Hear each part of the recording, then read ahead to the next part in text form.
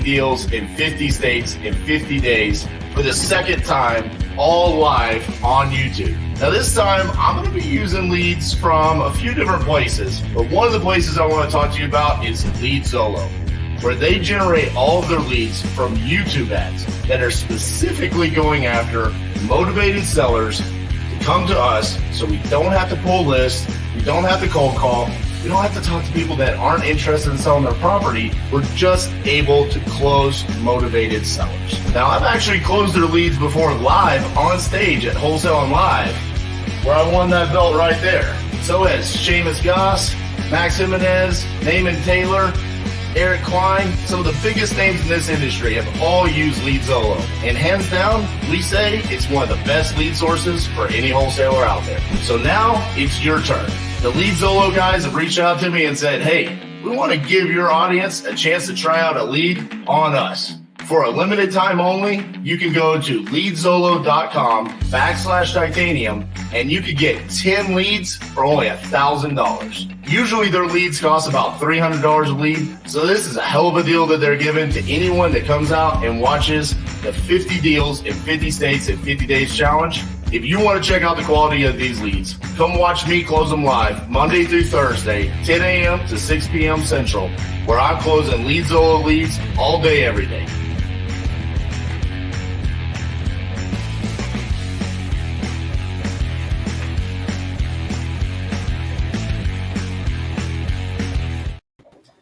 Good morning. Good morning, friends. What is going on? What is this? Week 5? Week 5. Day 17 of 50 deals, 50 states, 50 days. Man, oh man. Miss Cassandra, I think we might have to rebrand this and rename it. Rebrand it to what? I'm just saying, 50 deals, that ain't enough. I tried to tell you at the beginning of this. 100 deals in 50 states in 50 days. We could cross out the 50 and then in red 150. 150? Let's go. We just don't stop until we get 150 deals on our lives. I think right now we're on pace for 117.6. Stop.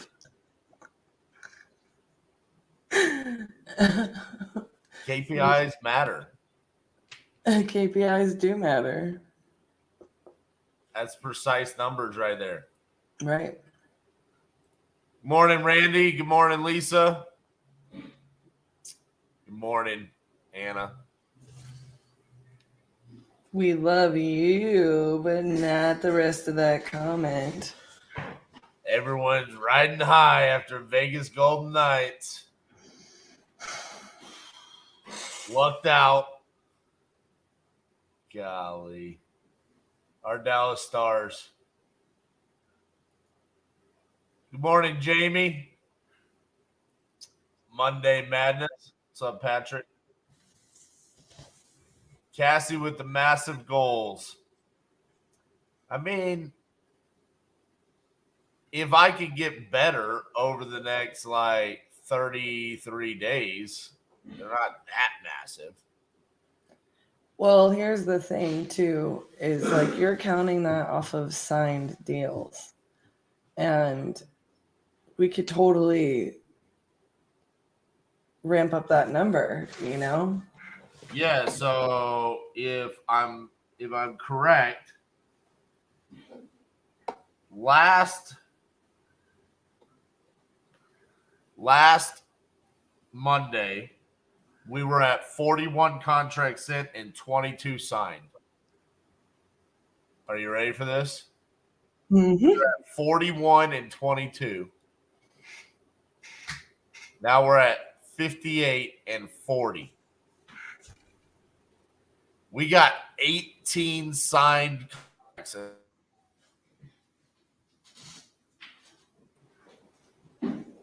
Also, you froze. Shout out to our buddy Doug who made this this KPI sheet for us. We came in and we tweaked a couple of things to match our terminology. But it's really awesome that somebody made this for us. So let's make it a little bit bigger here. There we go. Get rid of us. So if you can see here, you should zoom in. Zoom in. Yeah. There you go. So we have 58 contracts in, 40 signed, 4 have been terminated, 26 are currently in dispositions, 10 have been sold, and 2 have closed. Okay. 15 of those were batch dialers, so 7 for 15 on batch dialer, 12 of 21 on lead Zolo, 7 for 8 on speed to lead, and then perfect on everything else. Scroll down here to show the states. I believe we're at 21 different states for our 40 contracts. It is surprising to see how many states have multiple contracts. Yeah. I mean, that is a surprising number there. And then when we go to stats, so these are going to be updated lifetime, but it shows you some percentages. So, like right now, 46.7% of the batch dialer contracts sent have been signed. And then 14.3 of what's been signed has been canceled. 57.1% is still in dispositions. 28.6 has been sold. Does that make sense for everybody? We do need a Cassi right here on the closed percent. That formula needs to be fixed. Oh, yeah. But as we can see here, we have pretty high numbers as far as the percents of contracts signed that have been sent. Lead Zolo 57.1%, but we could close that gap pretty quickly here. We just have 9 outstanding, 8 on batch dialer. I am more concerned about those 8 than I am these 9. And then we have state details where this is a little bit harder to kind of showcase, but it shows where each deal lead source came from for each state. So, like, for example, Arizona, 1 in lead Zolo, 1 in JV, vice versa. But more importantly, these are the numbers, this dashboard that he made there, pretty legit. $146,000 already assigned and not closed. 25,500 already been closed. So where we stand right now is we've pretty much already recouped our investment as far as the leads have cost us, with another 146,000 assigned, with another 26 properties to dispo. Yes. Yeah. All beautiful. Right. I loves it. Do we already have Kenneth wants to know, why not go for 250 as your stretch goal? Well, you know, it's funny. We've had the conversation about why would we stop. I don't know. I mean, we might just roll into another one. We might take a small break before we do that. Well, there are some things coming up.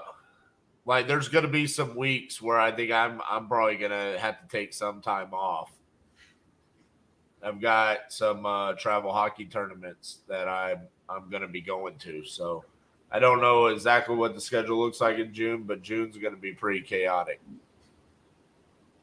Well, I also think we're a little bit insane for hosting a crucible and doing 4 days before it. I agree. That's That's pretty crazy. By the way, I know Randy and Lisa are coming. We had a couple of other people that have signed up. If you have not and you're interested, June 9th and 10th is our next Crucible. We're going to be hosting it here at our office. And we're going to be showing you how we're doing this right here. I mean, if you want to learn how to be a part of an organization that can send out and get 40 signed contracts in 16 days, we're going to show you everything that we do here at the Crucible.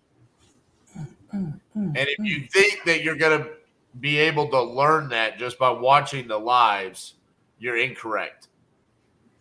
There's just only so much that can be learned by watching someone in live action. You're not seeing the small little details of how I'm analyzing deals, understanding the exit strategies first, the mindset that goes behind all of this. That's why it's critical to join us for those 2 days. And I think anybody that has attended a Crucible in the past can attest to that. Jamie, I mean, the fact that Randy and Lisa are coming back for a second time says a lot. But it's critical to be in the room with someone that is able to get the kind of results that we're able to get. Man, oh man, Cassie is so overwhelmingly involved this morning. I think I'm just reading Randy and Lisa's comment. If this were TV right now, I'd be saying, cut, producer. Hey, Cassie needs coffee and an IV. I do, and you stole my energy drink, bro. So I've had no coffee at all this morning, no energy. Randy and Lisa said, speaking of the Crucible, we're heading out tomorrow in our RV, stopping in Arizona for a few days, stopping in New Mexico for a few days, then ending up in Texas. That's fun. That cool. Made it really real for me. I was like, holy crap, that's like 18 days away. So yeah. Jesse says, RJ and Cassie bringing the heat. Thanks so much for all you guys do. Very grateful to learn from you both. Crucible on my list. Brother, we'd love to have you down here. We're currently working a deal with Jesse. Actually, potentially working 2 deals because you have your lead with Cecil that we need to get Jesse out to look at. How long are you going to put off Cecil? I'm not putting off Cecil. Because I just want to show you something real quick. What? I want to show you how right here, there's nothing in Alaska. We have more leads in Alaska. Cecil has a deal that he's willing to sell or finance. I know, but it's yeah, we have to go look at the deal. Gabrielle, where can I sign up for the Crucible? If you are interested in coming, you need to just reach out to me and Cassie. You can email us at rj@titaniumprops.com or cd@titaniumprops.com. It was a big mistake giving you my energy drink this morning. Oh, I just put calm. I don't know how all the I don't even understand how that's possible. I typed out the whole damn thing. Just email us and we'll make sure to get you taken care of. Listen, we're excited because this is going to be a different Crucible. We are doing now that are much and then in the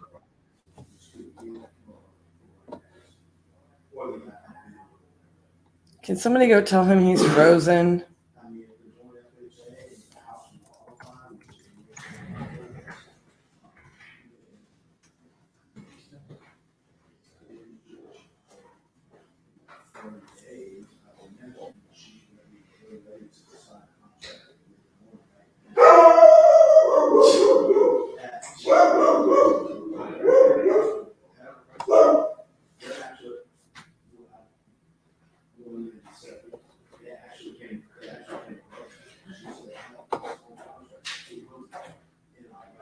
I don't know if you guys can still hear me.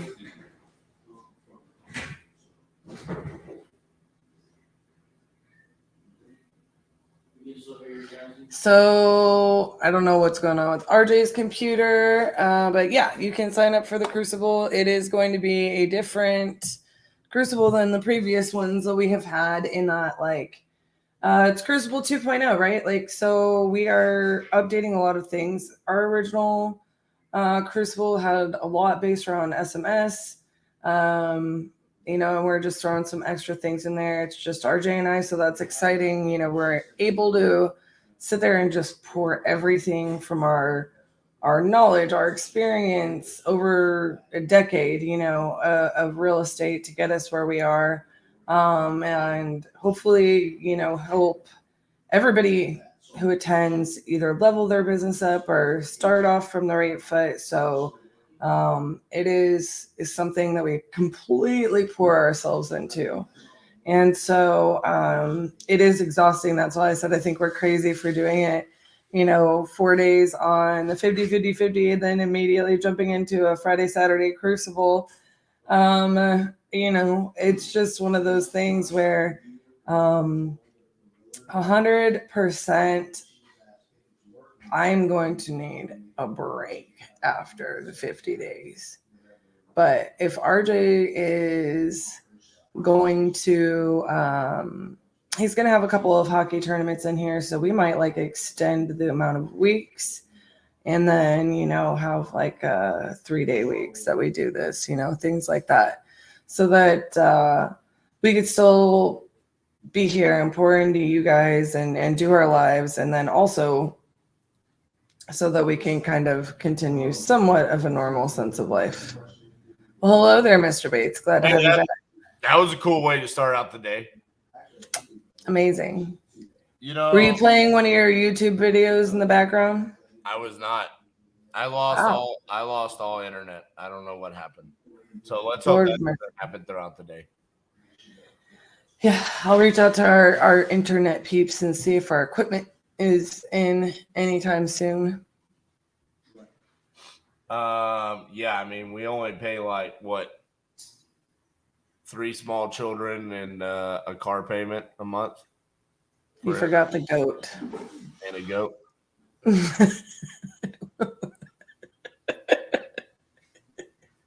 Why be perfect? It's every now and then just remind people that this is live. Yeah. I was like, oh wait, I think they could still hear me because I looked over on the live feed, or like on the feed. Robert Blaine was Robert Blaine is our biggest fan, so he probably was trying to stalk us. So yeah, I'm like looking over there. I'm like, wait, my head's still moving. Can you guys still hear me? Lies. Robert Blaine is in the house. Robert Blaine is always watching.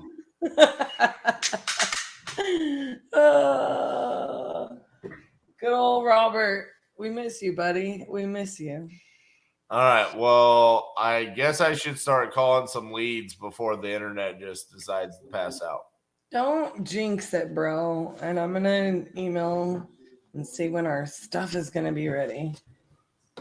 All right. I'll see you shortly. Lots of great leads just teed up for you on this Monday morning. So I'm ready to send out like 20 contracts a day. Get it. See ya. All right. One of my least favorite logos that we have, the Kentucky logo. I always talk about the ones I like. This one, if I were to retire one of our logos, it would be the Kentucky logo. I'm pretty certain that's going to happen pretty soon. But what we didn't talk about is the change of our picture back here. Stay hungry, baby. Week 5, we got to stay hungry. It needs to be a Derby horse. We need to change it. I agree. We went with the distillery, but nah, it's got to be the horse. It's gotta change. I think I'm actually gonna go ahead and call it. Today will be the last day that we ever use this Kentucky logo. All righty. Who's ready for me to call some leads? Good morning, Josh.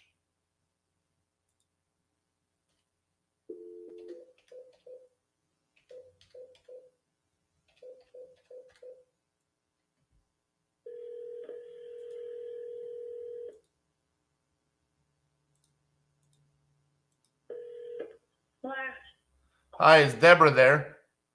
this is. Hey, Deborah, this is RJ Bates calling about your property there in Springfield, Tennessee. How are you? Oh, I'm fine. We just got contract. Oh, you're under contract? Yeah. Now we are. Okay, well, congratulations. Well, thank you so much. All right, I'll make sure to take you off my list, okay? Okay.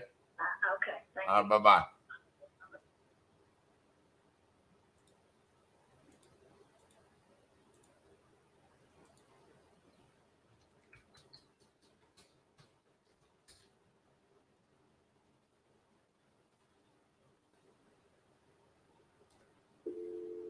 It's because I was sleeping over the weekend.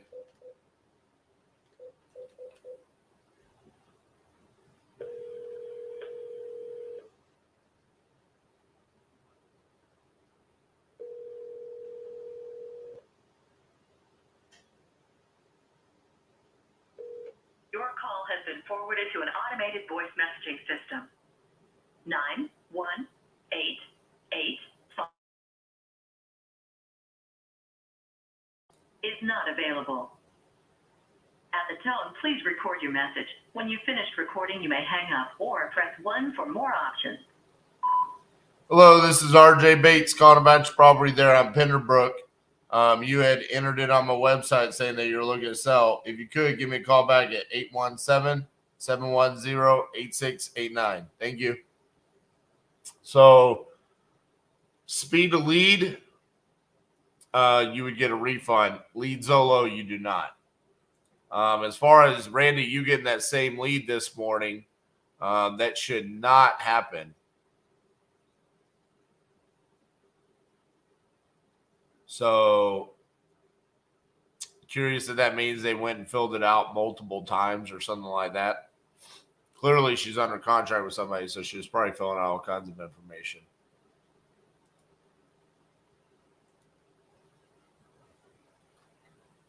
I have an address, I have a name, I have a phone number, I have an email,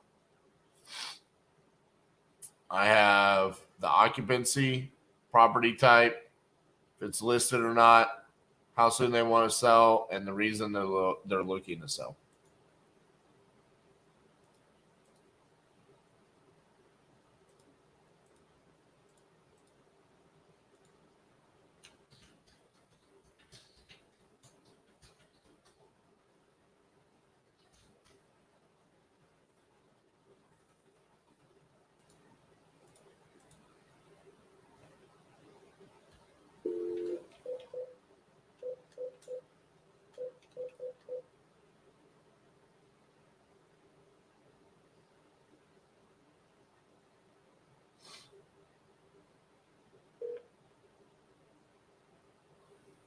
Please leave your message for 71448.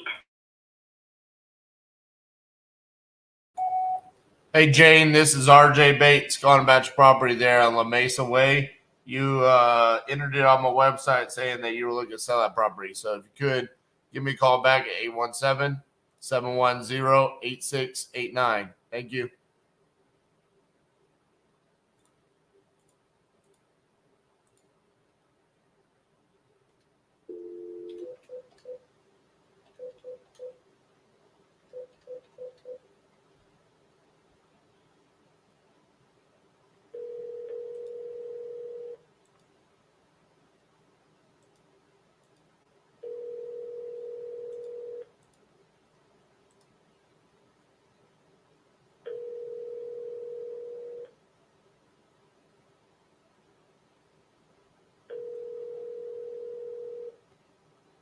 call has been forwarded to an automatic voice message system. 41941.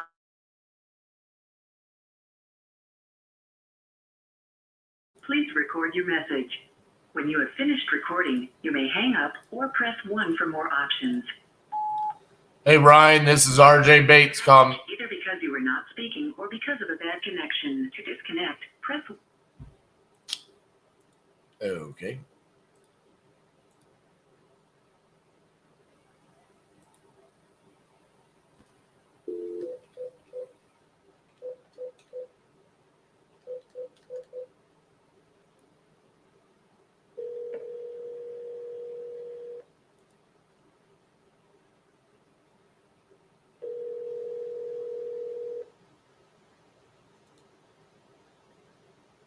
Please leave your message for 512293. Hey, Paul, this is RJ Bates calling about your property there on Cedar Ridge. If you could give me a call back at 817-710-8689. Thank you.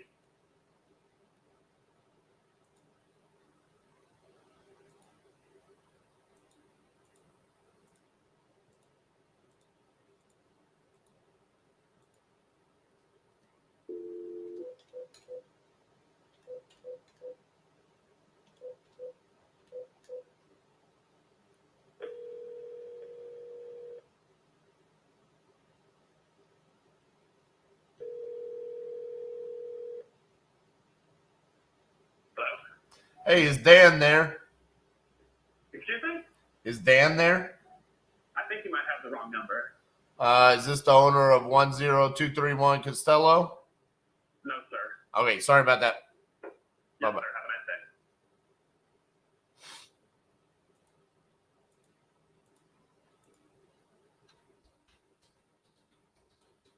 That is in all of the leads, the first time I received someone answering the phone and said wrong phone number on a lead Zolo during this challenge so far.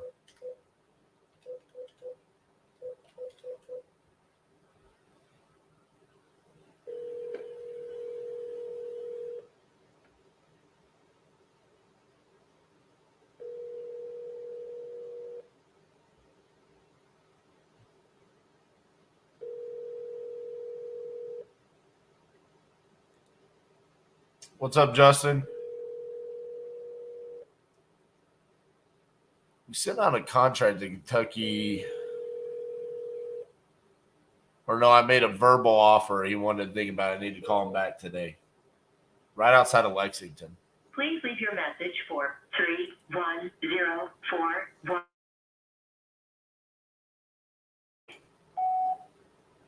Hey, Mitchell, this is RJ Bates calling about your property there in Youngstown. You had entered it on my website saying that you were looking to sell. If you could, give me a call back at 817-710-8689. Thank you.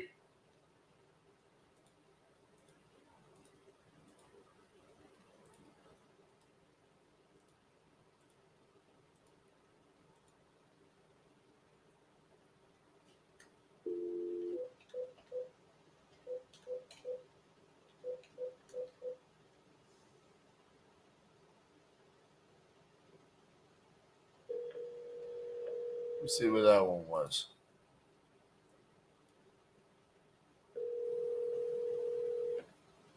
Yeah.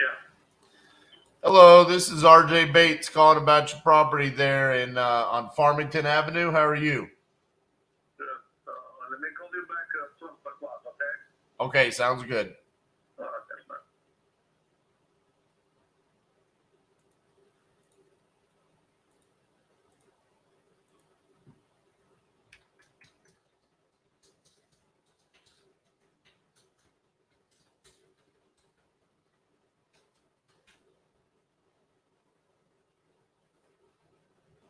The offer I made was in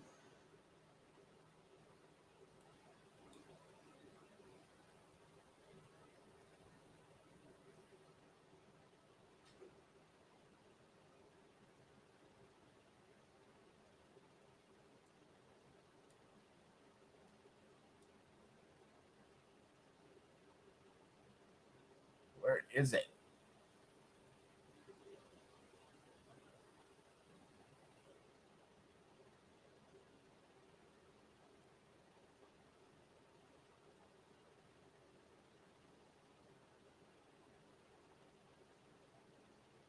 Winchester.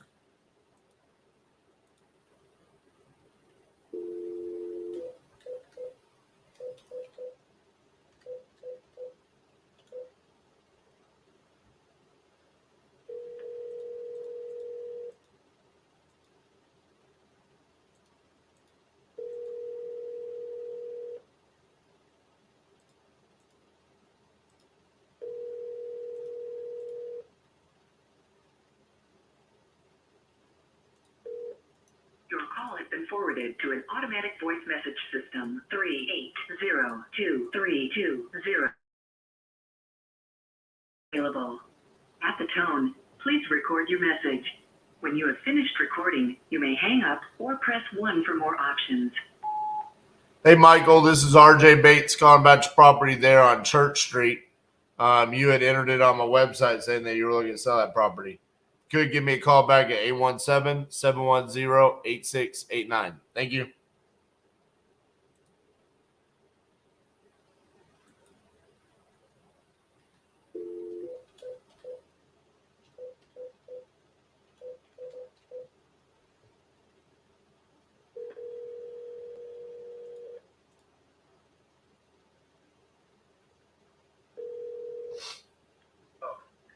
Hey, is Marvin there? This is he. Hey, Marvin, this is RJ Bates calling about your property there on Thompson Avenue. How are you? I'm good, yourself? Good. Hey, you had entered this on my website saying that you were looking to sell that property. Are you still looking to sell? Of course. Excellent. How much you looking to get for it? 5,000. $5,000. What's going on with it? Basically, when I bought it at a fee. I paid like 80, 89, 85 all in. Right now the value of it is like 21. You know what I mean? But when I bought it, I was under the impression that I was going to rehab it and rent it out because the area goes for like $1,300 a month. And this is regular. This is not even Section 8 or anything like that. But, slowly I came to realize it was too great of a distance for me to go back and forth. So I've basically just been paying, the taxes and things of that nature on it because it honestly needs full rehab. That's the issue. It needs full rehab, like full rehab. Okay. But that's basically the gist of it all. Gotcha. I don't have the time to put into rehabbing it. None of that stuff. So I say, you know what, man, let me just take a loss and just get rid of it. Someone else can, do with it as they may. When you say it needs a full rehab, I mean, about the property. So, like dollars and cents wise, how much work do you think it needs? To me, the last time I got like an estimate from these guys, they were telling me like 45, 50. That's what they told me, like 45, 50. You know what I mean? And they basically said I can get a return of, like 80K. At that time, this was like 2-3 years ago. Gotcha. Yeah. The roof has a leak. I'm giving it just to me. This thing, no holds barred. The roof has a leak, and with the leakage is like it's never ending. One's done nothing. They have like a tarp on it, but the roof still have a leak on it, and that's basically what it is. Gotcha. When I bought it, I was under the impression the roof was good. One rainy day, I was there, and was the rainy day up there, and I looked at it, I was like, oh man, I was duped. You know what I mean? But yeah. At the same time, like I said, when I bought it, for the price I bought it from the county estimate was 21. And that's a county, that's not even a real, the county always come way below anything. We all know that. Right. So the county estimate was that. So I already knew, I had a little something there, especially if I can do the job and get it done. Does it still have those kitchen cabinets and everything inside it?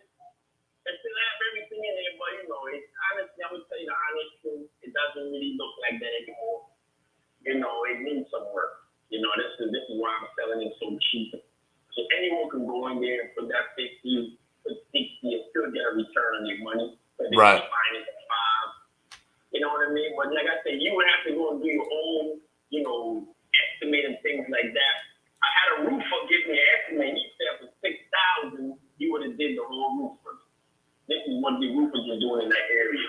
And this was like 2 years ago. Right. You know what I mean? But That sounds about right. yeah, I don't have the time to put into it like that. You know what I mean? Right. The guy told me he said for 15, he said for 5, he would gut the whole thing, and start over. So you're looking at right there is what? 11. You Right. know what I mean? Right. And the world is your oyster from there. All right. Well, let me look at one last thing here.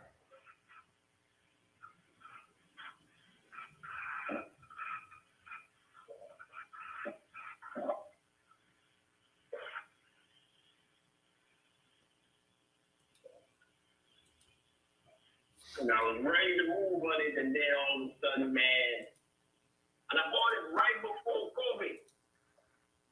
Oh, man. So I was like, listen, man, it's not meant to be. You know what I mean? I do know what you mean. Man. So I just say, you know what? It's not meant to be,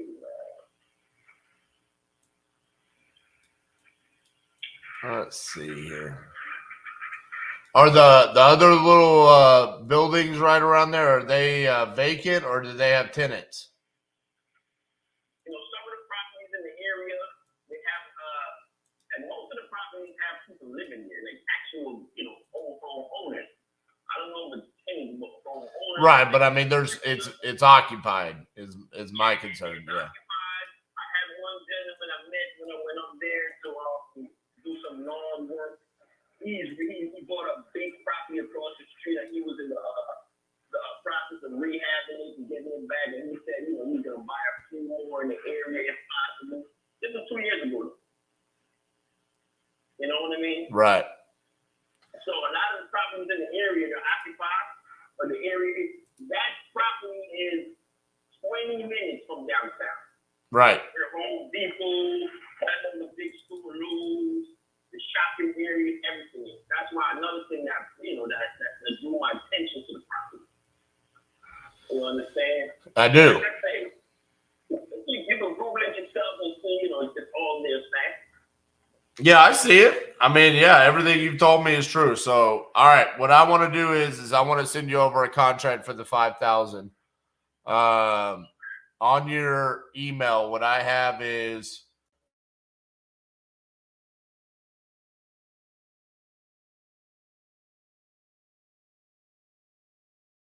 company's name is N Building Merchant Investment, not mine. I got you. I'm over as that. Okay. So I'll send over the contract, and then is there like a lot box on the property?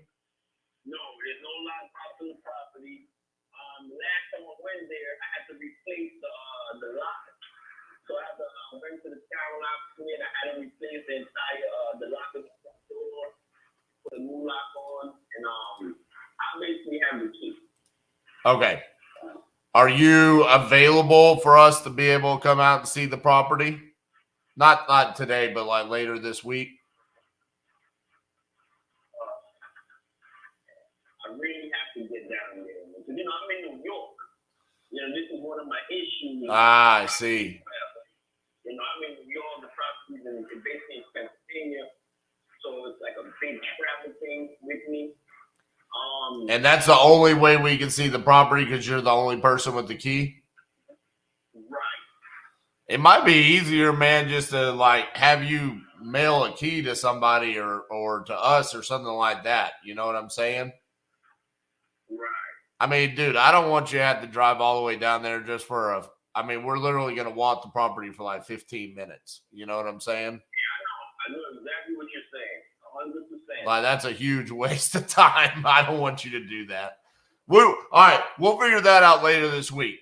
Let's start the process. Let me send over the contract. and then we'll open up title and we'll get everything started. Okay.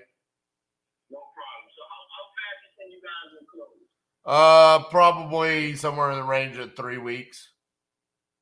Okay. Sounds realistic.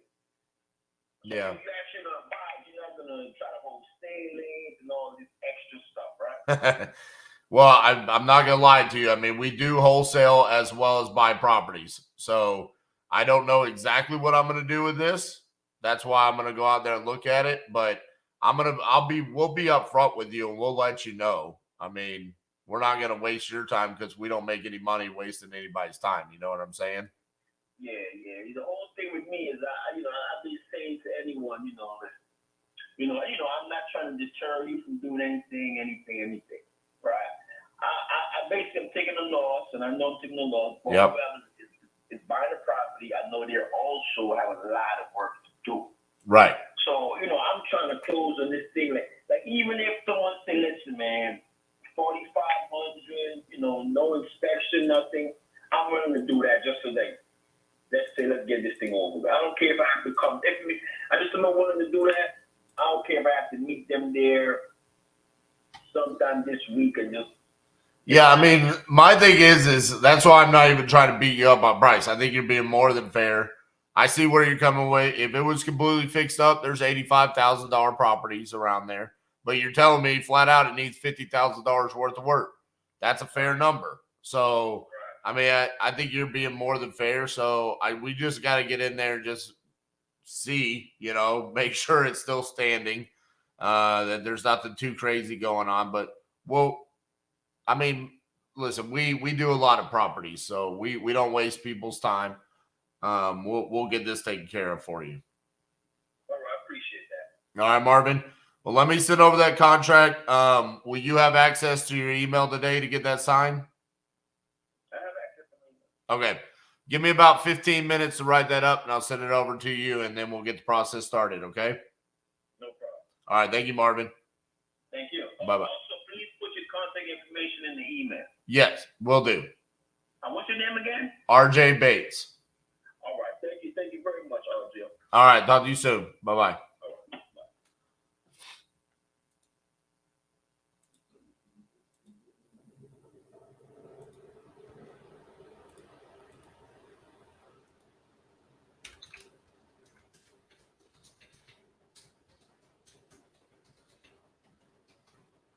Oh.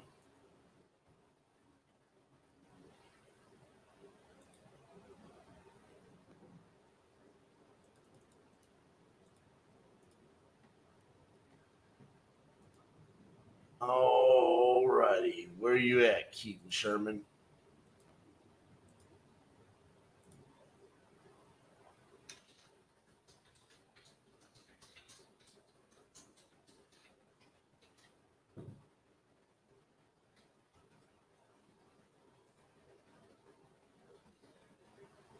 That's a good way to start the day. That's right outside of Pittsburgh.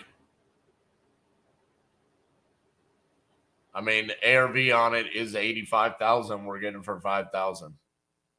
I mean, he says it needs a lot of work, but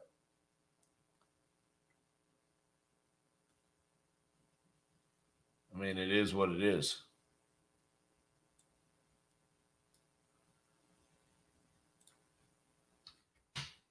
So that would be our 59th contract sent.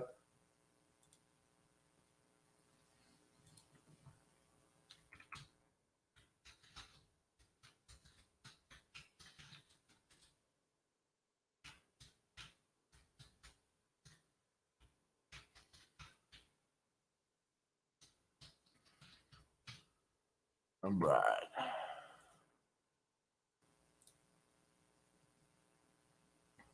Next.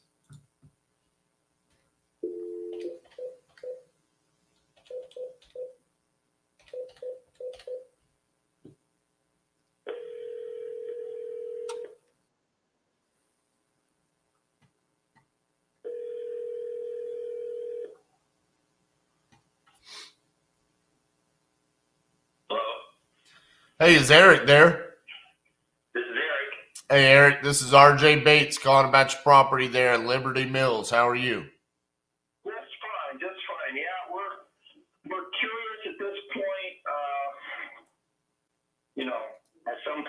time we were going to have to make some decisions to do things, and I've been tasked with, at least getting some research done with options.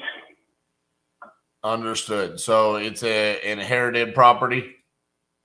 It would be, yeah. It's not yet, but it would be. I see. Okay. It's 1,300 square feet with a 13,000 square foot lot. Is that correct? Oh, wow. Let's see if I have that handy. That's what pulled up. I mean, that's probably accurate. It's 1.5 lots. Okay. It's 1.5 lots, and it's got the standalone 2-car garage as a workshop and another little building. Okay. Yeah, I just don't. I may have some information someplace. Well, I've got his text. I've got his text thing here. Does it say on the text still outside? 1,300 square feet sounds right. Okay. I mean, that's within shooting distance. I mean, the garage Right. is almost as big as the house. Gotcha.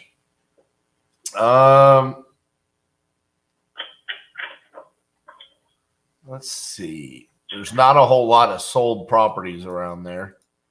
No, there isn't.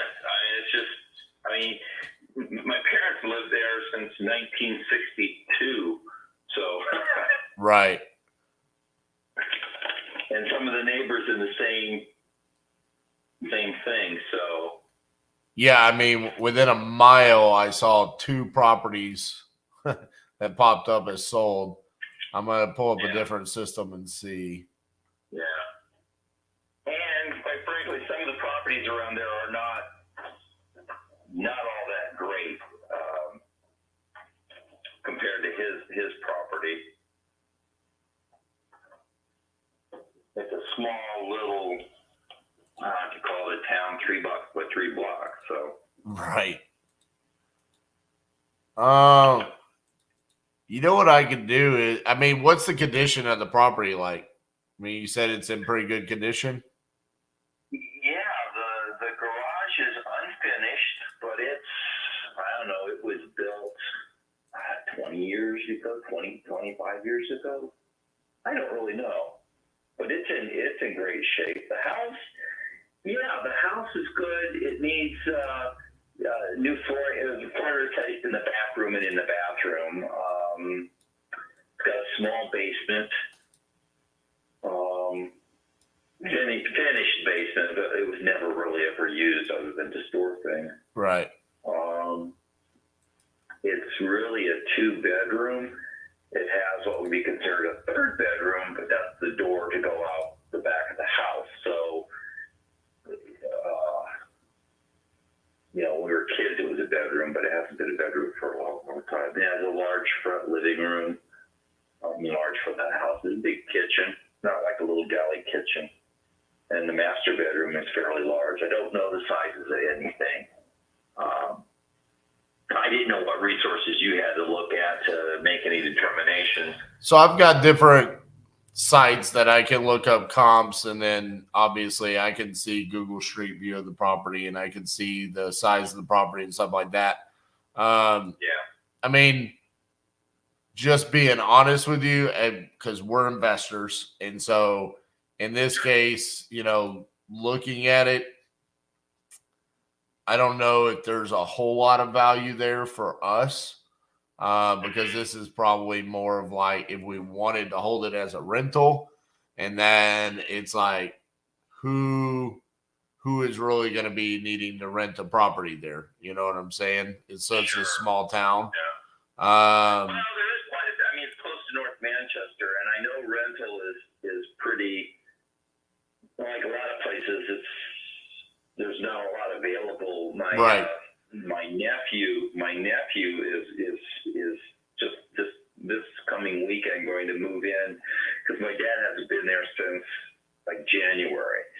So he's going to move in, and when he was looking at places to rent in North Manchester, he said it was like $900 to $1,000. Now, I don't know what size he was looking at, but if it's a comparable 2-bedroom or not. But I think they're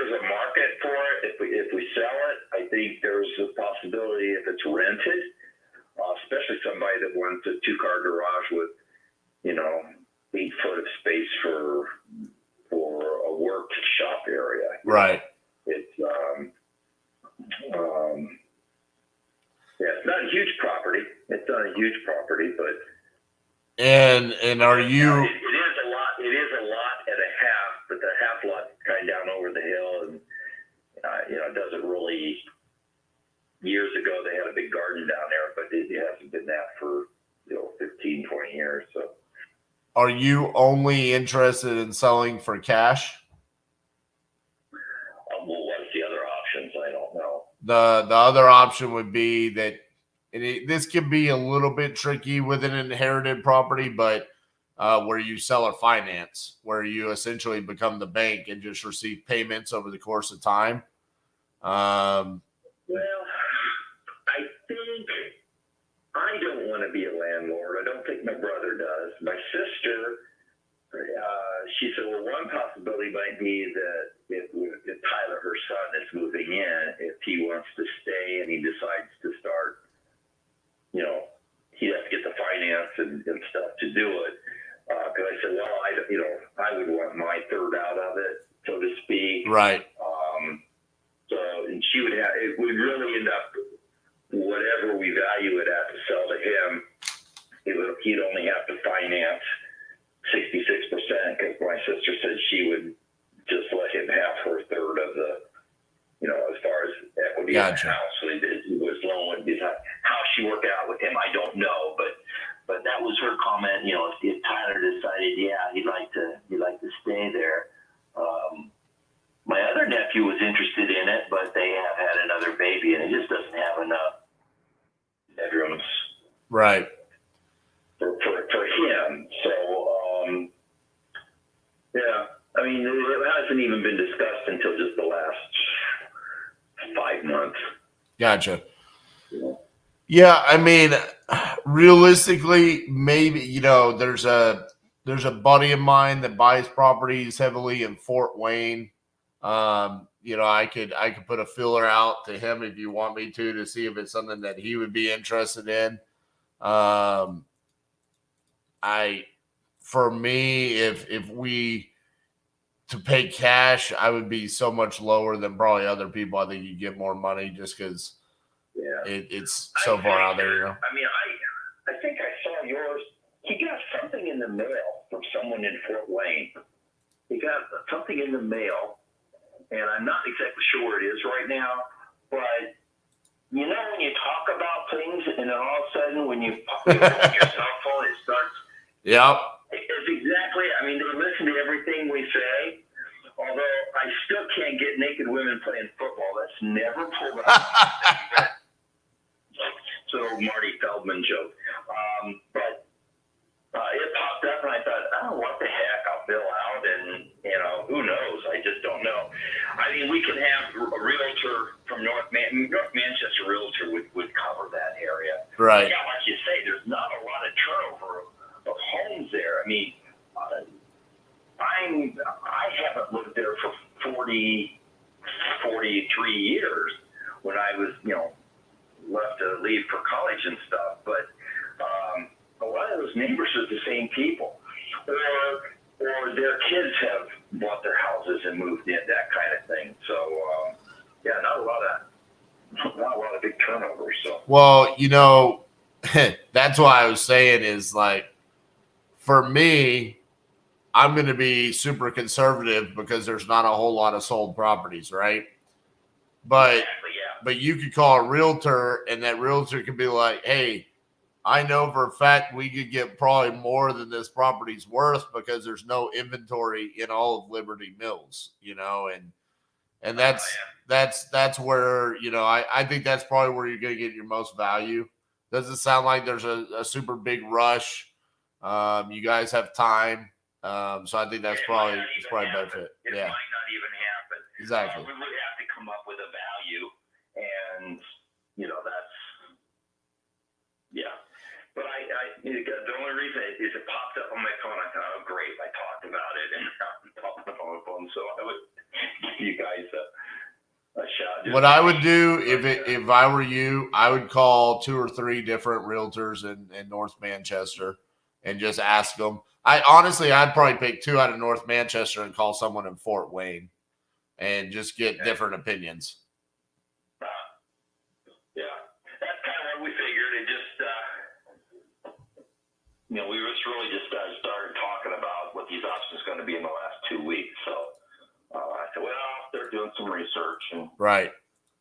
But I'm not surprised at all from our conversation because let's say who has a clue, Right.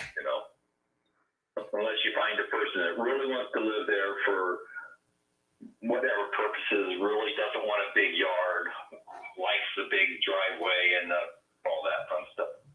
Yep. So, all right, Eric. Well, best of luck with everything, and hopefully you don't have to sell the property. That sounds like the better option. Well, we'll see. We'll see. But I appreciate you getting back to me, Dave. I really do. Absolutely. Talk to you soon. Bye-bye. Thank you. Bye-bye. All right.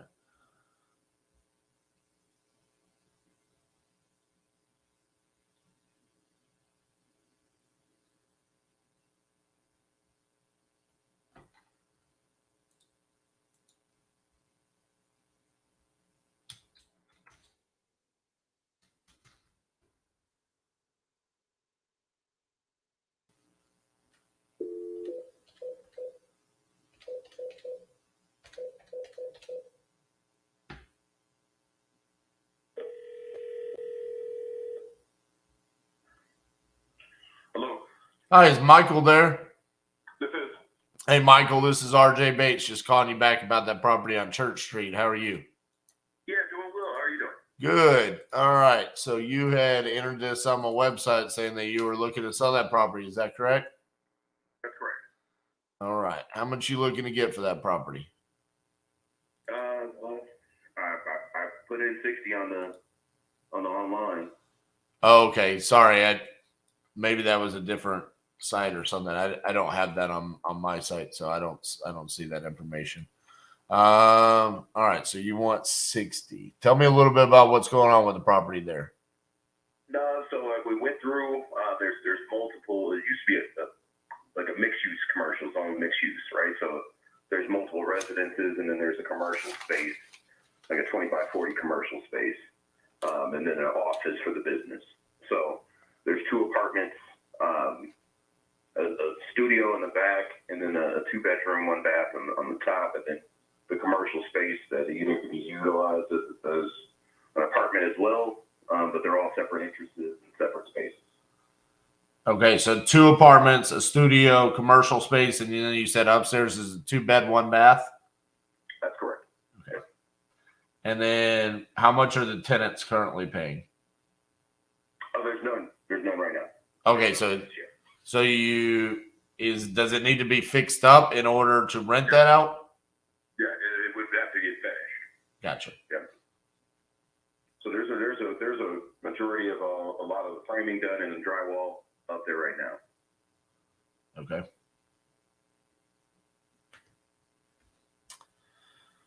What is the total square footage of the building?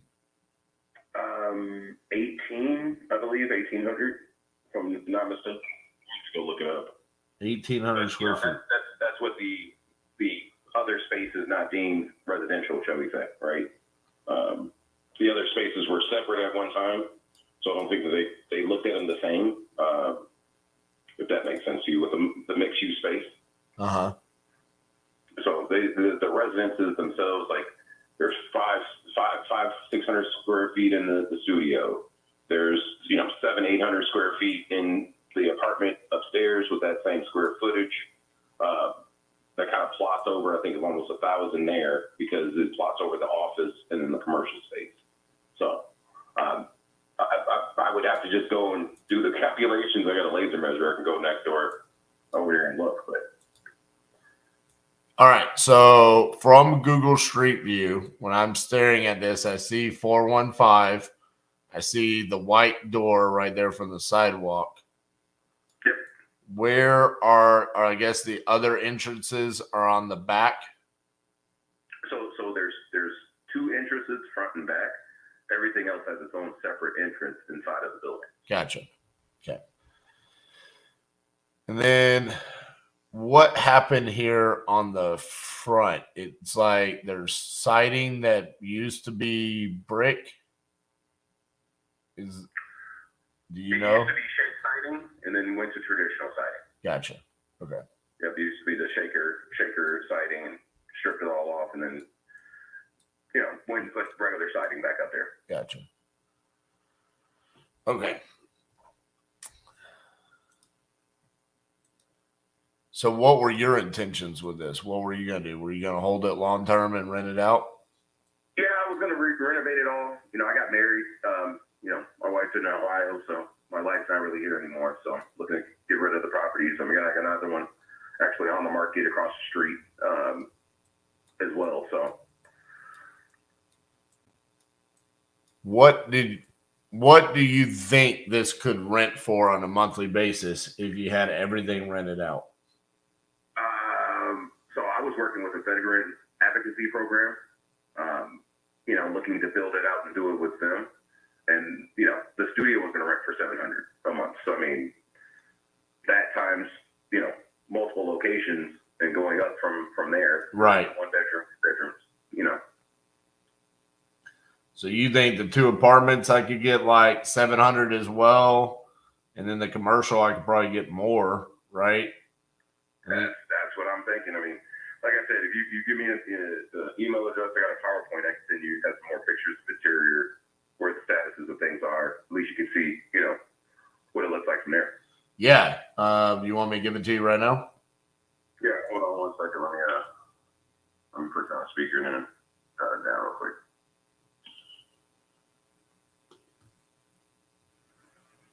All right. What's the email? It's RJ at titanium.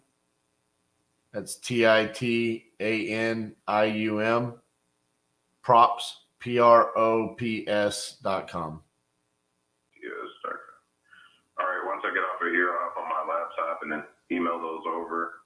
Like I said, what I'll do is email the properties I have on I have 3 on that same block. So I can just send you those if you're interested. Yeah. And you can let me know. I'm definitely interested in this because you said, how much did you want? You wanted 60? Yeah, I'm looking at exiting the property, right? So Right. And cash only, right? No seller finance? Yep. Okay. Yeah, send that over to me so I can get a more clear you did a good job of explaining, but just so I can dive into it a little bit more. And I'll definitely hit you back, let you know what I can do on it because I'm interested in it for sure. Sounds good. Appreciate it. All right. Thank you. Bye-bye. All right. Bye. What a interesting property. Where is Belleville, Illinois?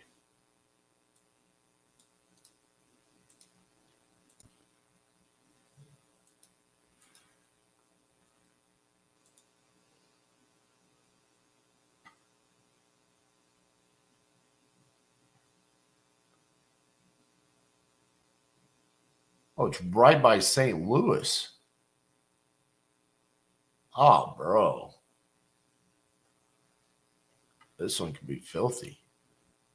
It's essentially, when you look at it on Google Maps, like a part of St. Louis.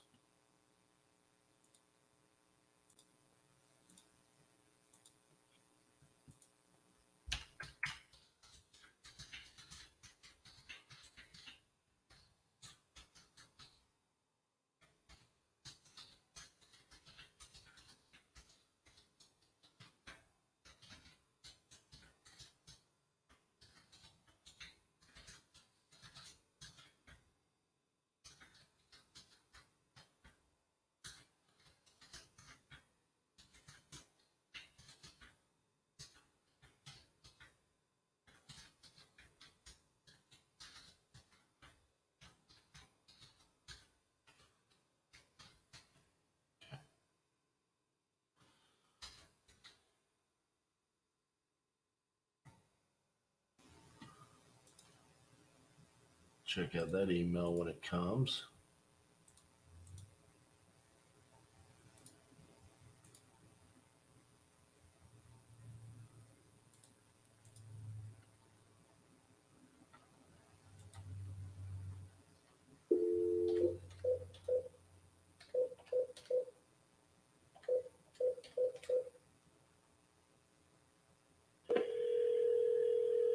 What's up, Dustin?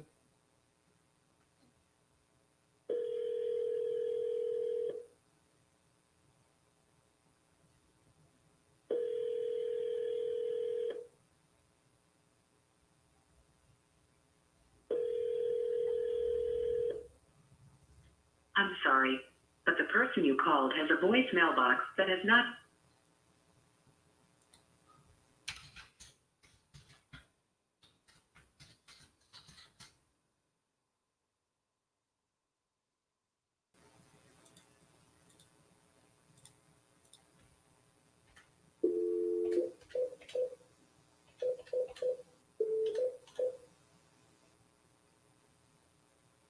The number you have dialed is not in service. Hello, this is RJ. Hello? Hello, this is RJ. Can you hear me? Yeah, hi, how are you? Good. So where are you guys located then? I'm in Fort Worth, Texas. Oh, yeah, but my property is in Connecticut state. That's okay. I buy properties in Connecticut. So you have any office there or? No, but I do have people located up there, but I don't have an office. Mm-hmm. So how it works then? Well, on this, I need to know a little bit of information about your property and then see if it's a good fit for us. So you're looking at selling the property on Farmington Avenue, correct? Yeah, 57 Farmington Avenue, New London, Connecticut 06320. All right. And how much are you looking to get for that? It's 300,000. 300,000. Okay. And what's the occupancy of the property? It's tenants inside. Okay. And how much are they paying a month? 1,400. They pay very, very below because they've been there for a long time. Okay. How long have they been there? Probably 20 years. Oh man. Good tenants, huh? But yeah, the best. All right. And then well, they've been there for 20 years. I'm assuming not much work has been done to the property since they've been there, right? No, they didn't do anything, We just put a new hot water boiler, Uh-huh. a renovated kitchen, that's all. And I fixed the stairs outside and the chimney. Okay. So what's got you looking to sell? Oh, I just want to sell it, I have my boys in college, so I need the money. I got you. Yeah, that's the reason, but, All right. Let's see what we can do here.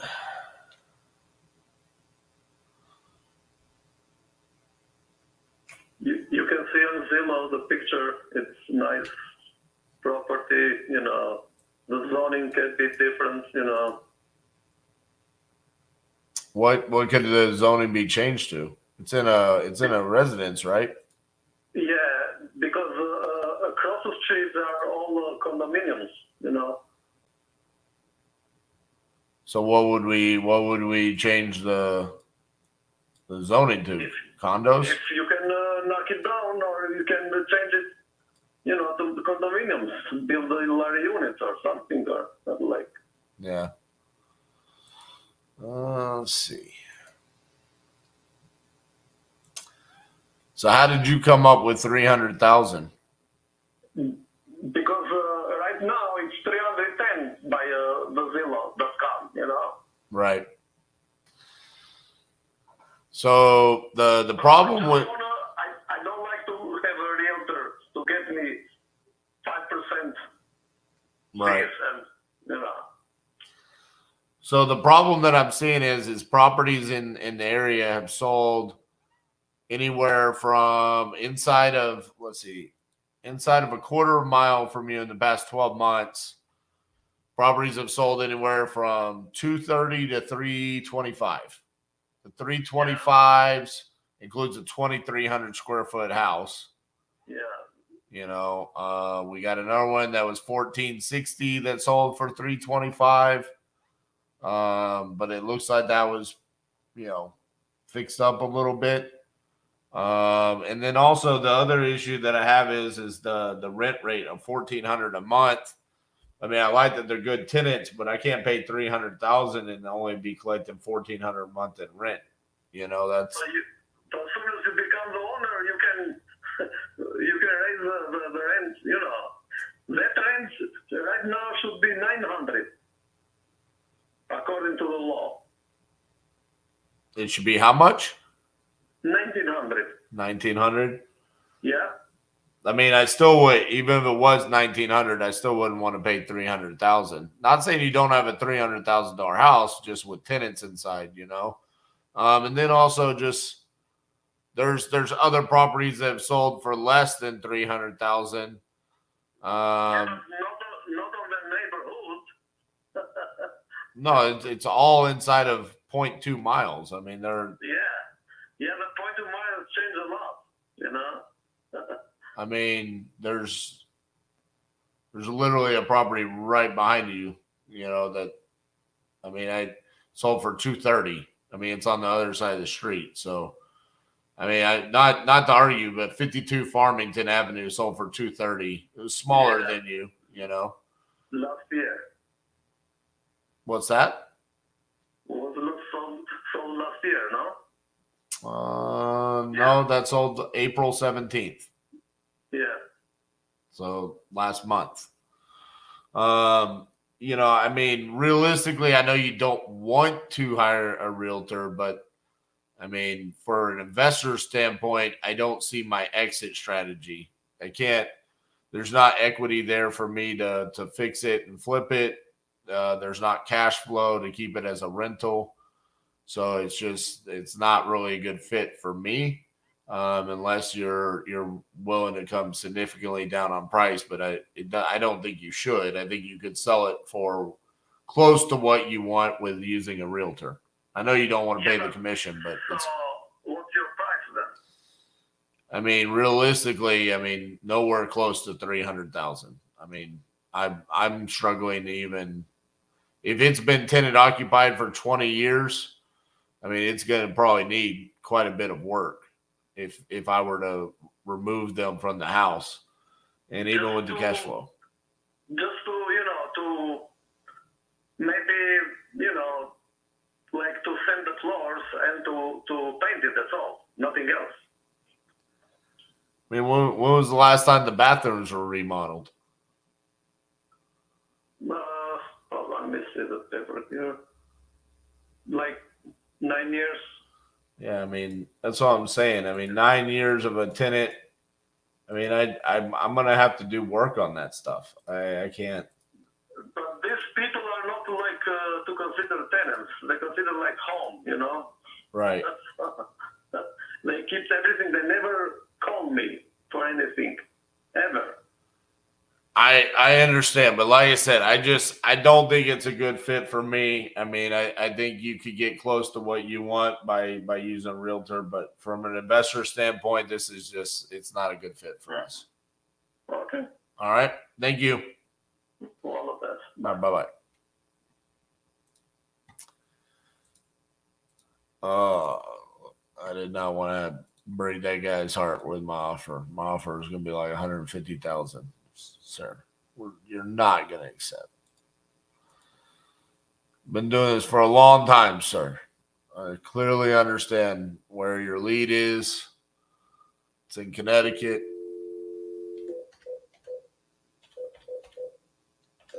There's markets out there where they become tenant occupied. They've appreciated. The rent rate did not keep up with it. Hello. Hi, is Samantha there? Yeah, this is Samantha. How you doing? Hey, Samantha, this is RJ Bates calling about your property there on, oh, man, here we go. I'm going to try it. Trafalgar. How'd I do? Yeah.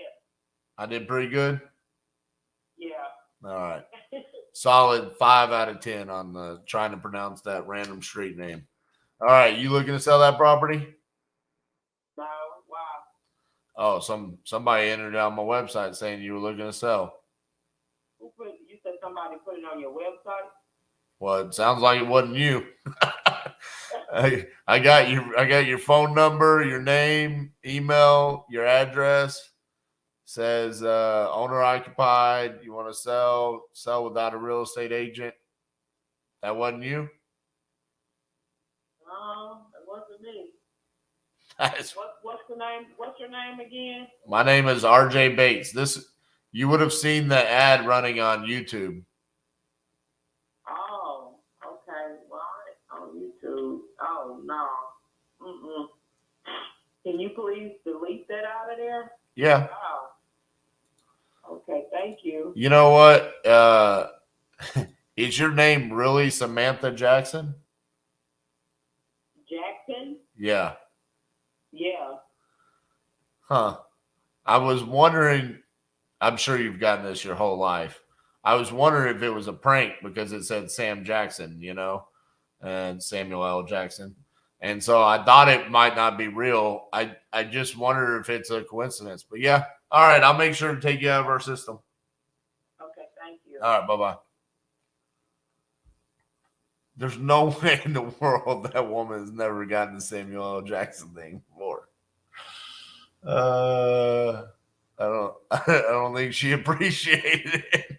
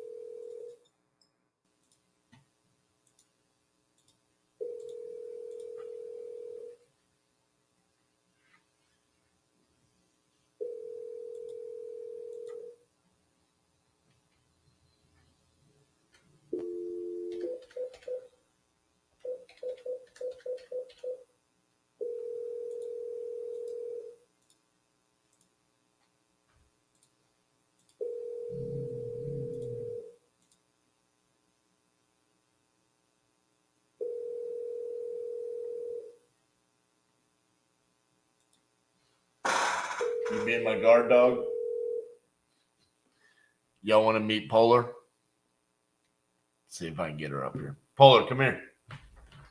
Come here. Hey. She's being my guard dog right now. Polar, come here. She heard a loud noise. I'm trying to make sure she doesn't start barking all over the place.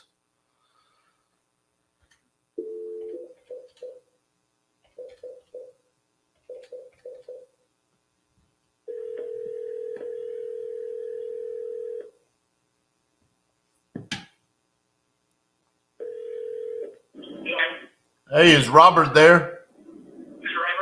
Hey, Robert, this is RJ Bates calling about your property there on Dorchester Circle. How are you? I'm fine. You had entered it on my website saying that you're looking to sell that property. Is that correct? Correct. How much you looking to get for it? Well, as much as people give me. Well, I have a tendency to like to give people what they ask for, so that's why I always start with. Because I don't know anything about the property, so I always like to start with how much you want to get for it, so then we can go backwards from there. Well, if you look up that property on YouTube, it shows you, does a video of what's inside the house when I first bought it 7 years ago. Mm-hmm. Give you an idea of what it looks like. Okay. So what's got you looking to sell the property? Pardon me? I'm in my car. I said, what's got you looking to sell? I'm downsizing. Okay. And what's the condition like? This is in real good shape.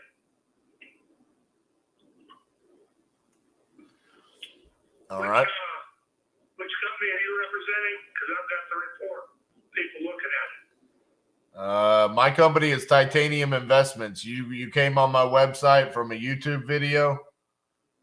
You filled out the form. Okay, yes. Gotcha.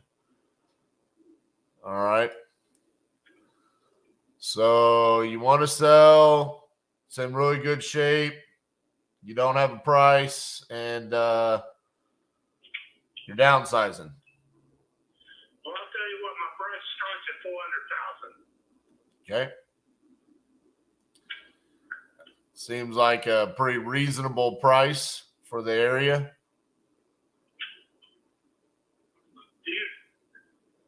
you one of the ones that don't charge commission and fees? That's correct. Yeah. Does that lower my price?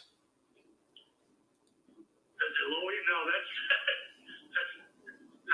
pretty much the price without, with no commissions. But there's room for, man. I thought for sure that meant I was going to get a better price.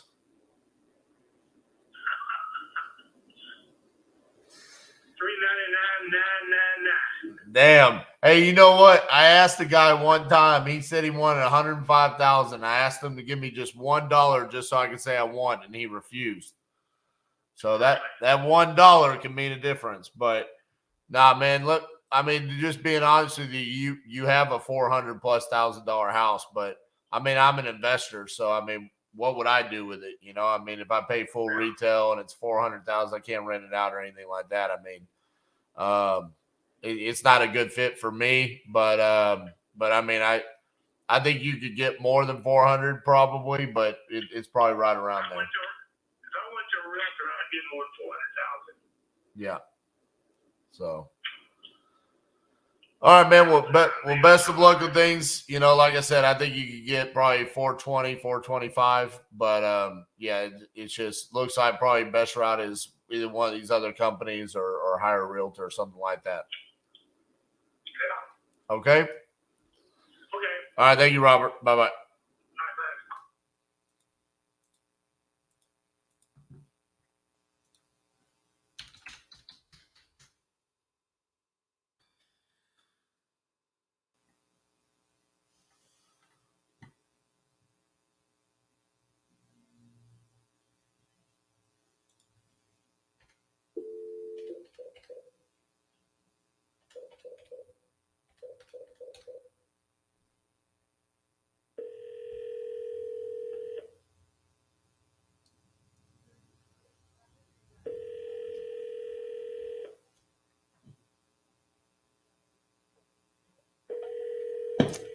Polar.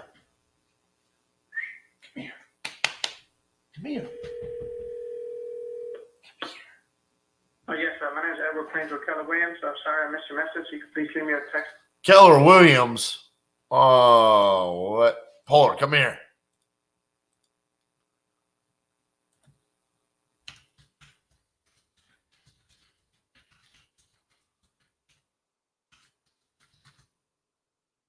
Can't wait to talk to that guy from Keller Williams.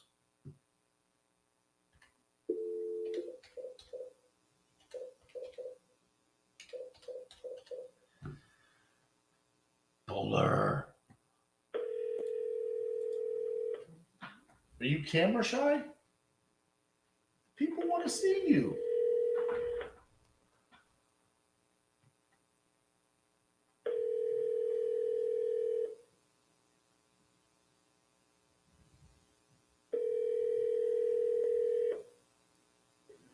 Hi, you've reached William. Please leave a message and I'll call you back. At the tone, please record your message. When you have finished recording, you may hang up or press 1 for more options. Hey, William, this is RJ Bates calling about your property there on Merwin Avenue. If you could give me a call back at 817-710-8689. Thank you.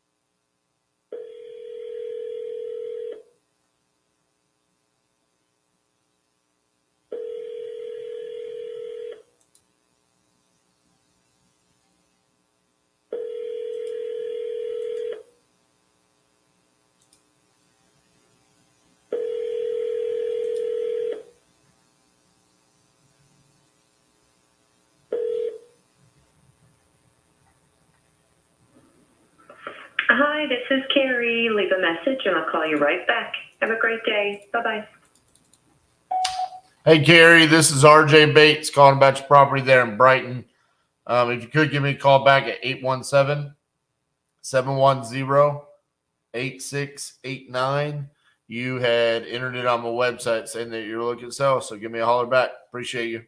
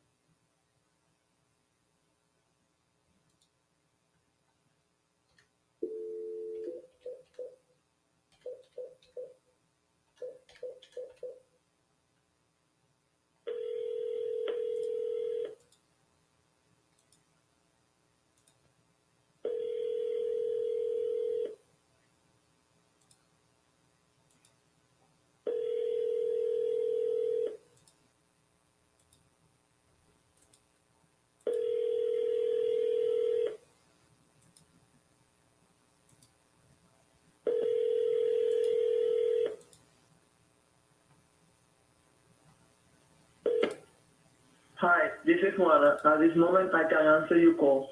Will you leave a short message and phone number? I will call you as soon as possible. Thank you and have a blessed day. Is not available.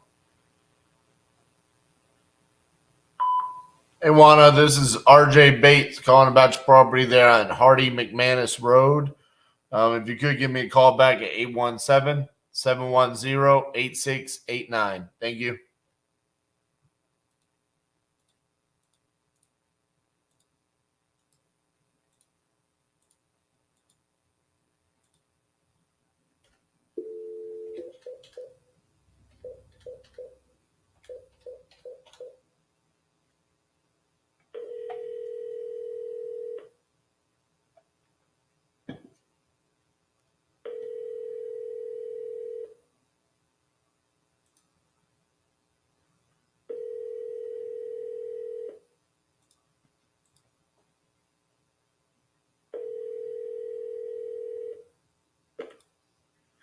Please stop and listen to this message. You have reached Nicole with Rehab Medical.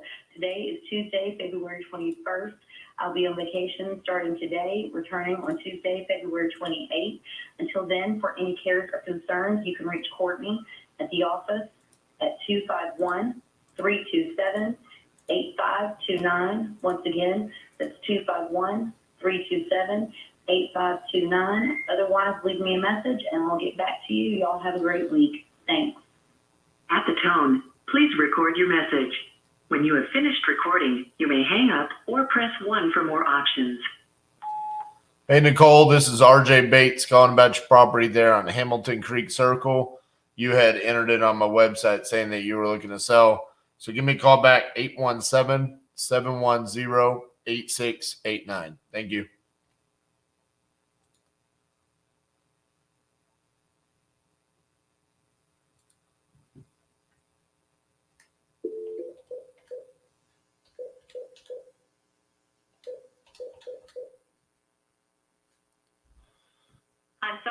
person you are trying to reach has a voicemail box that...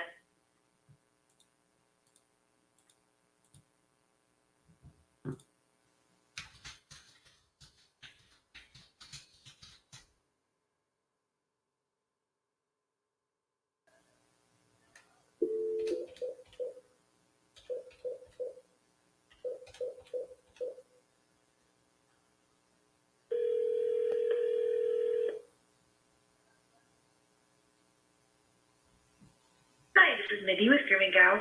Please leave a message and I will get back to you at my early convenience. I am sorry that we missed your call. Thank you. At the tone, please record your message. When you've finished recording, you may hang up or press 1 for more options. To leave a callback number, press 5.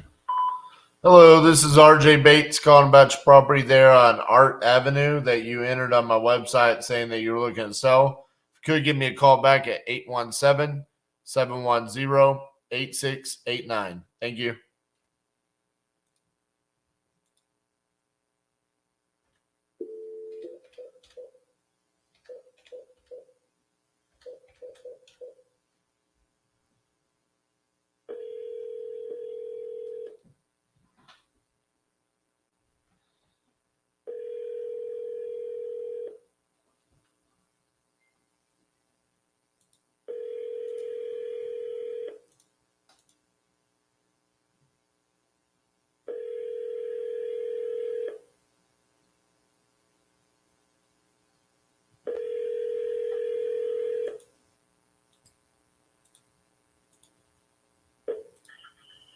Hello, it's Brenda.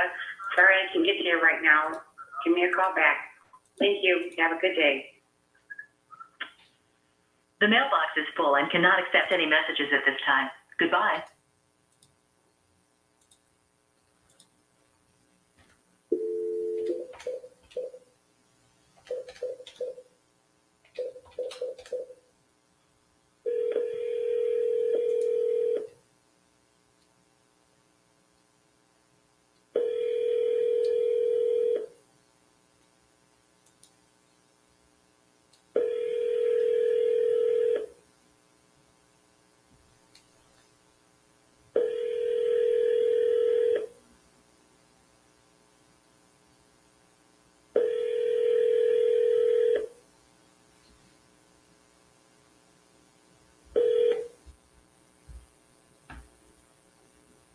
Please leave your message for 26769.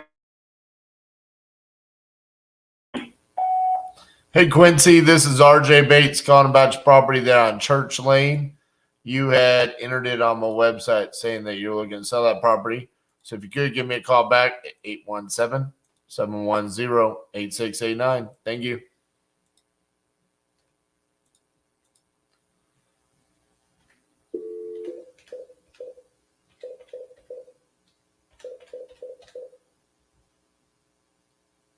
The number you have dialed is not in service.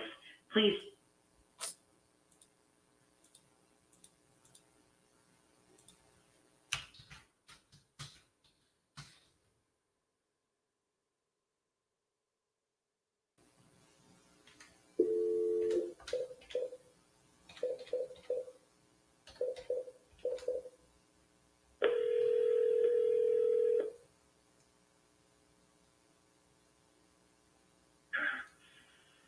Hello. Hey, is Sammy there? Yeah. Hey, Sammy, this is RJ Bates calling about your property there on Richard Street that you had entered on my website saying that you're looking to sell. Yeah.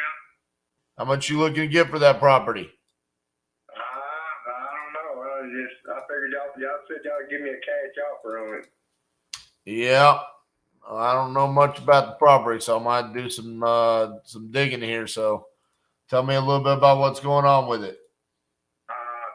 It's just an old house and it's falling apart. Gotcha. Yeah. Are you currently living in it, or has it got tenants? Yeah. You're living in I'm it? living in it. All right. Well, if I made you an offer and we agreed on price, I mean, do you have a place to go? No, I'd have to get one. All right. Let's see here. You said it's falling apart. What's falling apart about it? The bathroom floor done fell in. Everything gone, but the commode. I can use a damn portable toilet and then dump it in a commode. I mean, it flushes and everything, but you can't go in there and sit down. I said I got an amputated leg, so there ain't no way I can't fix it. I can't fix shit no more. Oh, I mean, man. termites is eating up. I mean, it's in bad shape. Oh, that's not good. Yeah. Okay.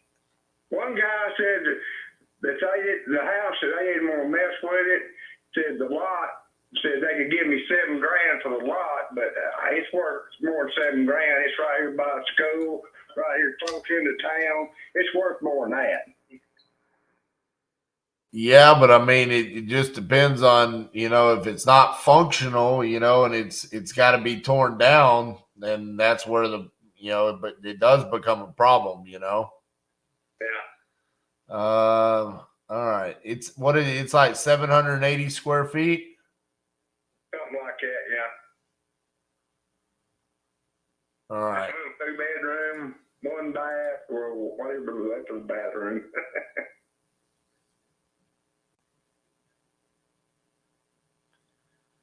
All right, give me a second here. Let me see. I could probably do more than $7,000, but I mean, realistically, how much money do you need to be able to find a new place? Yeah, I don't know. Rent time around this part of town. I mean, it's probably. I figure it's worth at least 12 anyway. I mean, but if I give you $12,000, I mean, are you going to be okay? Like you're gonna be able to find somewhere to go? Yeah, but you gotta give me time to get out of here. Well, that's what I'm saying. I mean, like, how long do you need? Well, if I had the money, probably about 2 weeks. Okay. All right.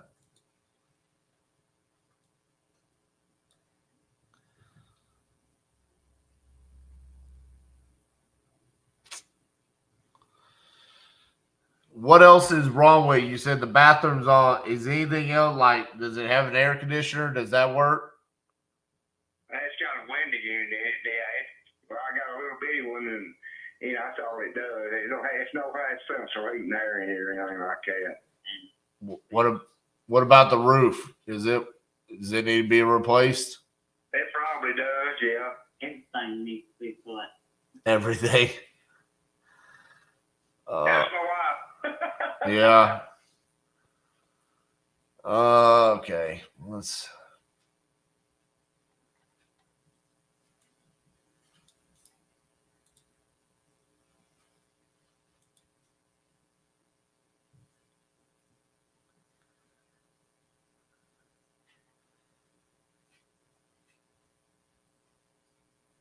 Yeah, because this picture on Google was taken 10 years ago. How long have y'all lived there? Well, I was born here, but I got married and moved off, and my dad passed away. We've probably been living here about 12 years. That was a lot longer than that, about 15. Yeah, but your dad owned it before that? Yeah. How long did he own it? Since I was a little kid. I'm 68 years old. So this has been in the family for a minute now. Yeah, a minute or 2, yeah. Yeah. Oh, man. All right. Who's technically the owner? Is it both of y'all or is it just you? It's well, when my daddy passed away, he left it to my sister in my name, and she sent me paperwork here about 6 months ago. She put it in my name. I'm supposed to have to go up to the county clerk and have it recorded in my name, and I haven't done that yet. I got all the paperwork to do it. I just ain't went up there. I got you. For you to get in and out. And I got where the record is. I'm on a walker. I ain't got an artificial leg, and to get into that place, it ain't really handicapped. You know what? It is around back, but it got a long hallway, and the records part of it is about middle way, and it takes me about 10 minutes to hop down all the way down. Hell, I'm wore out by the time I go down there and sit and turn around, hop back out, and try to get in the truck and leave. Oh man, Sammy, you're a funny guy, man. All right, so you think if I give you 12 grand, that would be enough for you guys to be able to get out of there and go find another property, and y'all need about 2 weeks after we close for you to move out, right? Yeah. Okay.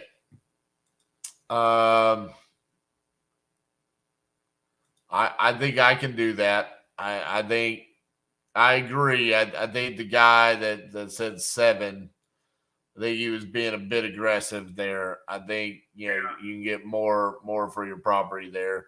And if you think that's a good amount for you, I think I can get it. I think I can get this done. I think it's worth. I know it's worth more than $7 grand. I called him about 6 months ago. He said, "No, man, that's about all I can do." I said, "All right, I won't be darkening your door no more." Right. So I got your email as your last name and then your first name at gmail.com. Is that correct? Yeah, that's correct. All right. So what I'm going to do is I'm going to send you over a contract for the 12 grand. And then I'm assuming you're at the house all the time, right? Yeah, most of the time, yeah. Yeah. So if we need to come out there, we just give you a call and then we can come out there and see it, right? Oh, yeah. Okay. All right. Well, I'm going to send you over the contract for the 12 grand. Get that signed today, and then we'll get the process started. And then give us probably about 30 days to get everything taken care of. You'll have your money, and then we'll give you the 2 weeks, okay? Okay. All right. That sounds good. All right, Sammy. I'm going to send that over to you right now. It'll be in your email in about 30 minutes, okay? Okay. Hey, now I ain't got a computer. I've got a phone here to try to sign it with a pen or something on the. Yeah. You just use your finger. You can sign it there. Okay. Yep. All All right, Sammy. I'll send it over to you here shortly, okay? right. Okay. All right. Talk to you later. All right. Bye-bye. We'll be buying some shit boxes today. Just got a signed contract in Pennsylvania. Hot diggity damn. Look at that. Done. Where's that? That's lead Zolo. We're up to 41 contracts signed.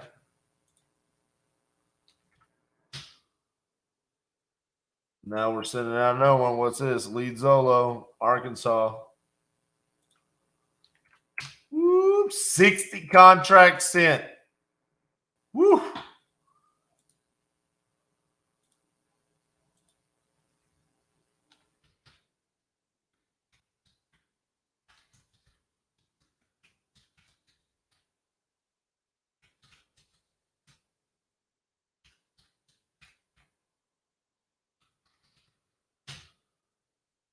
Oh, baby. 60 contracts sent, 41 signed. Oh, yes.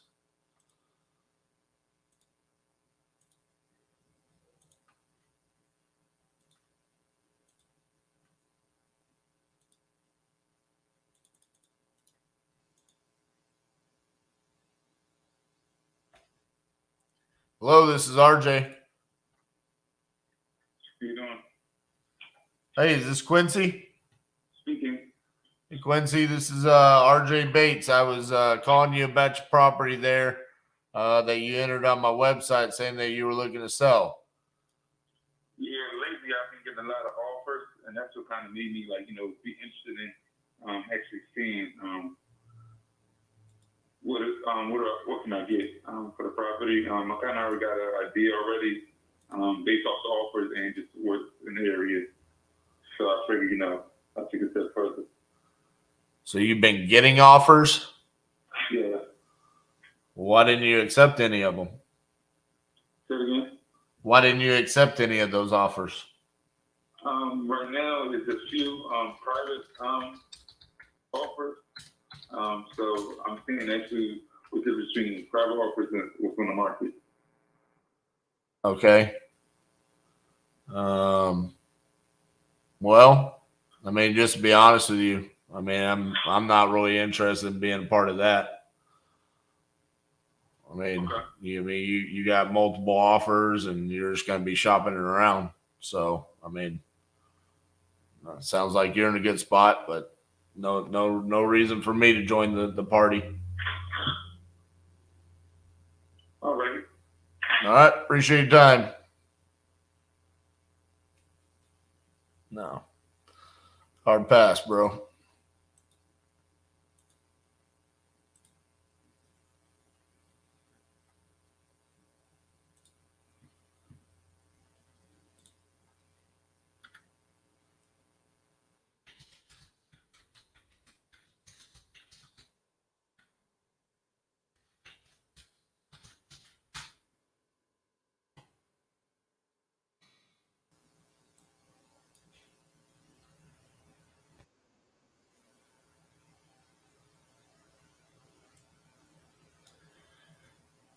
All right.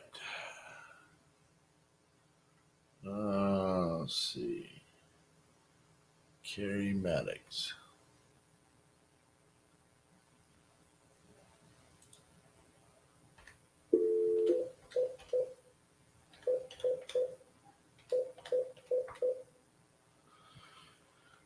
You guys are just uber quiet today.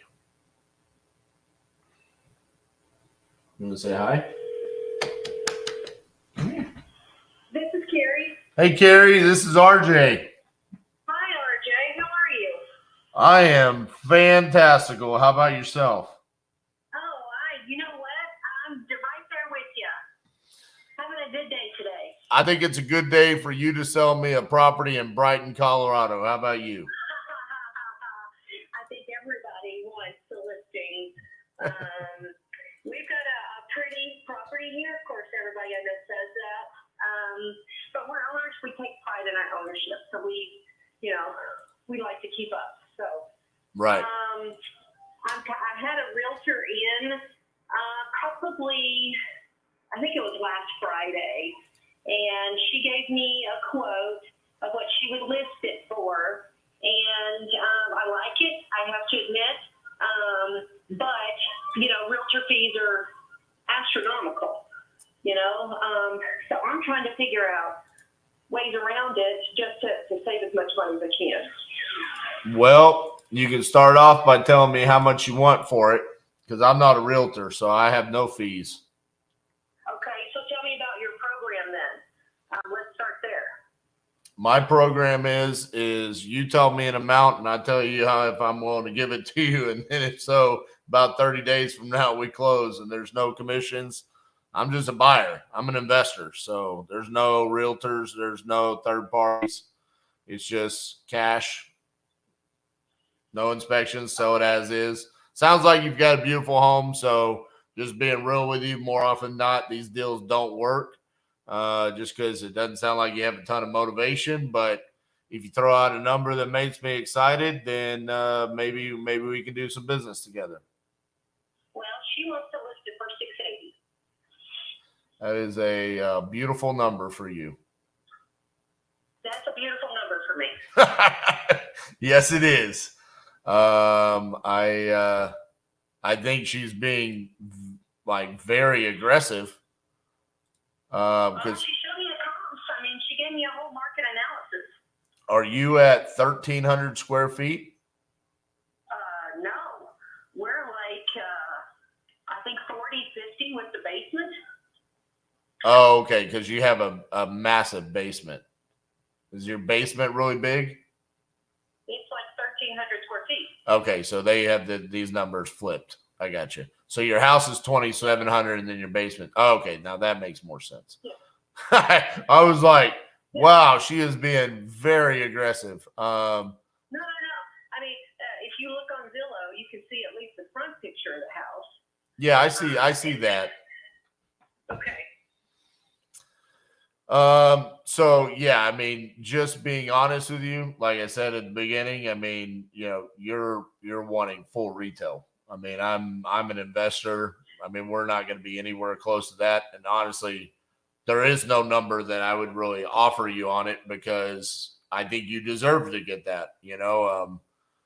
Now, as far as lowering the commission there, there's not really much that you like on the sell side. There's not really much you can do with the buyer commission, but you can always negotiate what your listing agent gets. Yeah, and you know she's offered 2.5, so you know that's actually pretty good. Not 3. I've had other realtors come in and they want to offer 3. So I would tell you this: if you feel confident that she can get you 680, I think that she's more than making up for her commission because she's getting you probably more than what I would tell you the house could go for. So I think that she's kind of, if she can actually get you that, she's almost kind of paying for herself, if that makes sense. yeah. So, Okay. and I do this all day, every day. I mean, legitimately, I'll probably have 300 phone calls like this today where I sit here and look at numbers. I think if you feel confident that she's going to get the job done, then you should probably pull the trigger with it. Right. I mean, I know what you're trying to do. I get it. Been there. Wholesaling is kind of a thing, you know. Well, I don't just wholesale. I mean, I buy, I fix and flip. I mean, we do everything. But I mean, this just isn't a good deal for us. I'm just saying. Yeah. I was just trying to give you some advice there for her. So, all right. Well, it sounds like you're good. Have a great day. All right. Thank you. Bye-bye. I know what you're trying to do. What? I'm saying I'm not going to be a buyer. I never even mentioned wholesaling. What is she talking about? People are crazy. Do you want to come say hi, or are you just going to be camera shy all day today? Normally, if I talked to Polar like that and there was not a camera, she would be all up on me.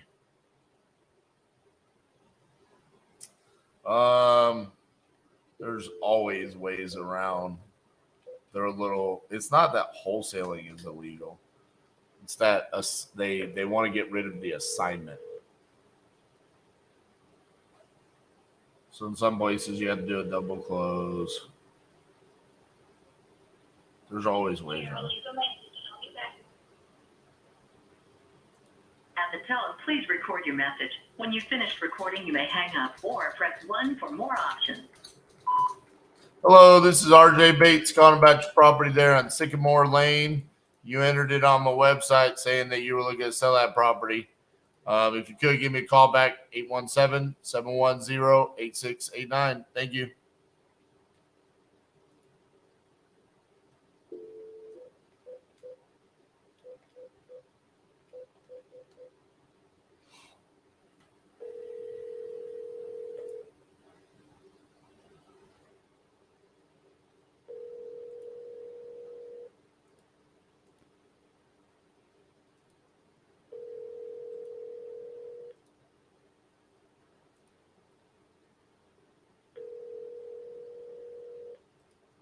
I'm sorry, but the person you called has a voicemail box that has not been set up yet.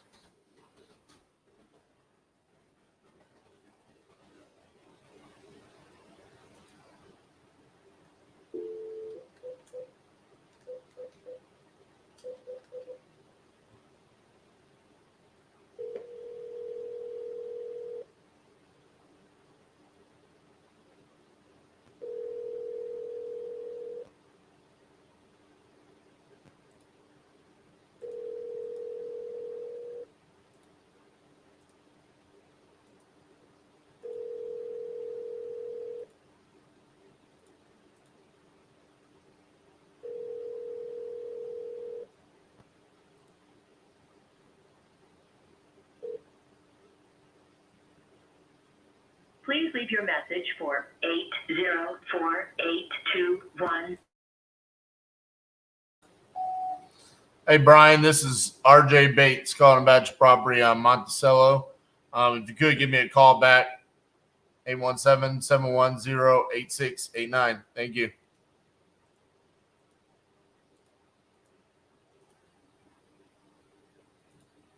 What's been your favorite state so far during this challenge? Well, let's take a quick little second here to look at our KPIs. So this is where we stand so far. 60 contracts sent, 41 signed, 4 have been canceled, 27 are in dispositions, and then 12 have been sold. We've actually closed 2 for $25,000, and then we have an signed assignments for $146,000. So on states, now what's funny about this is this is on the signed side of things, right? So of course we have 8 in Texas. So I guess if you just had to go with what's been my favorite state based off of numbers, but that's also where we're located. So just kind of getting rid of that. New Mexico jumps off 4. It was pretty crazy early on. We got 2 in Virginia, and realistically, Virginia's never been a great market for us. Really enjoyed the Florida deals. I think both of those are really good deals. But we've had a lot of leads in Florida as well. So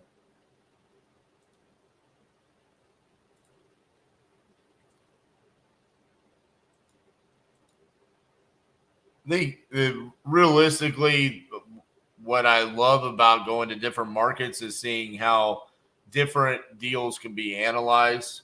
And I like going to places where I sense motivation. Some of the states that we've gone to, there's very little motivation. Those are the ones that I just try to avoid the most.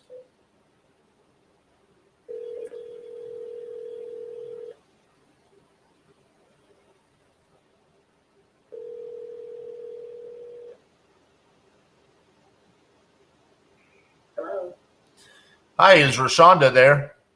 this is she. Hey, Rashonda, this is RJ Bates calling about your property there on Whitney Lane. How are you? I'm doing great. That property just went under contract this morning. Congratulations. Thank you. Do you have another one you want to sell? I don't. So I'm going to be buying a property now. Okay. Slow feed, don't eat. You hit me up over the weekend and I didn't get to you. So, but congratulations. Thank you. All right, bye-bye.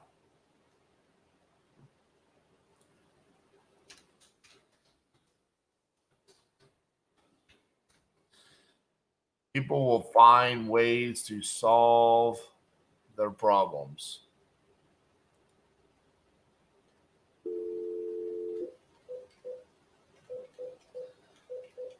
That was the second one today. It's already sold. It came over this weekend. Hello. Hi, is Michael there? That's me. Hey, Michael, this is RJ Bates calling about your property there on Green Acre Circle. How are you? I'm doing well. How are you? Fantastic. You still looking to sell that property? Oh, yeah. How much you looking to get for it? 174.9 is going to be the ad. 174.9. Is that a manufactured home? It is. Does it come with the land? It does. How much land does it come with? I think it's 60 by 125 or 75 by 125. Okay.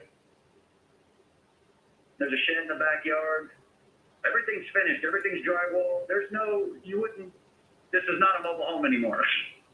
It's been converted. It looks like a regular house. Okay. All drywall, up-to-date electric, all new appliances, new kitchen. What's got you looking to sell it? One more time? I said, what's got you looking to sell? I bought it to sell it. Oh, okay. So you essentially flipped it. Essentially, yeah. I bought it originally for my daughter, and she decided she wasn't going to move up from Cocoa, so I was already halfway through the remodel, and All right, well, I might as well sell it now, but I went all out, you know what I mean, because she was going to get it, all insulation. I mean, everything was done because I thought she was going to end up with it, but yeah, not so much. Gotcha. Well, I'm an investor, so I would want to do what you did to it. So it's not a good fit for me because, you know. There's nothing left to be done. You know? Right. It's all done. Right. So it's not a good fit for me because I wanted to do what you did. So. Exactly. So, yeah, I mean, I know you don't want to sell without I know you want to sell without a real estate agent, but that might be your best option there, you know. Majority of times, or just list FSBO, you know, for sale by owner on Zillow. You know, that could be a good option for you as well. I'm not trying to sit on it forever. And I figured if I get it on the marketplace, you know, if I get it on the website, there'll be a lot more attention, you know, from out of state folks than there would be if I just did it for sale by owner. Yeah, I got you. Well, all right, man. Well, best of luck with things, and hopefully it goes quickly for you. All right, man. You have a great day. You too. Bye-bye.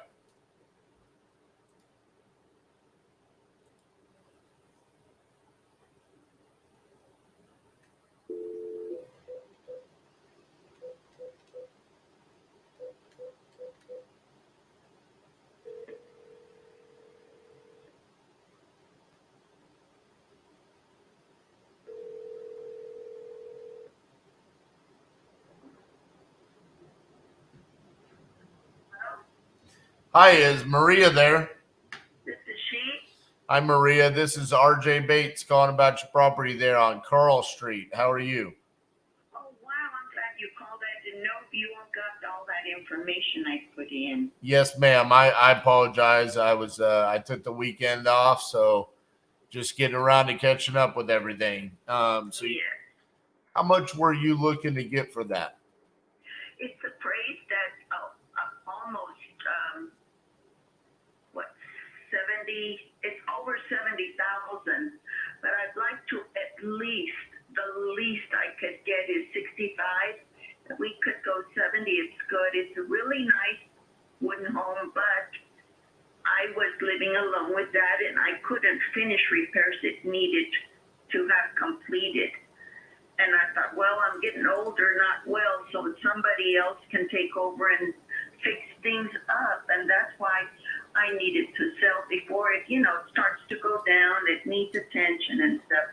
So I didn't want it to go there. Right. But that's what I'd like, sir. It's 70. If I could get what it's appraised for would be wonderful. But the least I'll take is 65 if possible, because it is a 3-bedroom, 2-bath, and it even has a new little stove, electric stove, but it has a refrigerator. I left everything. I left the window units because it doesn't have central. So that's the reason, because I could probably get more, because it has 2 driveways with caliche. It has a fenced in, and it has a storage room and a carport. I see that. So you were talking about you couldn't finish some of the work that's needed. Can you tell me a little bit about what's needed? Well, I added my mom and dad's area, which is that new area to the north side. It's a hallway with 2 little bedrooms and a bath in the middle. And when those things happened, there was like doorways that needed to be finished up. I ran out of money, so I couldn't have my handyman that was doing the work finish up, because they had to leave. We finished what needed to be done, but I didn't have money to finish the extra details. Like I had to put in the, what do you call that, molding around the windows. All the windows are new, all of them. And I had to do that myself in the older home, not the new one. They did the new one. But the older part of it, I couldn't. I mean, it's done the way I would do stuff. And you would see just areas that need to be redone by somebody that knows how. The doorways mostly. It has counter, but not where these fancy homes have all the counter, and it has cabinets somebody might want to replace all the cabinets and get full counters all over and around the kitchen. That kind of thing that I did not get to finish. It has a good sized pantry too. Has a big, good sized walk-in closet in the master bedroom. Okay. Let's see here. Give me just a second. I'm looking around to see what I can do as far as values in the area. So just bear with me a little bit. The more information you tell me, the better it is. Okay, good. If you want me to continue. Oh yeah, keep going. Okay, that area where I am is not. It's a colonia, and down South Texas where I lived, it is not a fancy area where you would have to remodel that home big to be able to sell it. It's not that kind of area. It is the lower income that are happy with something that doesn't leak, it's not cold, and it's not going to be so hot. That's the kind of area you're looking at. It is not something that is going to, it's big homes and that kind of thing. I think there's only one brick home in that area. It has 2 gates, the front gate and 3 gates actually, 2 with the one for each driveway and the back gate in the backyard. Right. It is half an acre. Yeah, it's a good size lot for sure. Yes, it is, and it's always been kept up. The person helping me with the title and all those things is my cousin, which is a lawyer, and he knows more about legal papers and stuff, so that's why he's helping me with all of that. He is not a real estate lawyer. He's just a lawyer in the family that helps me with legal things that I don't understand. I see. So when you talk about he's helping you with the title, what's the situation there? Are you the sole owner, or is there somebody else? No, I am. Okay. I am, but when I decided to sell the home, you got to prepare things, and we learned along the way that we needed to find the executor to the little man that sold us the property back in '98 because he didn't give us the lien. I mean, not only me, but many people there, the release of the lien to the property. So he helped me find her, and we got that straightened out, and then we needed to go into the title company and prepare things because I already had a buyer, but she backed out because she had a problem with the loan of some sort. So we ended up like empty-handed, like what we're going to do now. Oh man, I hate that. It's a mess, but that's where we are, and all the information, and the title company was ready to give her the title. Oh, geez. Yeah, that's how far we were. Well, let me see here. I think we're pretty close on price. What would you look at? If you're looking at it through what, online?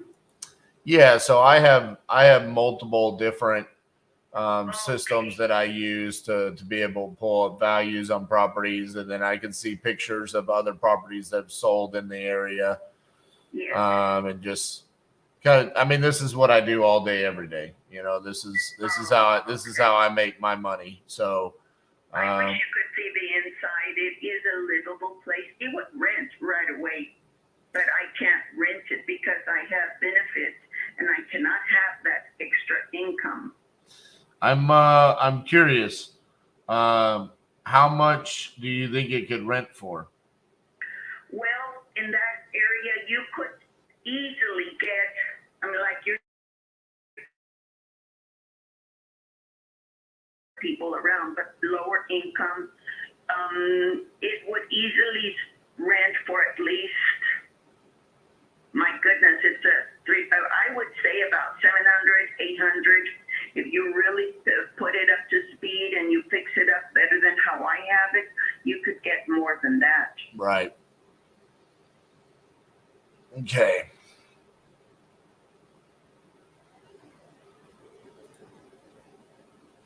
I think I'm going to be okay with moving forward at 65,000. I think I feel comfortable with that with what I'm seeing in the area.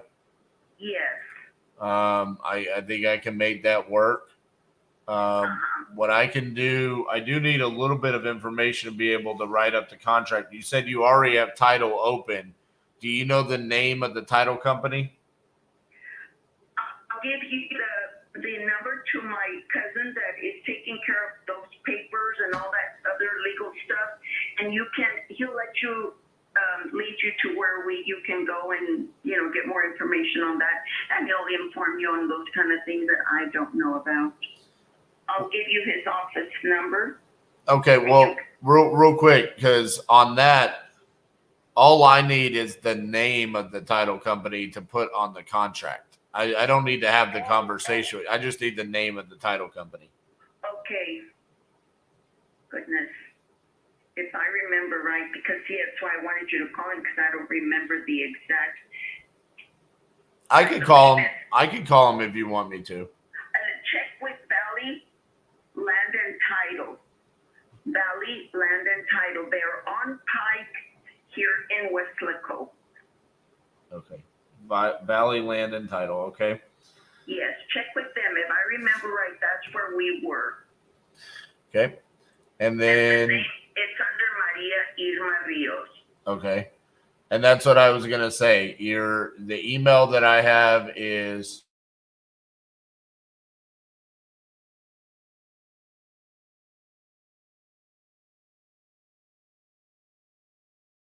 I never do the email because I'm older and I didn't understand how to work any of that. What I usually just use is texting, but I had to put it in because that's what's on my phone so that I could go forth with what you all needed in the information.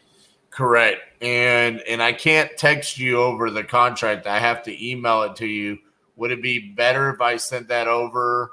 Okay. Yes, and I don't have his email. That's why you need to get in touch with his office. Okay, what's And his I'll give you his, what's his phone number? Here it is. His office number is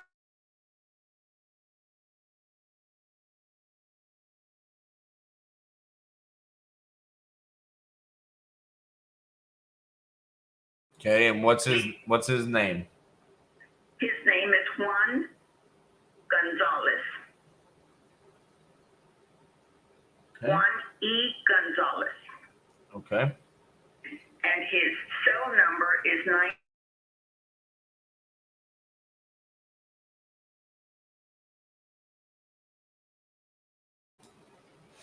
All right.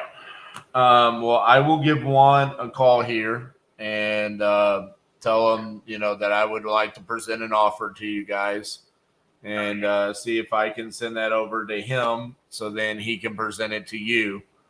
And then we'll go from there. Okay? All right. And your name is? My name is RJ Bates. Let me write this down. Letter R, letter J, Bates. Yes, ma'am. And this is your number. Yes, ma'am. And what is your company name or what is your business name? The Titanium Investments. Titanium. And I'm the owner of the company. Okay. And this is out of where? Fort Worth, Texas. Fort Worth. All right. And I have your number here. I hope you can reach him. Leave a message in both numbers because if he's getting out of court or things are going on there, he won't be able to answer, but he can call you back because we're waiting for a buyer, like really to get this done with. Okay. Well, let me give him a call right now and see if I can get a hold of him. Okay. Thank you, RJ. All right. And when I talk to him, should I say I spoke to Maria or Irma? Irma. Because I am his cousin. He knows me by Irma. Yeah. Okay. All right. I'll call him right now. Thank you, sir. All right. Bye-bye. Bye-bye.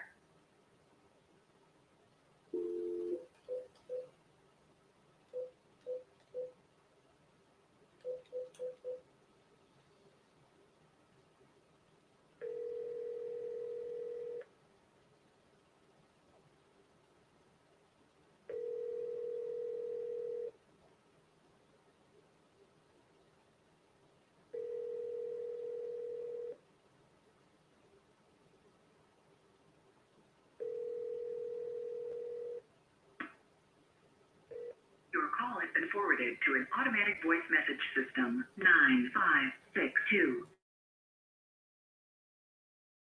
is not available. At the tone, please record your message. When you have finished recording, you may hang up or press 1 for more options. Hey, Juan, this is RJ Bates from Titanium Investments calling about the property on Carl Street. Just spoke to Irma, had a very good conversation about the condition of the property and everything like that. And I'm ready to present an offer for $65,000 for the property. She told me I need to call you, that you're kind of helping her along the way here. She said she's not good with email, and so I need to actually email you the contract so that you can help her fill that out and sign it. It's a very simple process. It's just a signature, but she needs help with that. And then also, I think she said the title was open at Valley Land and Title. I just wanted to verify that that's correct, because she said you guys already had cleared up some title issues and stuff like that, which is great. So if you could give me a call back, my office number is 817-710-8689. And again, my name is RJ Bates from Titanium Investments. Thank you.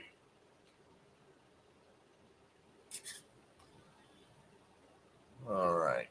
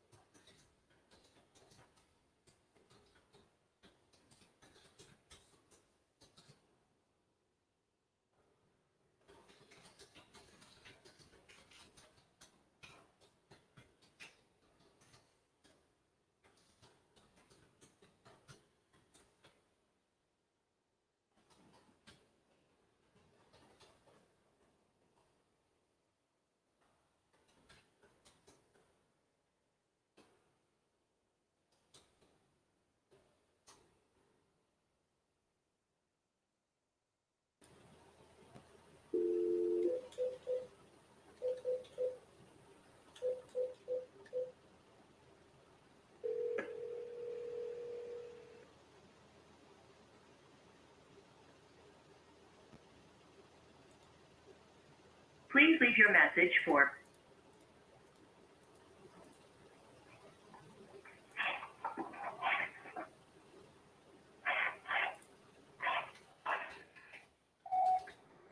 Hello, Craig. This is RJ Bates calling about your property there on Shorewood Boulevard.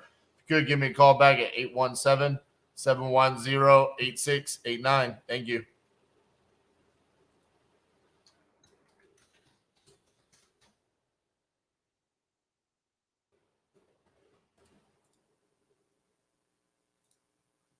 That would be another signed contract. Our Arkansas contract just signed.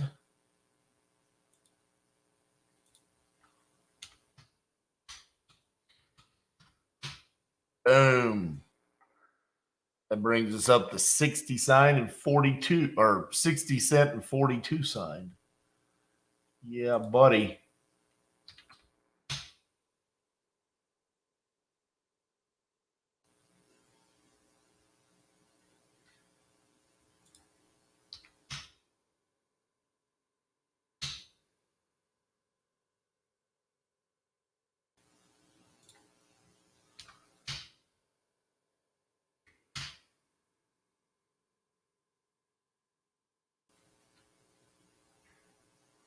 Arkansas. That's right.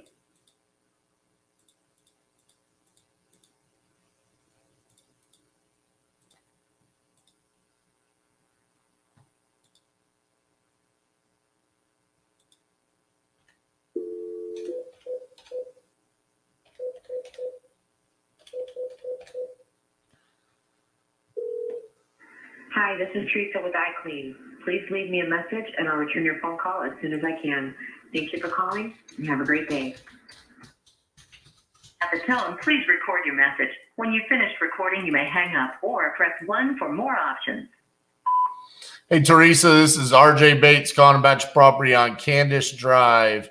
You entered it on my website saying that you were looking to sell that property. If you could give me a call back at 817-710-8689. Thank you.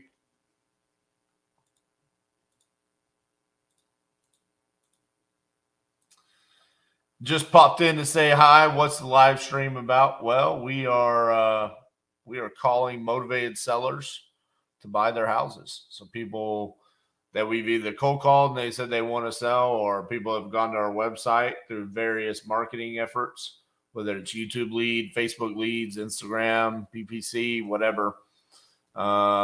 They said, hey, we want to sell. So it's just live negotiations and me talking to them about buying their house. Appreciate you stopping by.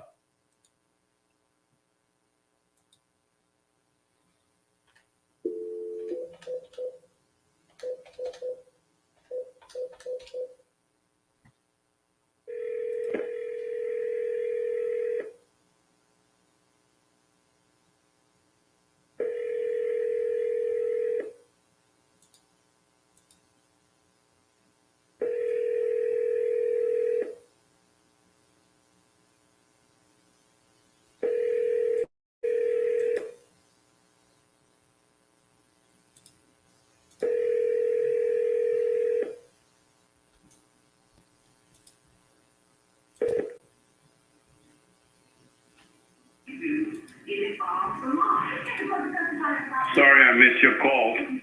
954-699-6788. Leave a message and I'll call you back. Thank you. Hello, this is RJ Bates, calling back to property there on 46th Avenue that you entered on my website saying that you're looking to sell. If you could, give me a call back at 817-710-8689. Thank you. Kevin, is iSpeed leads worth the money? Well,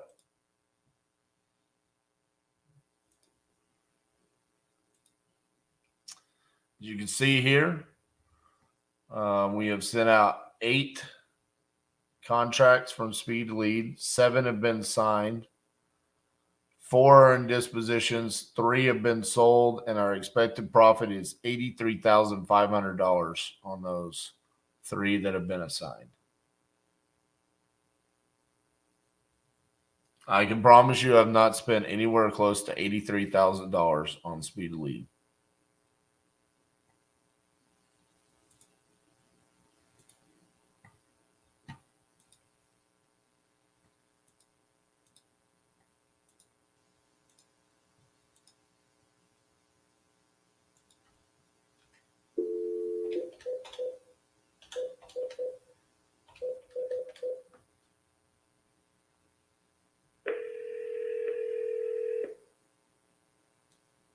Two, 5, 4, 4, 6 is not available. Hello, this is RJ Bates, calling back your property there in Killeen, Texas. If you could give me a call back, 817-710-8689. You had entered this on my website saying that you were looking to sell, so I'd love to have a chat with you about it. Call me back anytime. Thank you.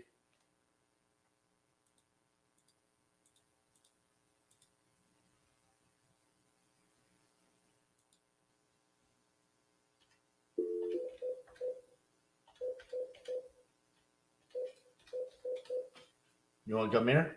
Paula, come here. No.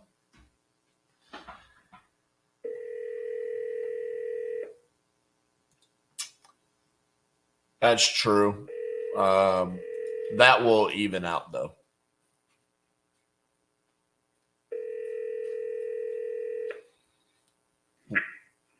Sorry I missed your call. Leave your name and number and a brief message, and I'll get back to you as soon as I can. Thanks. At the tone, please record your message. When you have finished recording, you may hang up or press 1 for more options. Hey, Stacy, this is RJ Bates calling about your property there in Hayburn.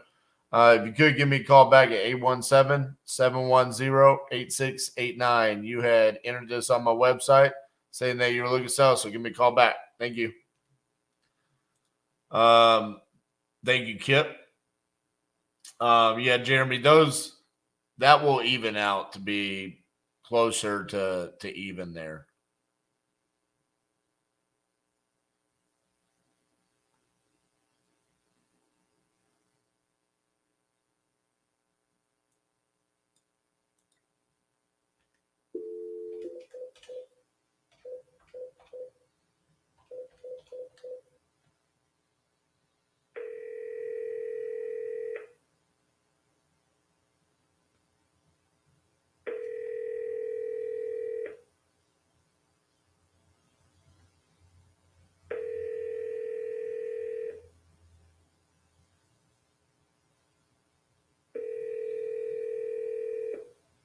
Your call has been forwarded to an automatic voice message system.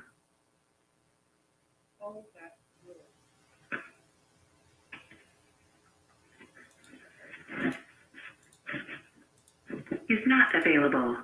At the tone, please record your message. When you have finished recording, you may hang up or press 1 for more options.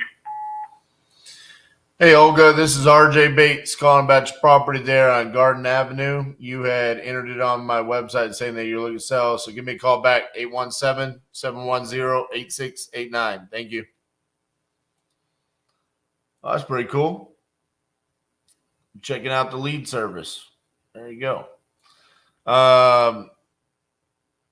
What advice would you give on getting over the fear of cold calling? Well, I mean, I've talked about this a lot, man. And honestly, I got a video that you could go see. I went on like a pretty hardcore rant about this one day. The reality of it is that is what wholesaling is talking to people. So if you're afraid to do that, then that means you're afraid to wholesale, which means you probably shouldn't do it. Or you just get over it because all it is talking to people. I mean, it's not hard. I mean, this is easy. I've gotten 2 signed contracts today with all I said is, hey, you went to my website and you want to sell. You still looking to sell? Yep. How much you looking to get for that? This much? Okay. Tell me a little bit about the property. That's a shit box. Needs a lot of work. Okay, I'm comping. Okay, those numbers work. What's your email? It's not complicated. Like, it doesn't have to be either. Yeah, absolutely. Just refresh. We're using Batch Dialer, Lead Zolo, Speed to Lead, JVs, Minute Pages, and then wherever other stuff comes from. We've gotten some from TikTok, Instagram. So this is where the numbers stand right now. 60 cent, 42 sign. Yeah, Jared, 7 of the 8 from Speed to Lead have signed. So really good numbers so far on that.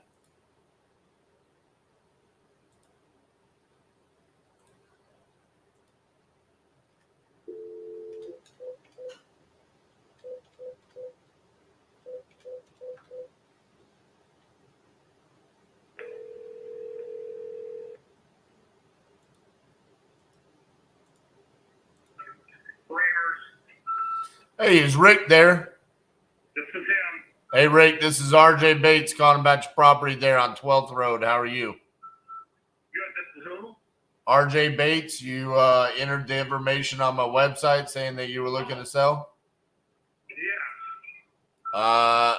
How much you looking to get for that property? Oh, we'd like to get about 260. 260. And that's with the outbuilding around the storage barn.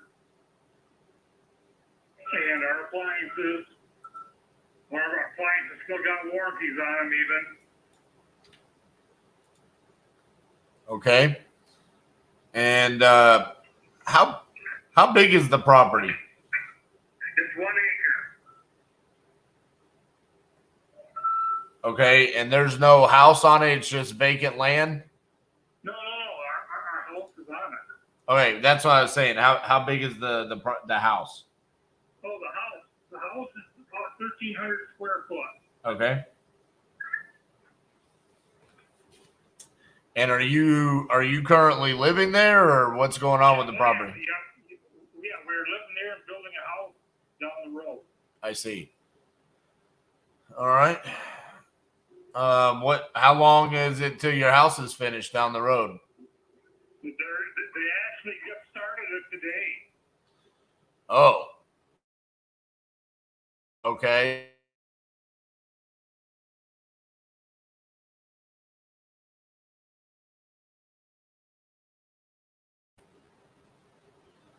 Gotcha. So you wouldn't want to close until the end of the year anyways. Well, we're hoping before then, yeah. Okay.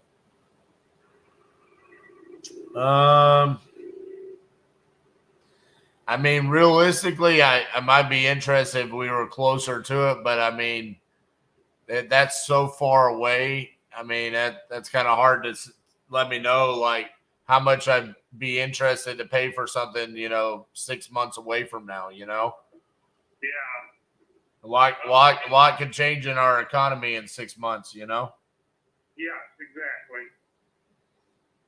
So, I mean, I would say I could keep your information, and once we get closer to when, the new build is done, then we can have a conversation then. But if outside of that, I would want to wait. Okay, that's fine. All right. All right. Appreciate your time. Thank you. Bye-bye. Yeah. You also want too much for your house.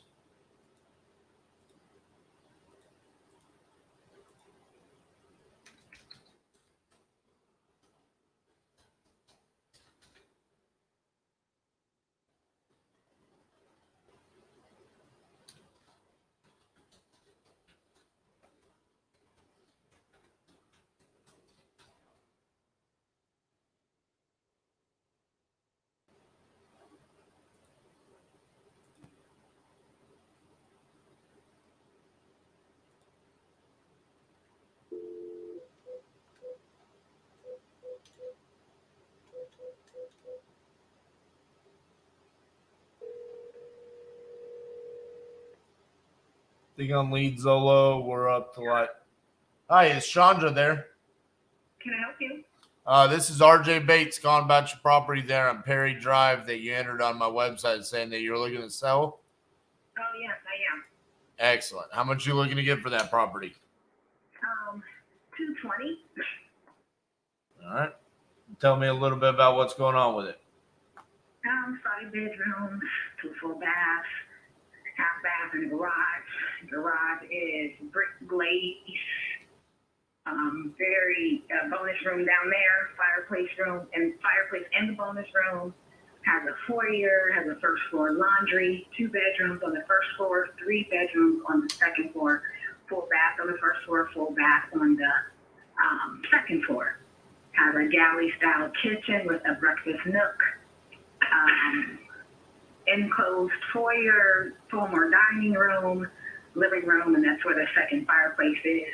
Has a dock, and it sits on 1 acre, 1.01 acres. Why that price being lower is because it has really no newer upgrades or anything like that. You say you wanted 220, right? Yes. Are you a realtor? I'm not, but I'm getting ready to sign with one.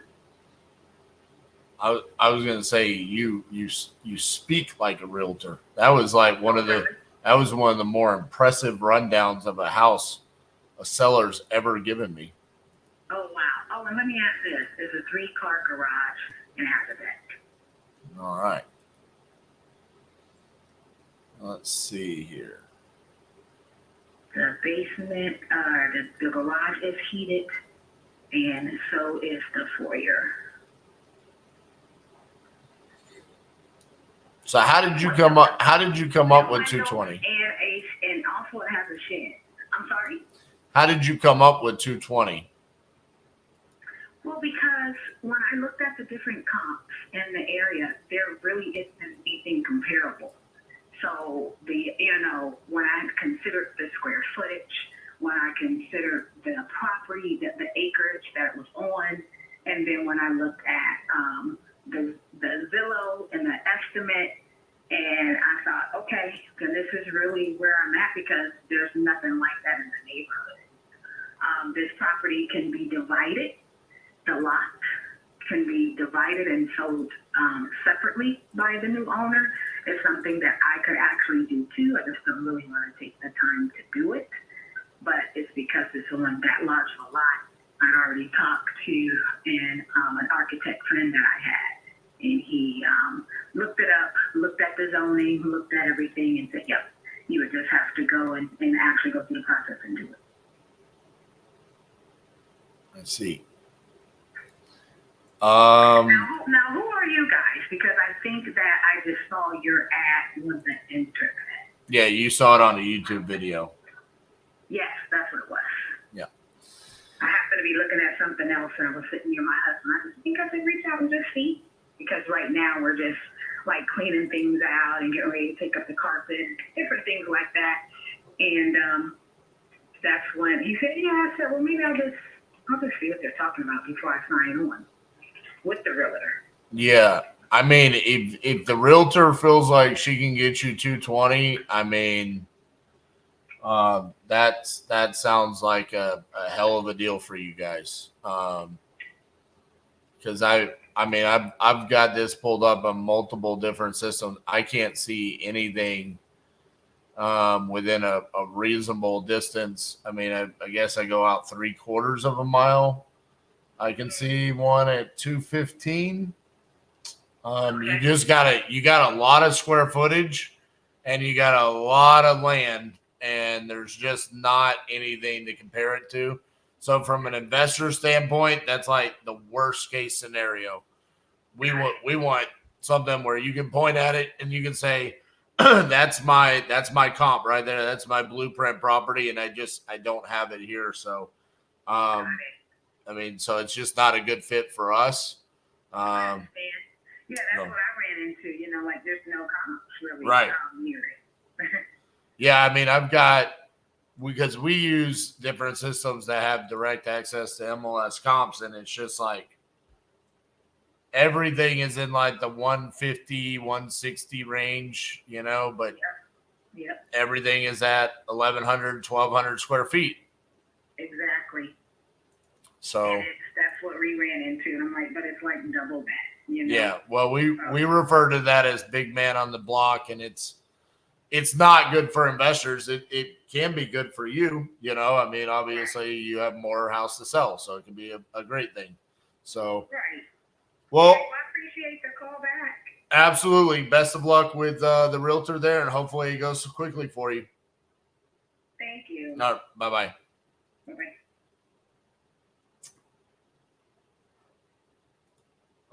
Gurus overcomplicated so they can sell you a course.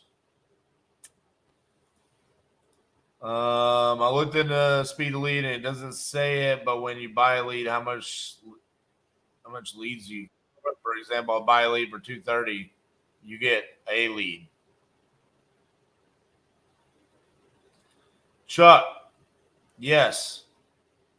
We buy houses in Michigan.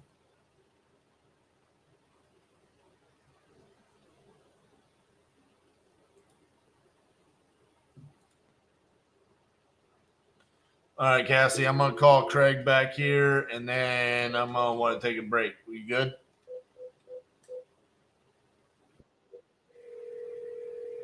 Oh, no.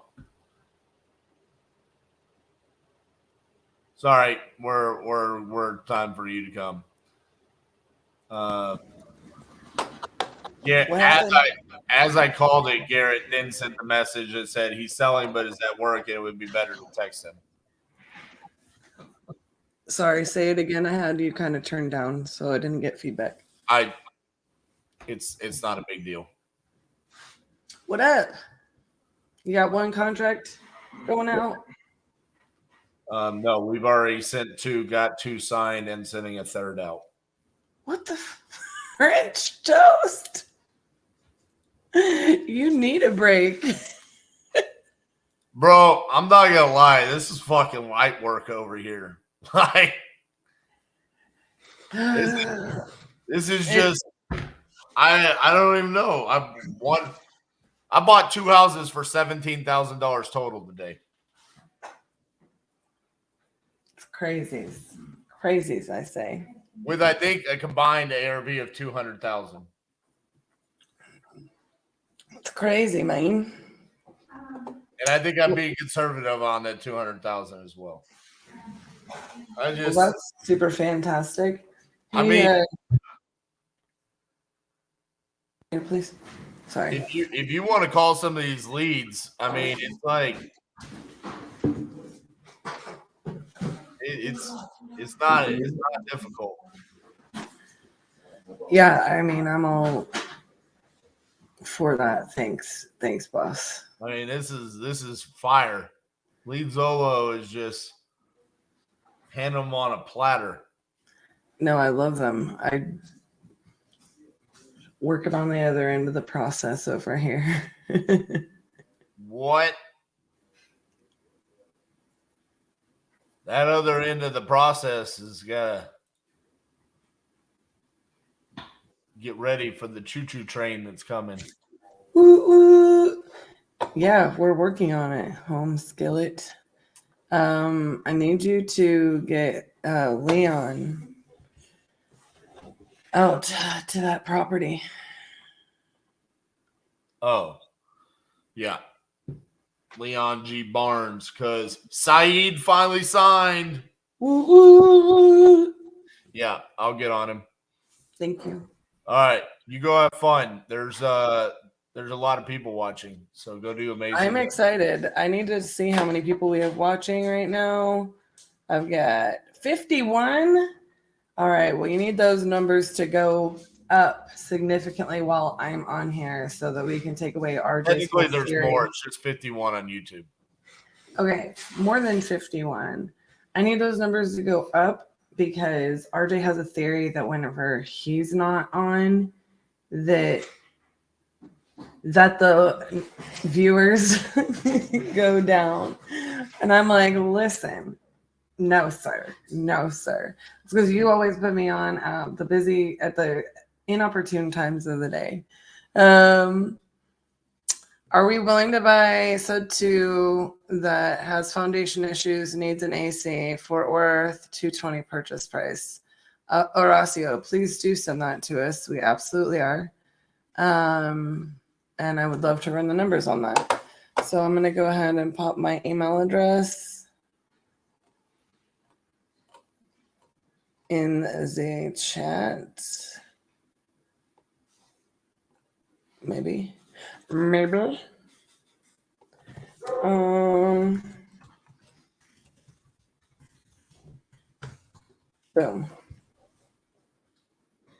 Yeah, bros, let's get those likes up.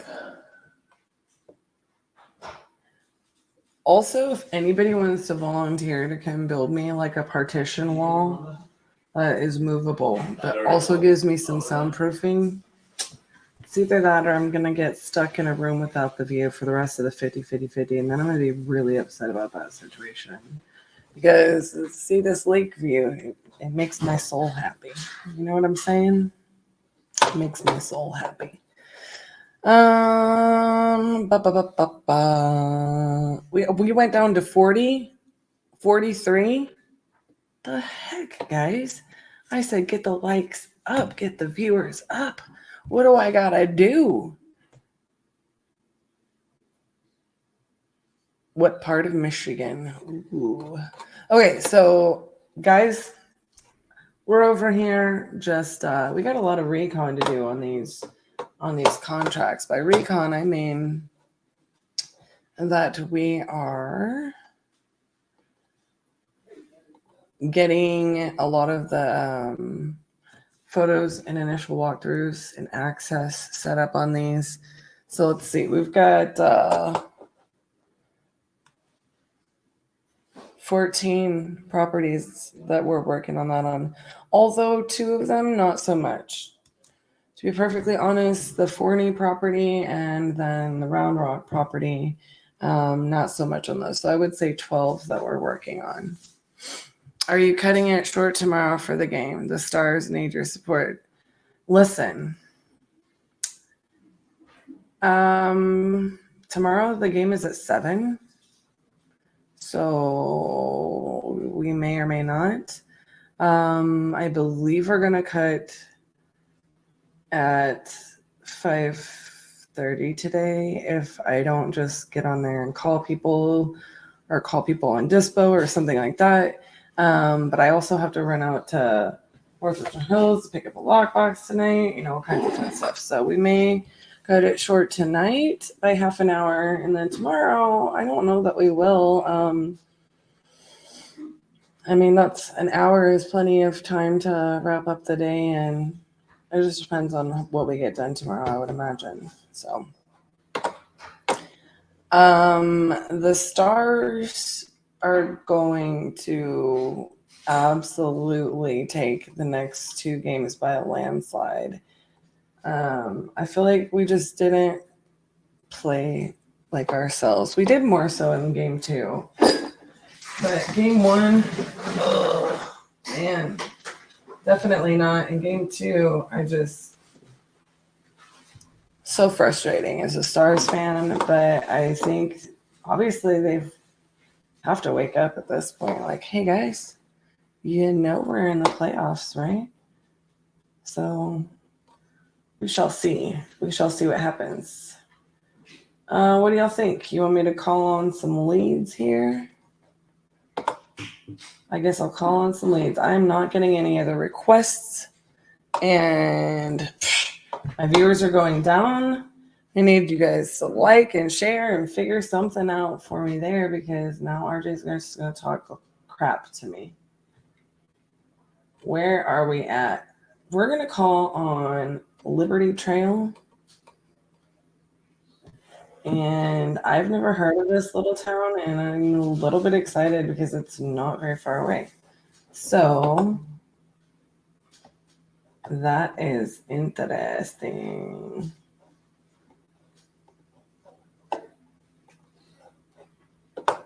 Interesting, I tell you.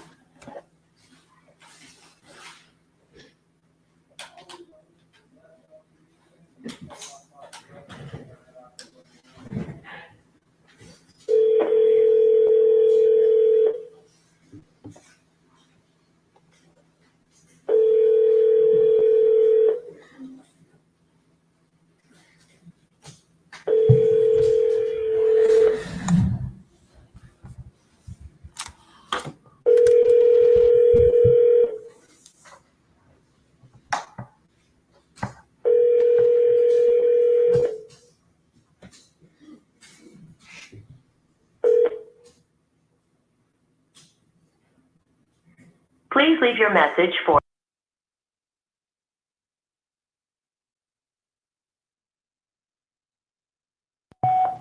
Hi, Terrence. This is Cassie.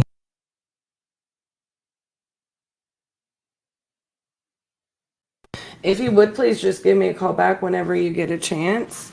You can call our main line in here, which is what's showed up on your caller ID, or you can call my direct line, which is 817-489-5680. I look forward to hearing from you. Thanks. I really wish. Here's what I'm going to do. Hey Tracy, how's it going, man? I'm just going to scooch this as far over as I can. Well, just figured I would shoot you a call and Alrighty. Left voicemail. Move.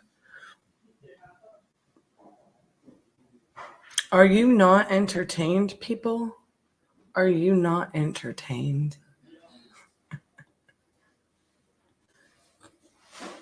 I really hope that one calls us back.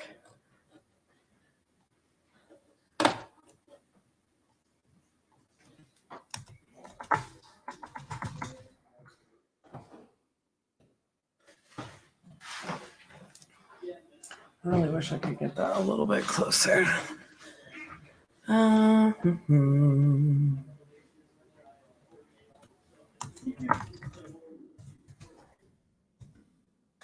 right.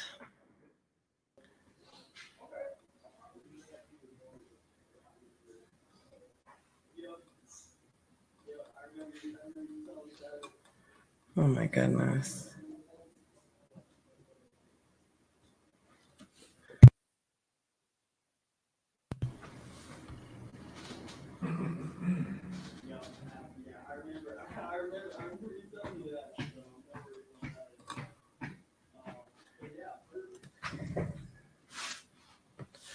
Boop, boop, boop, boop, boop.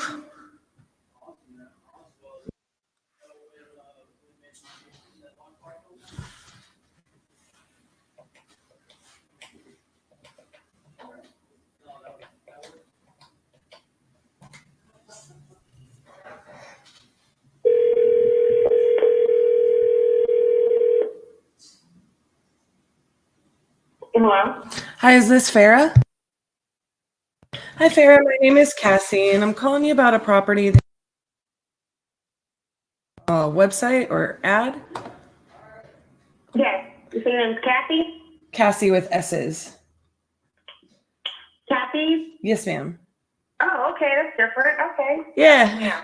Short for Cassandra. Got it. Okay. I was like, I mean, it's different. It's different from Kathy for sure. It is hard to enunciate it over the phone. But I was just calling about this property here. I haven't noted that you're looking to sell it as soon as possible. Reasons? Oh, yeah. Okay, so tell me a little bit about what you got going on. Well, we had a couple of tragedies in our family. Aww. So he's trying to get rid of the property. Well, I have actually two. The properties were built actually for family, and he decided to sell it. So you have, which one do you have? 120? Yes, ma'am. Or 126? 128. Okay. Yeah. So 128 is the one with the 12.9 acres, and then there's a 126. You probably won't find too much information on that one, but that one's only 5.74 acres. But they're basically right next door to each other. So the second one was supposed to be like a mother-in-law suite, and that was supposed to be for my fiance's daughter, but then she ended up getting killed. So. Oh my gosh. Yeah. That is horrible. Yes. So, but yeah. So 128, he wants to get rid of both properties, but 128 is the one that you possibly should see that one online because that was on the market and now it's off the market. Okay. I'm opening that up right now so I can kind of take a look at it. My goodness. That is incredibly gorgeous. So what had you, I'm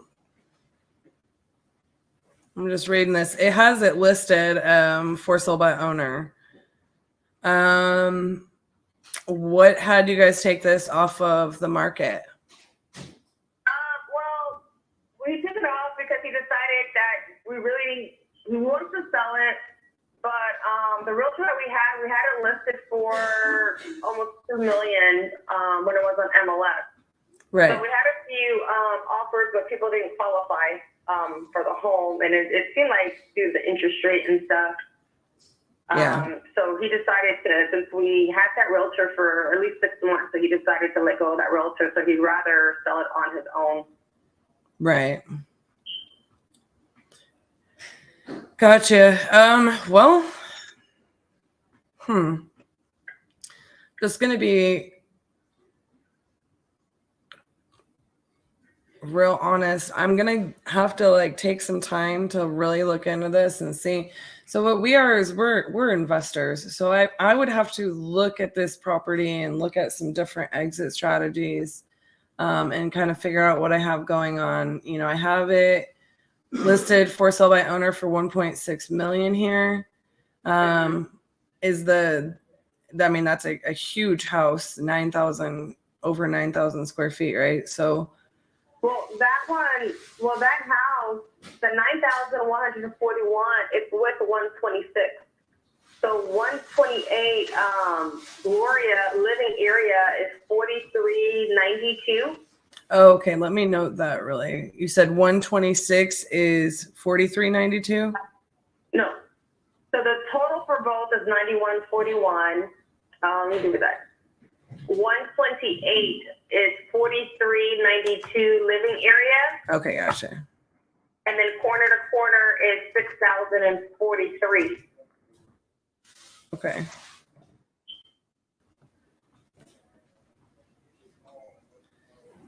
And then the rest of the square footage would be the 126. 126 living area is 2,600, and then the difference is 3,098 corner to corner. Okay. So the 128 has the 12.99 acres, and then the 126 has 5.74 acres. They're both riverfront properties. So it's the Colorado River that leads you to Lady Bird Lake, Lake Travis, if you're familiar with Austin. Oh, yeah. Yeah. And then, of course, it continues, but once you get to Lake Travis, there's a dam, and then it continues on the other side for Colorado River. The 128 is the only one that has the wraparound pool around the house. And you can see that online. 126 does not have a pool, in-ground pool. Okay, and I will see if I can find some information too on 126. Is it like built around the same time and all that stuff? Well, 126 is new.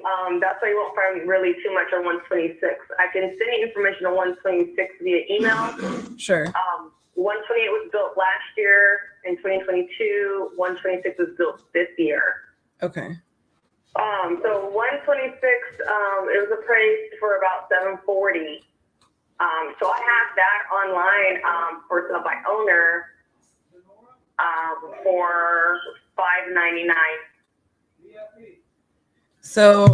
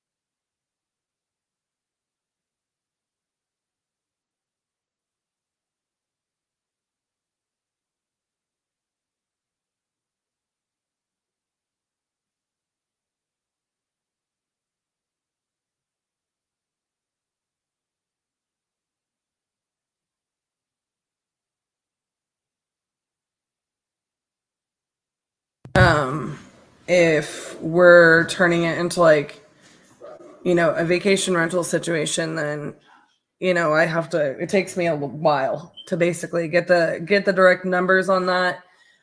Just because, I think, yeah, you might be giving like a little bit, if it appraised for like 700 something, you said, where there's like a discount for you to sell fast, in other words. I still would have to figure out, what days on market and things like that I would have to be looking at. Does that make sense? Yeah. Okay, so what I will do is I will look into some more details on this, and then I can give you a ring back. They're beautiful homes. Is there anything other than, just the family wanting to move on the properties and get them sold that has you guys having a deadline or anything like that? No, it's just, he wants to sell it. He doesn't want anyone who's trying to take a long time to close. Because in the meantime, he doesn't want to have to be committed because someone's shopping around to try to sell it at a higher price when we already know that these houses are actually worth more than what we're trying to sell it for. Right. Yeah, I mean, when I look, like, let me just pull up a little bit here.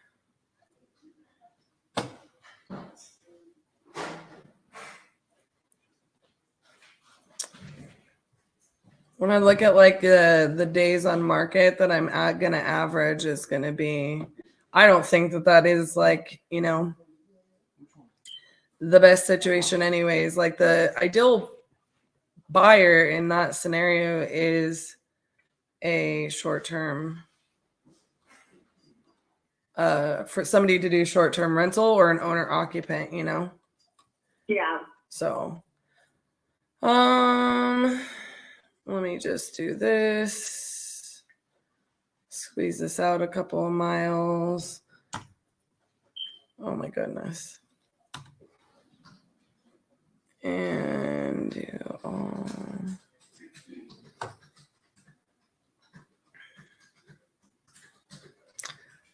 Trying to look for anything that has like within a couple of miles, like the highest price point I can find. So yeah, I mean, it has like about 100 days on market, but it's at a 525 price point. You know what I mean?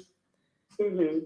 So, I mean, not that I'm saying that anything, there probably isn't as large of land, and no, there definitely isn't, Yeah, but I've seen the 525 one. Yeah, I mean, it's just like on half an acre or something like that. Exactly. So yeah, all I need to do is take a look in here. What's interesting about this properties, or both of the properties to me, is that looking at the lot, the location with the river, and seeing what we can do with it there. Only just because that's where the opportunity comes in for us,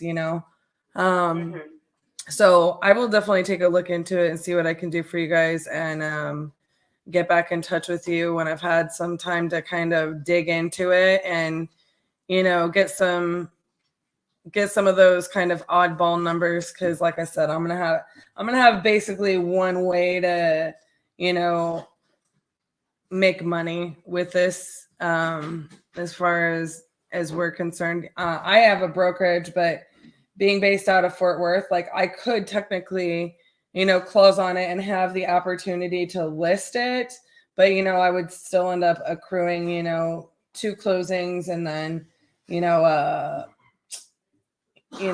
holding costs while it was listed, and then paying another realtor, you know what I mean? So that would be about the only other way that I can run numbers. But what I'll do is, we like to be very solutions based, in that like we're going to offer, the best we can in different scenarios, and then just tell you guys what it is, and you can pick and choose what's best for y'all's situation and whatnot. Okay. Understood. Okay. All right. Well, it was so good speaking to you, Farah. You can feel free to give us a call back in the meantime if you need anything or have any questions, and I'll get to trying to crunch those numbers and see what I can do. Okay, well, thank you so much for your time. Thanks, Farah. We'll talk soon. Yep. All right, bye-bye. All right, bye-bye. Y'all would not believe the property. Why would I pay this one? I mean to tell you guys, this property is absolutely, both of the properties are phenomenal. I mean, we are talking about phenomenal, like brand new builds on a lot of acreage on the Colorado River. Like this is like a dream scenario for me, but they want legitimately $2.2 million for both of them. So it's just like, oh, I'm not running numbers on that anytime soon. And then, you know, there's just not a whole lot I can do with that other than like just figure out the lay of the land. If there's a way to make money on, you know, maybe putting a couple of like tiny cabins on the river and doing like a short-term rental situation with those lots, or like keeping one of them as a vacation home, something. I don't know, but I will tell you guys this much. Somebody who, like, as a Texan, I literally, like, it's a thing, and I'm looking through the photos on this property, and it is absolutely stunning, and the river access is absolutely stunning, and I will close on this all day, every day, if I have the opportunity to. But I literally, if this was like right here in our backyard, I would just be like, can I please convince you to seller finance this to me, you know? Or at least one of them, something, you know? But I'm gonna have to look that information up and set a task for myself, because this is like a little bit complicated.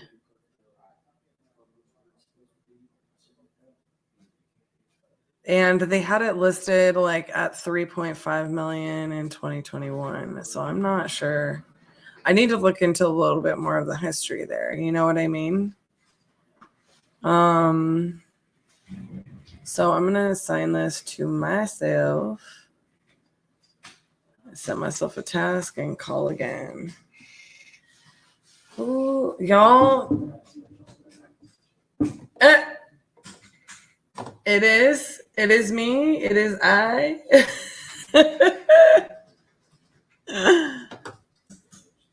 That's funny.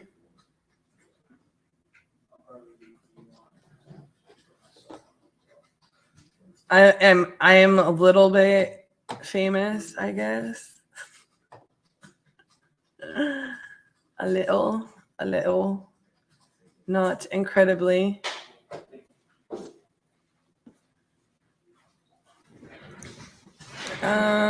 Okay. Blountstown. All right. Where apparently I need to call on this. Not Blounts. We appreciate you joining us, Jermaine. We very much do. Let's see what we got here. Desperate to sell. Take a massive discount. Kind of rural. Take a stab at it. Okay. So let me see how rural this is.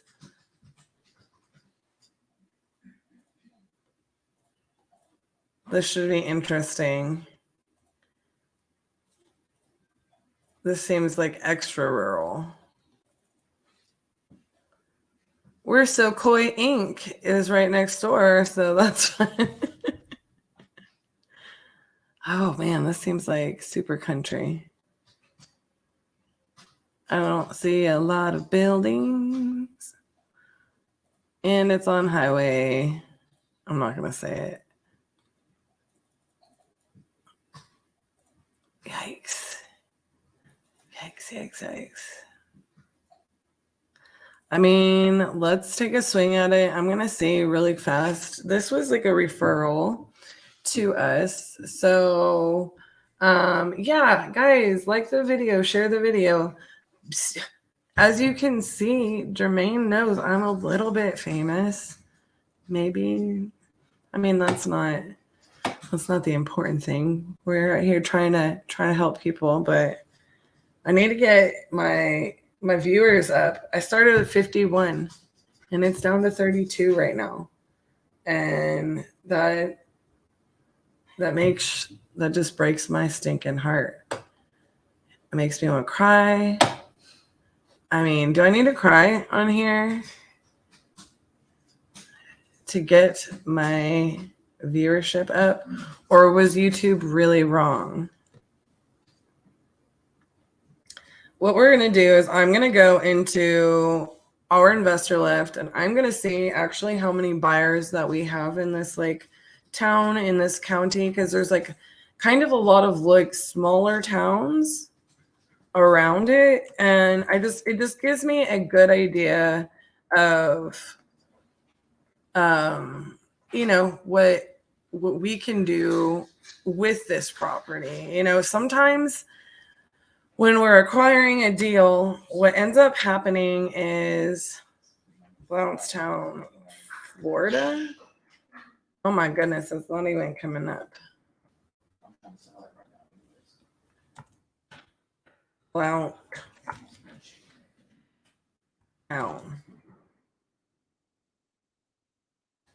Well, it looks like I'm going to have to pick a nearby city. So you see what I'm saying? Like, I don't want to end up locking up a property that we'll look for. Oh, that's the wrong one.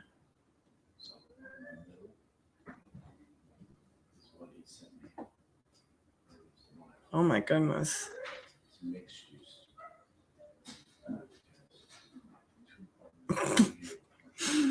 RJ walked out of his office and Polar, his dog, is in there.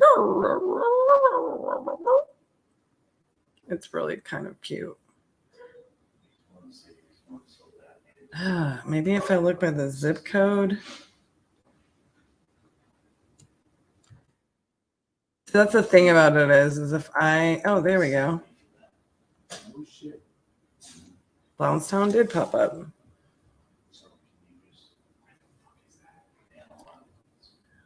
Why Lyft moves kind of slow? Oh my gosh, we have a good amount of buyers. Okay. Well, that makes me feel a little bit better. A good amount of buyers. Makes me feel a little bit better, even though this is a little bit rural. So let's call him and just see how we can help the guy. I have almost no information about the property.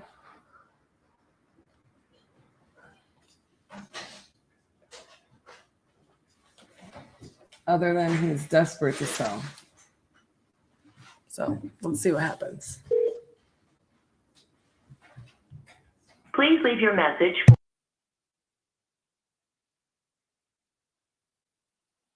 18. Hi, Robert. This is Blountstown, Florida. I was just given the information from JC to give you a call, get a little bit more information about the property, and see what we could do. You can call back this number that's on the caller ID there, or you can give me a call back at my direct line, which is 817-489-5680. We look forward to hearing from you. What an absolute nightmare. Did you go in there and set her off whenever? Keaton, you're fired. What? Yes.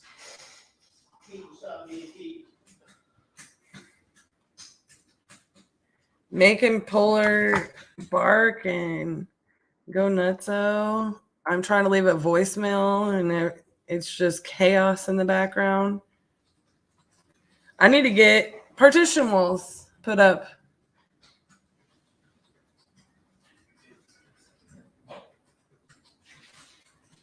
I mean, I kind of figure y'all expect to hear people talking in the background, but you know.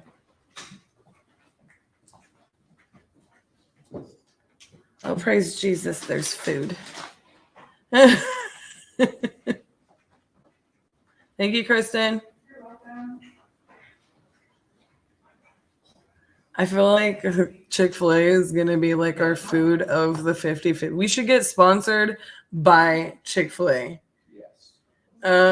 We support. I do not support Keaton being promoted to customer because then I'm going to have to do all the TC. So, no. You can promote me to HR.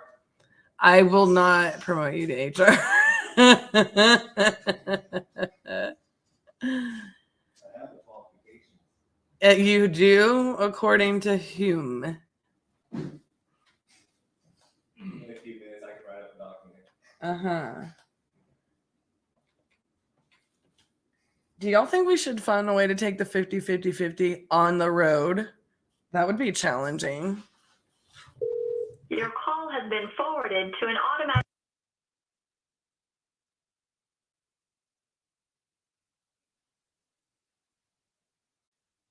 The tone, please record your message. When you have finished recording, you may hang up or press 1 for more options. Hello, I'm calling for William.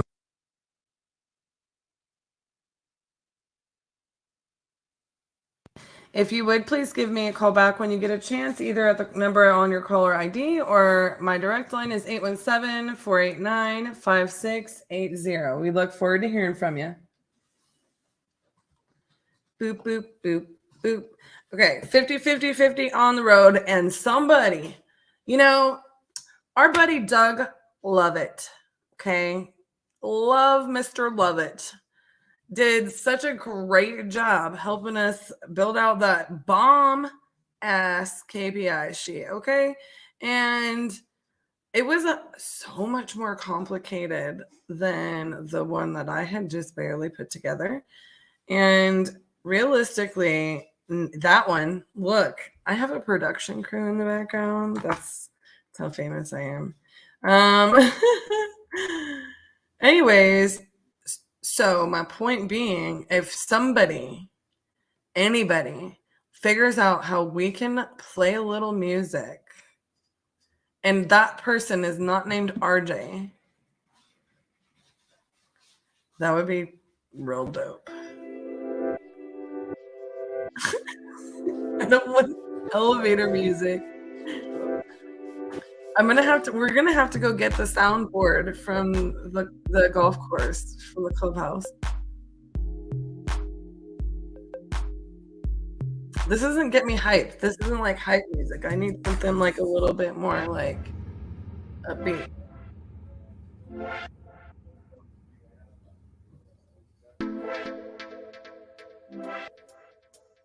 Although I don't mind this, like, just so you guys know, we always have music going on. So for me, like, actually, studies have shown people like that have ADHD, it's like really good for them to have like music that has like hits multiple areas of your brain. So like me having music like that on all of the time is just, it's a real life thing. Like it helps me focus so much because it apparently is a thing where you engages your brain really well. So not having music on all day is absolutely killer for me. And I know it is for RJ too. Called no answer. Moving on, grooving on. Let's see. Let's go with now. For those of us Texans, Stars fans, the name of the town that I'm going to be called is not pronounced the way that our good and lovely friend Mr. Tyler Sagan is pronounced. Here in Texas, this town is pronounced Seguin. So we're going to call him a Seguin, Texas lead. Although I want to call it Sagan.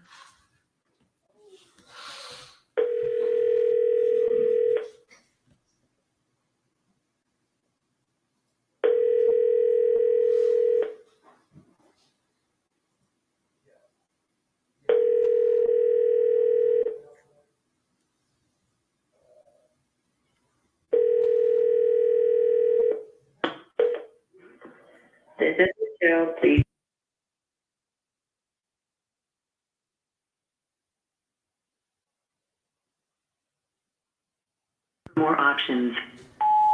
Hi, Michelle. Message. Press 1 to listen to your message. Press 2 to erase and re-record. Press 3 to continue. Message erase.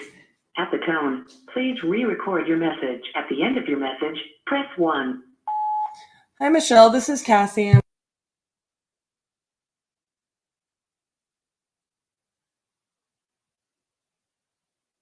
On an ad or on our website. So I'm just following up with you.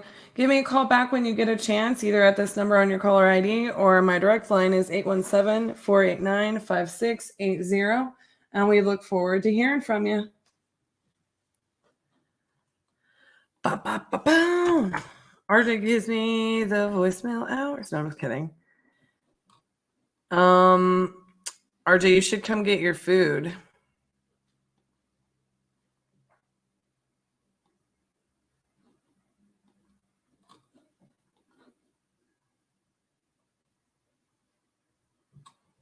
Ooh, Marble Falls. I think Marble Falls is really pretty.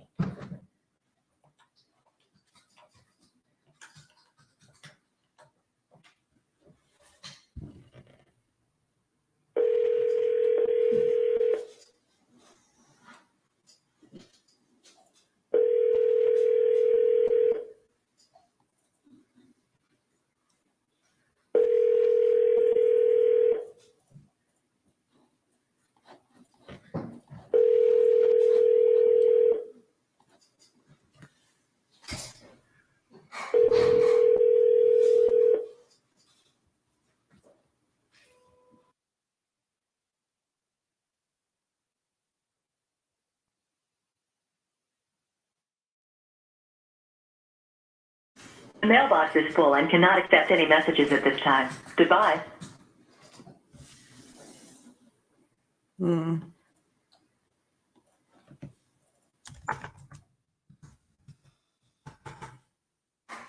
gonna let y'all know also. You're eating your food? Awesome. I didn't know that. I was literally thinking to myself, I hope he's eating his food. Uh-oh. Did I broke it? Surely not. So I have this amazing heating pad that Garrett brought for me to use. And I can't turn it on. Garrett, that is so sweet of you. It is super sweet because I couldn't hardly sit still sitting down earlier.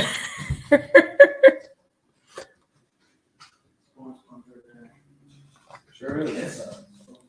And I just kind of started to get a little bit of pain in my lower back. I am not recovered, y'all, for those of you, but I'm doing so much better.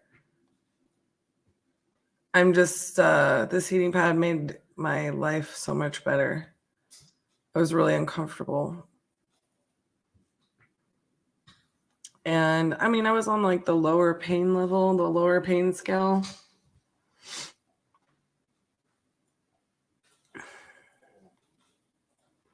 But it was still kind of agonizing. Just better than it was the last week.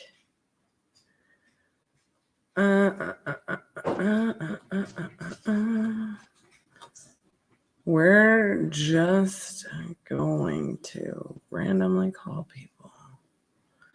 Smyrna.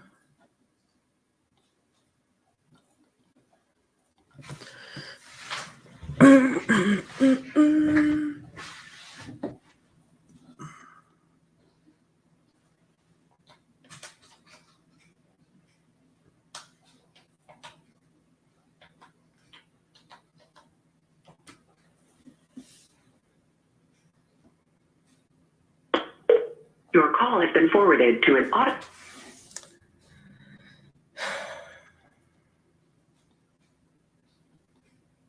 Straight to voicemail.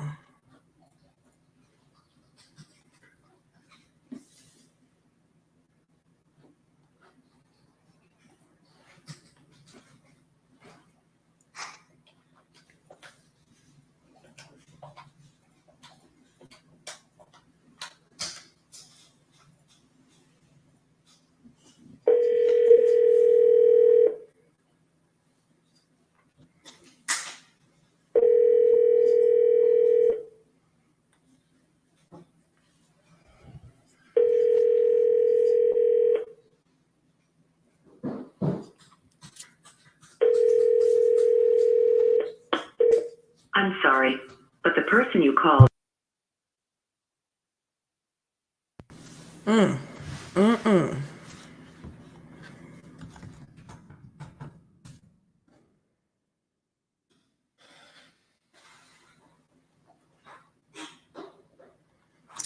Well,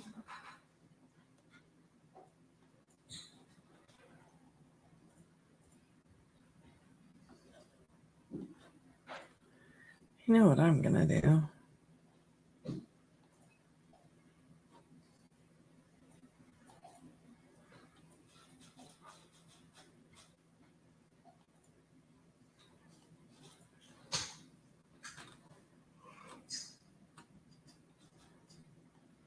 We are going to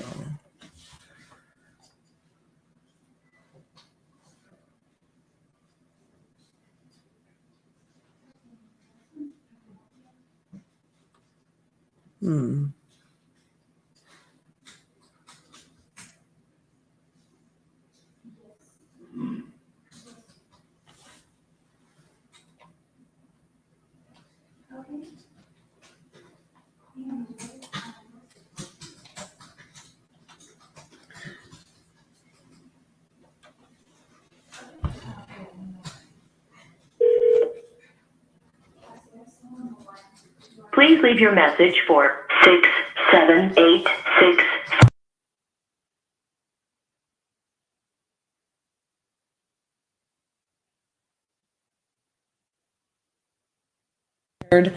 onto our website. It looks like we've been trying to get a hold of you and we haven't had any luck. If you would just give us a call back, either at the number on your caller ID or my direct line is 817-489-5680.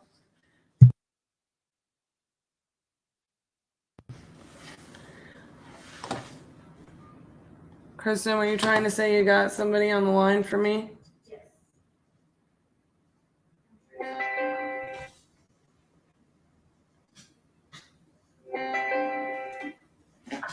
Hello, this is Cassie. Yes, this is Attorney Juan Gonzalez.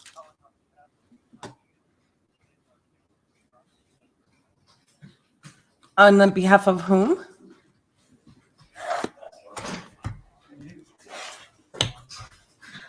Okay.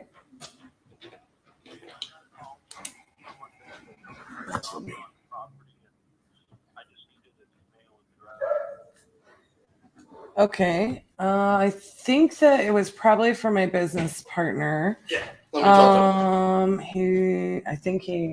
He's right here. Give me just a second. Hi, is this Juan? Yes. Hey, Juan, how are you doing this morning? Good, good. Well, I guess it's afternoon at this point. Still feels like morning to me over here. There you go. Hey, can you give me your email address and I'll shoot you an email? That way we can, document all this and I can send you information you need. Sure. It's my email is rj@titaniumprops.com. Okay, I'm going to send you an email. That way you've got my email and you can send me your contract or any other details you need. Okay. The only thing that I needed is can you include in there what title company you guys already have open title with? Yeah, we've already cleaned up all the problems, so that'll, we go through them. They have all the documentation. I'll send you that information. I think I've got a GF number. Okay, yeah, because that's the only thing I really needed for the contract. She gave me a title company, but she wasn't sure if it was the correct one or not. Okay, I'll get you that stuff, okay? All right, sounds good, Juan. Thank you. Yes, sir. All right, bye-bye. I gave you a lead that she just called back. I had left her a voicemail, so if you want to call that one, and then I can take over after that so you can eat your lunch. Can you do me a solid and bring me some napkins? Jeez Louise. We have a iced coffee that's leaking all over. Or something. I don't know. I guess I'm gonna just have to hurry up and drink it.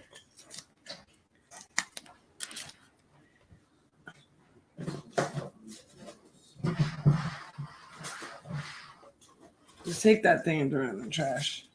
Wait, thank you. Anyways, apparently there's a lead RJ wants me to call on.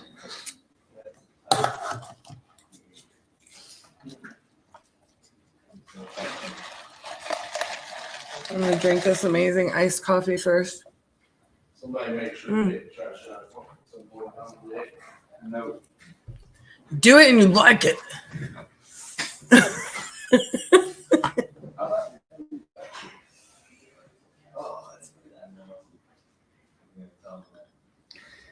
Garrett, you don't have to take the trash out if you can come tell me how to turn this heating pad back on. I can tell you how to turn it back on. It's not working.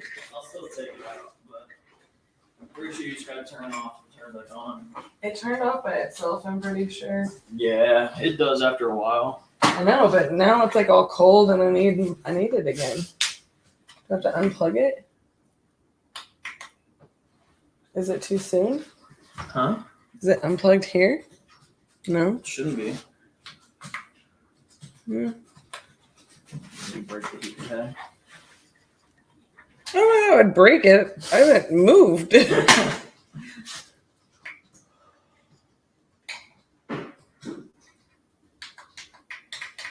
don't know. Lord of mercy. You figure. Maybe I flipped the breaker. Didn't even know this thing had a breaker. I don't mean that, you heard. You can try to plug it in somewhere else and see if it works. Good luck. Yeah, I was about to say. Oh, say hi to the rest of the world. Hello, live. Hello, live people. Maybe you'll make my viewership go up. Yes. Hello, everybody. What is that supposed to mean, Justin? TikTok famous. Mr. He's TikTok famous, y'all. Used to be. Just used to be. Used to be. I bet the viewers are already going up. Yeah. You know, it's on. Maybe it will only go on every so often. Oh. No, it's not how it should work. Do you know if anything else works in this? Like, can you plug your phone in? Yeah. Test that.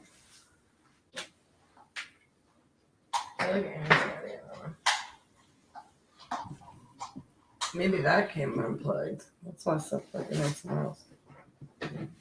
No, that's working. That is working? Mm-hmm.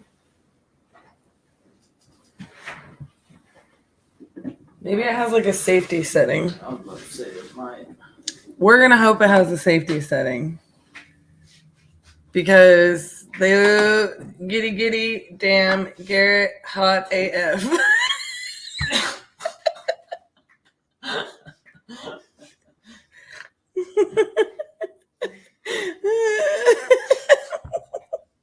Who is that? Robert Blaine. It's my biggest fan. Oh, that was too funny.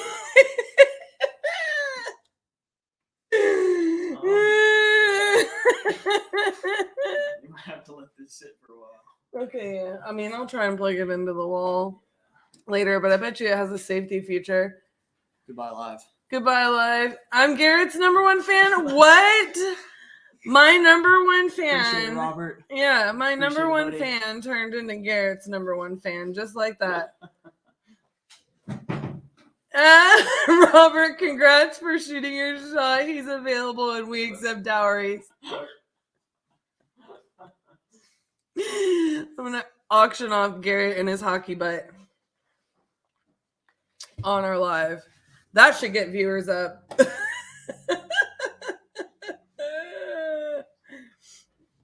So funny. So funny. All right, let's call this lead. Where did you go? Oops.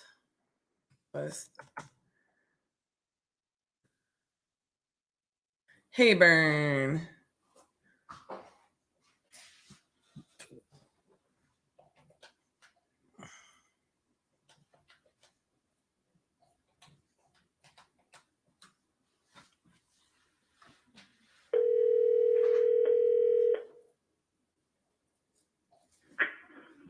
sorry I missed your call. Leave your name and number and a brief message.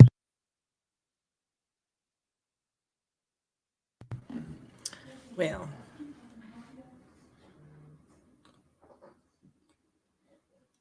she called back in, but apparently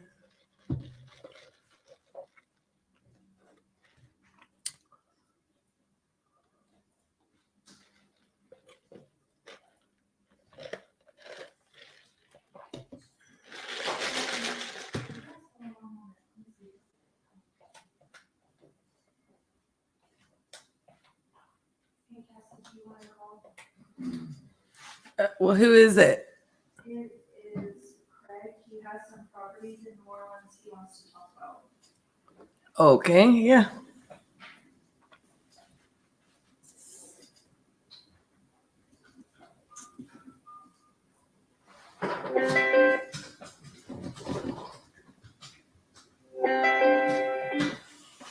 Hello, this is Cassie. Hi, this is Craig Stokes. I wanted to speak with someone. I was interested in selling my house. Someone contacted me, so I was returning the call. Okay, Craig. I speak with RJ.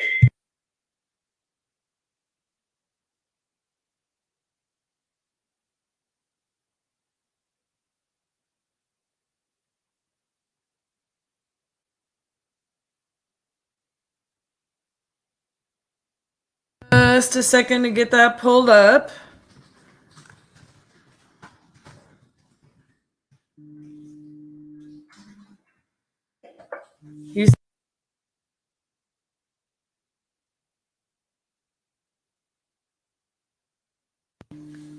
Oh, Shorewood. Okay, gotcha.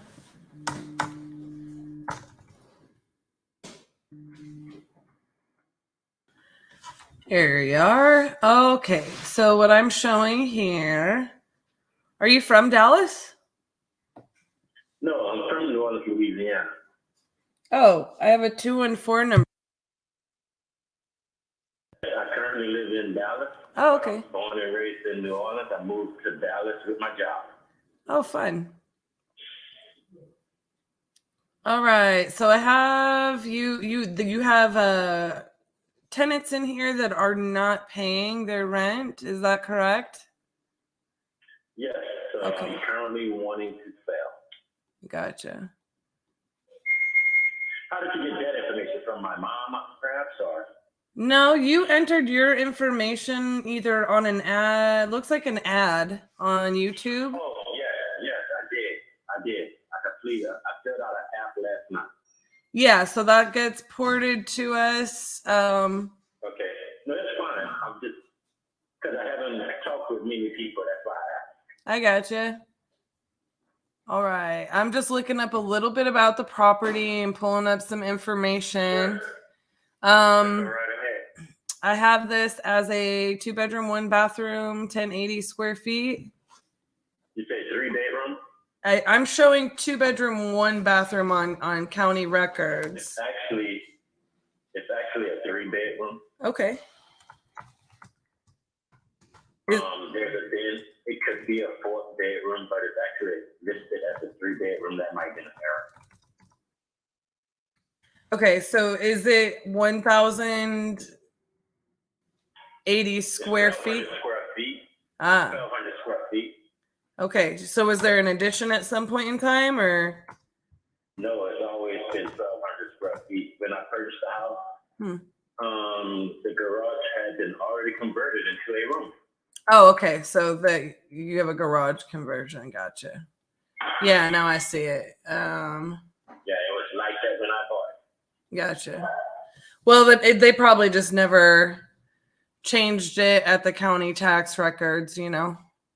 I don't think it was, because the individuals I bought them from, I think her name was Rachel. I have her name. I can find it now.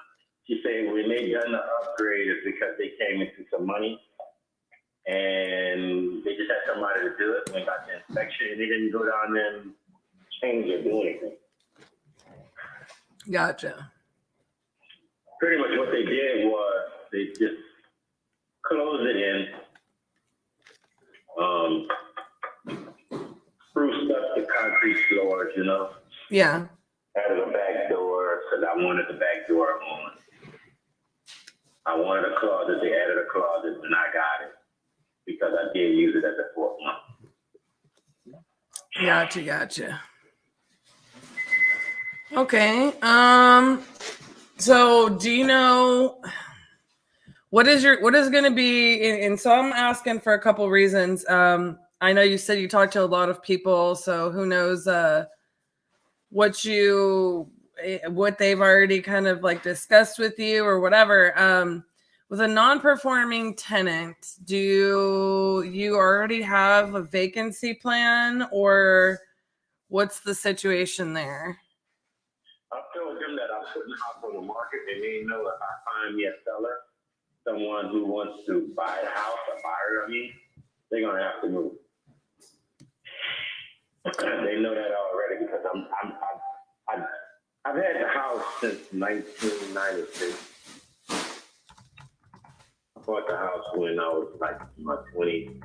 I'm done, and I'm just tired of dealing with non-performing tenants, having to repair, fix it back up, and get them out for a while. I don't feel like doing it anymore. And I currently live in Dallas now, so I've really made up my mind that I'm going to live in Dallas. So I'm probably going to buy me something here. Gotcha. Bring it out here. I'd rather do it here where it's close to me than 600 miles away. Right.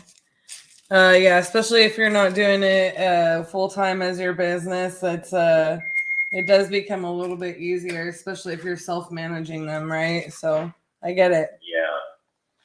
So I just don't, I got somebody helping me with managing, and it's not working. Just put it that way, it's not working. I get it. We have rental properties and do properties and real estate all over the country. So I get how people who are, just doing it, not as their main gig, it can be overwhelming when something. For the money. They're not informing me. They're not communicating with me. Things are happening. I don't know. I didn't know this, and all the answers you get. I'm just tired of that. Yeah, property management companies can be a blessing and a curse, right? So I get it. I totally get it. We've had some nightmares and some great ones, but you never kind of know until you get into it, and I find it very difficult to identify the great ones, but there's some great ones out there. But yeah. Okay, so I guess that's my thing is like, do they know that, like, are you going to be looking to close? Because here's my deal. Like, I don't want to close on a property and then have to evict somebody. You know what I mean? No, if I get me a strong, serious buyer, you won't have to deal with a tenant because I'll take care of that myself.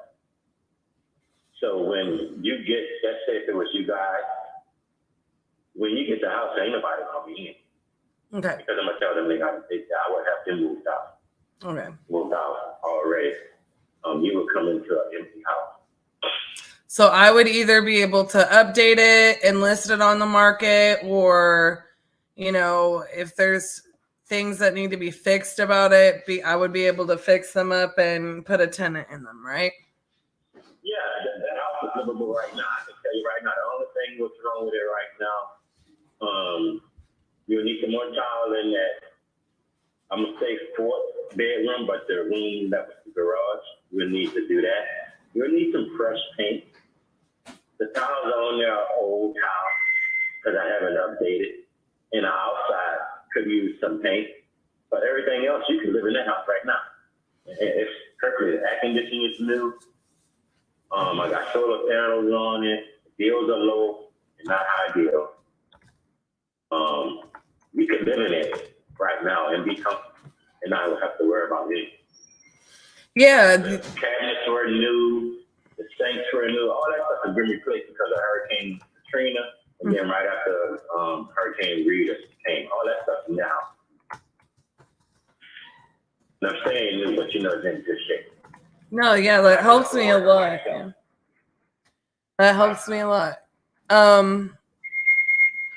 Well, okay. Do you know what you're looking to get for the property? Say that again. Do you know what you're asking for the property? I do know. I got equity in that house. I've had that house, like I said, since 1996. I've never refinanced. I've never took anything out. I did look at the houses around it. Some houses are 95. Some are like 105, 100.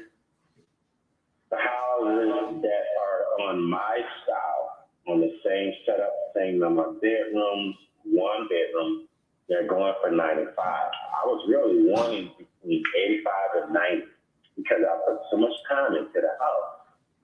I know if you flip that house, you're going to get way more than that. Just by having a solar panel. The light bill I've had since I did that, I only did like $60.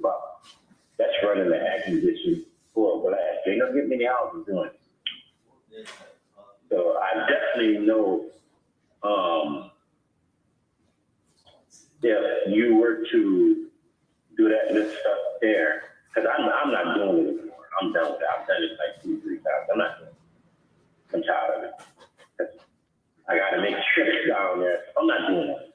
I'm not doing it. It's going to be intense. I know you can get way more than that. I know that for a fact. Yeah, I mean, I'm looking at comps and I think like, in order to get way more, like we're looking at, and I'm just looking at houses. Just going from my previous experience, I think you guys look for like a 30%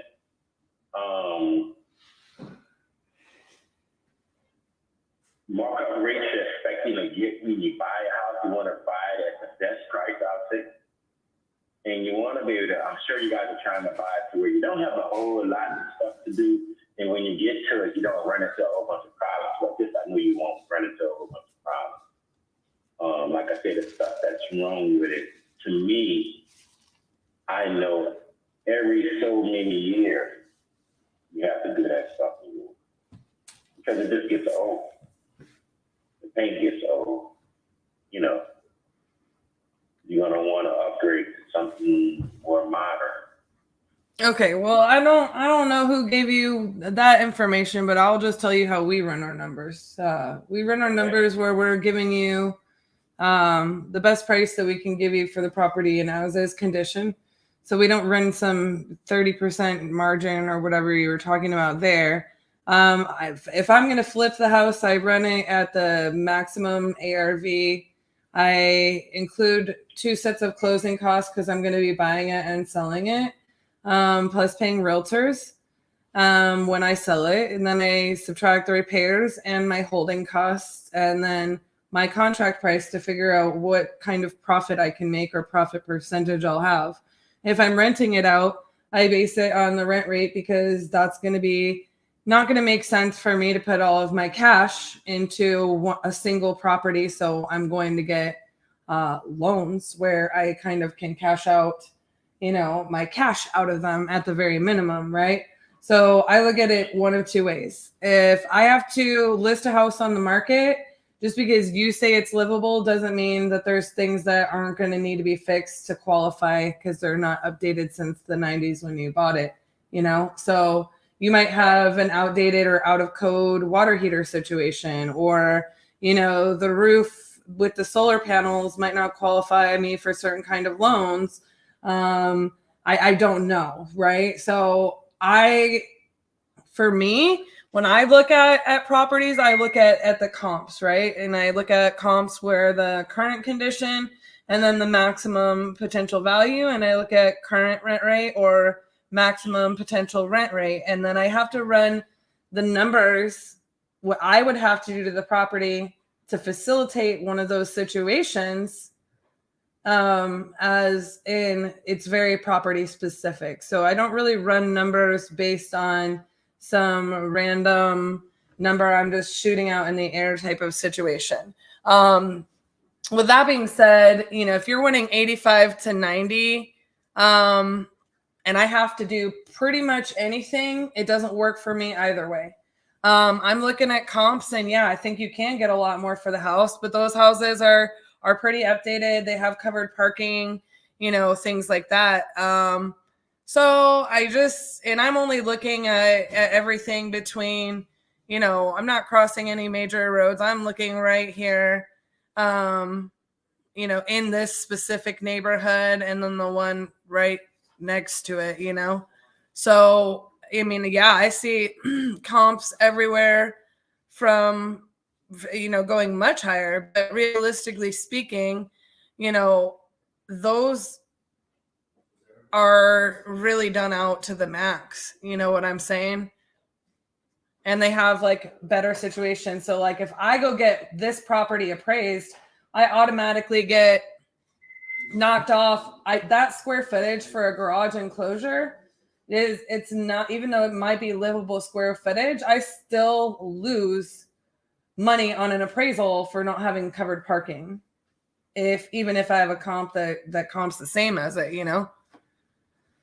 So I think if you really want to get that price point, that you're going to probably end up wanting to like list it on the MLS, because it's not really an investment that would work for me at $90,000. Okay. You know what I mean? That's fine. That's why I wanted to talk with you. Because,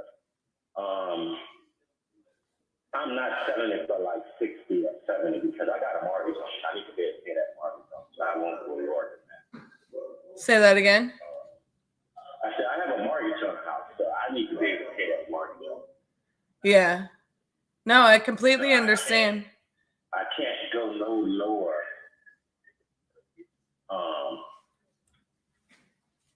And still have a mortgage on the house. You know what I'm saying? Did you like refinance it out or something?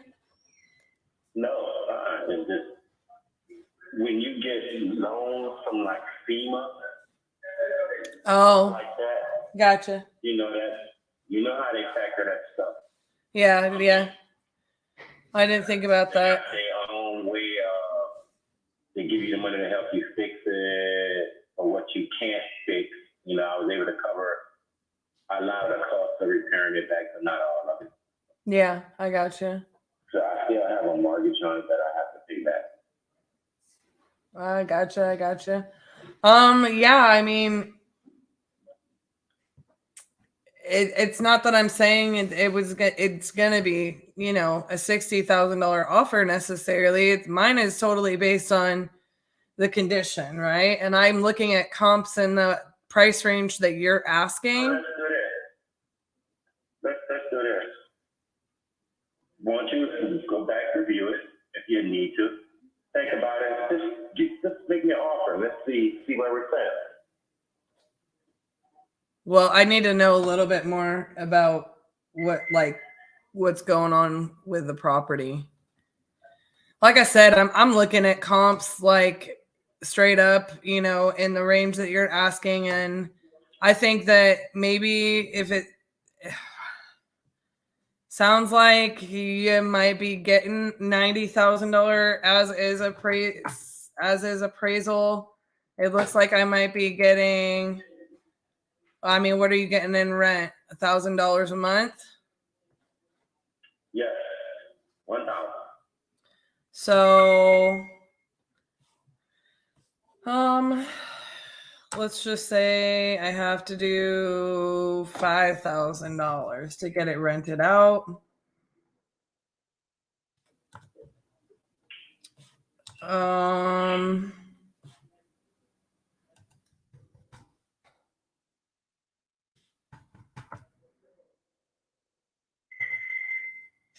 I might be in the $70,000 to $75,000 range, but that's probably where I'm going to land. Then that's too low. Yeah. So I don't know that there's much of a need for us to look at it again. I just don't think it's going to work for me either way, and you're going to have to list it on the market if you want to sell it at those prices. Okay. I mean, you're not going to lose that much if you want to. If you get an agent and they list it at $95,000, your only issue is going to be like getting the tenant out to list it or do the showings or something, or get it cleaned cleaned up, but you might have repairs that you have to do that you don't realize at that point, but you're going to pay probably like 7% roughly, to list it, which would get you down to, if they sold it at 95, maybe get you down to 88,000 minus whatever repairs you might have to do, and you'll be done with it. And net, hopefully somewhere in a higher price point. But yeah, like that's just the thing for me. It's if you're not motivated to let me make money on it, there's your best option is to sell it with a realtor. I can't just give you a house and Well, you're not giving me a house. I'm buying a house. But how long have you made money on it? Like I just can't purchase it as a loss for me. I got to be a good steward of my money too, Right, I understand. So, yeah, I mean that would be my suggestion. Like I said, you might be paying realtors and closing costs. You might be making some repairs, but you might be making a little bit more than I'd be willing to pay you for it. But yeah, that's why my number comes in there, because how else am I supposed to make money as an investor? So yeah. All righty. Well, it was good talking to you, and if anything changes, just let me know. Otherwise, you have a good one, and wish you the best of luck. All right, thank you. All right, thanks. Bye-bye. What's up, boss? Oh, there is nothing about that house that I liked, and I already kind of knew that I could probably justify like higher comps, but again, every single one of them that was 95 and above had a garage, and he had a closed out garage, Right. I could have probably tried to add a little for the enclosed garage and got our comps up a little bit higher, but he's like, those solar panels are going to make you so much money. And I'm like, yeah. It also said in 2019 is when the AC was new. And I'm just like, bro, there's nothing about this that's making me feel like good. And then him just saying, like, there's key indicators, right? Like him saying that he's talking to a lot of people about the house, but he's not going to accept no $60,000 offer makes me think that that's what people are coming in at. Right. You know what I mean? Yep. I just didn't like anything about it. And it's in a bad part of New Orleans. I already know is going to be difficult. And he probably just wants too much for the property. He just needs to list the dang thing. So, just to update everybody on where we are up to 62 contracts sent, 42 have signed. We have 2 JVs that we just sent out on 2 vacant lots in Arizona that should be signed today. So we should be able to get up to minimum 44 contracts signed today. 2 vacant lots in Arizona. And then also we just sent out an assignment in Alabama on a JV deal. So an assignment in Alabama on what? On Darrell's deal. We did? Mm-hmm. Get it, Helms. That's exciting. So yeah, I mean, that should be a minimum of another $8,000 in profit. So yeah, look, this is something I've actually been wanting to say, like, and I've been looking forward to like some of these deals closing. Like, I want people to see, like, in the end, and this is what I also love about Doug's little spreadsheet that he made us, is I want everybody to see some of the smaller deals. I want them to see some of those smaller assignment fees that end up adding up so much, because I think that JV had a small margin in it, right? We sent it out for an $8,000 fee. Oh, dang.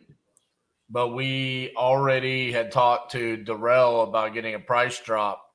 So That might end up being more.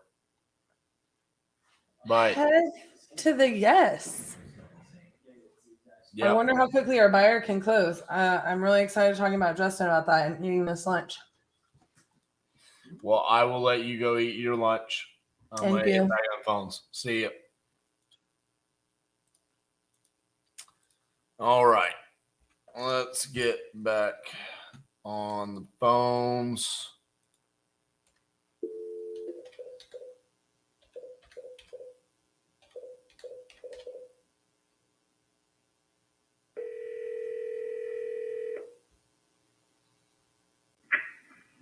Sorry, I missed your call.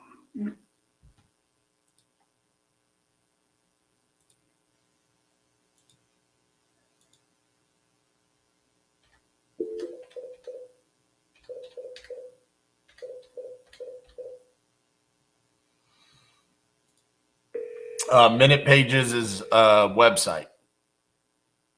So they actually just went to our website and filled it out. Similar to Carrot.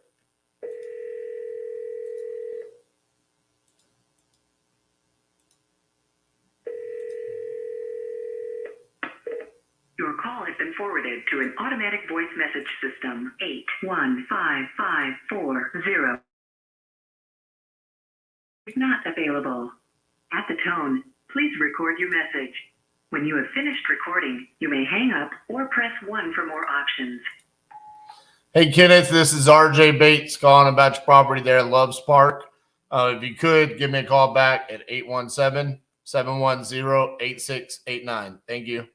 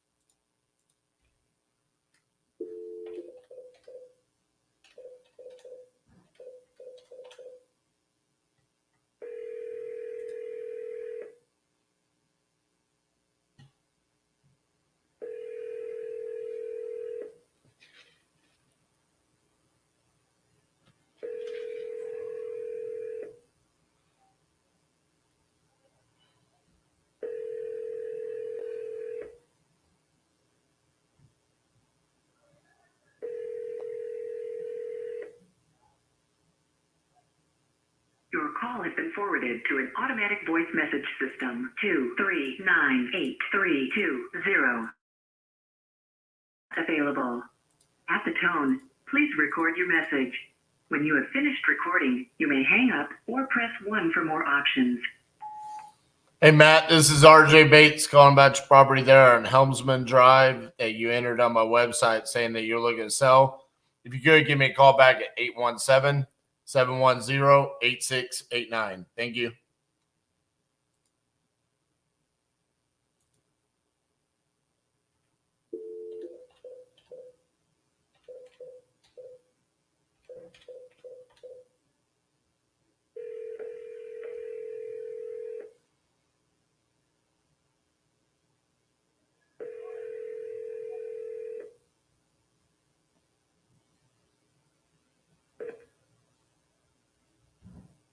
Please leave your message for 43432. Hey, Rich, this is RJ Bates calling about your property there on Riverside Drive. You had entered it on my website saying that you were looking to sell. If you could, give me a call back at 817-710-8689. Thank you.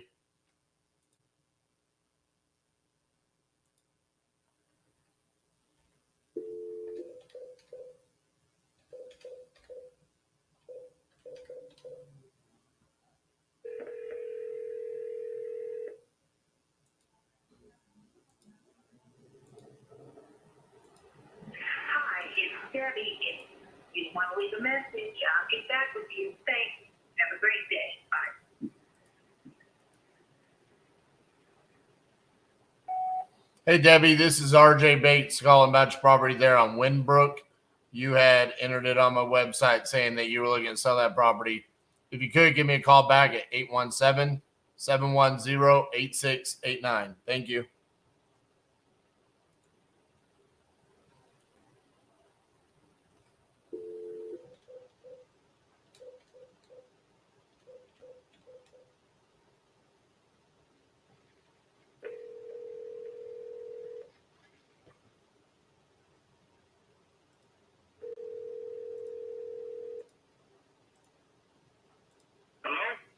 Hi, is Ray there? I'm sorry, you have the wrong number. You're not the owner of 144 St. John's Avenue? No, I'm not. All right. Bye-bye.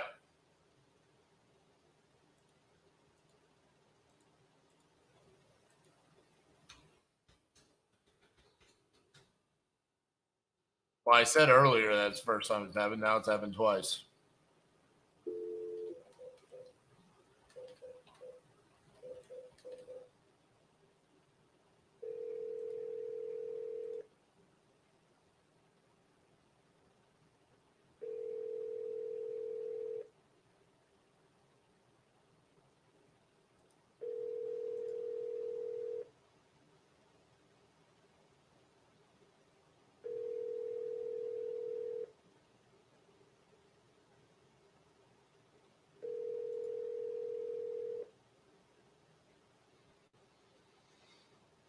The Google subscriber you have called is not available. Please leave a message after the tone. Hello, this is RJ Bates calling about your property there in Port Charlotte, Florida. If you could give me a call back at 817-710-8689. You had entered this on my website saying that you were looking to sell, so give me a holler back. Appreciate you.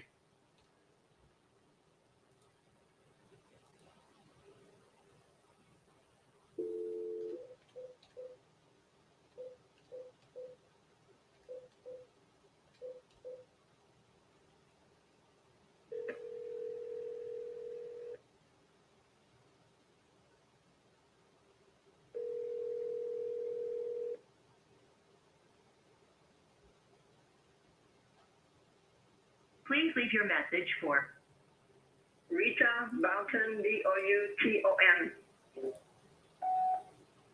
Hello, this is RJ Bates calling about your property there on Upper Heath Creek Road. You had entered this on my website saying that you were looking to sell that property. So if you could, give me a call back at 817-710-8689. Thank you.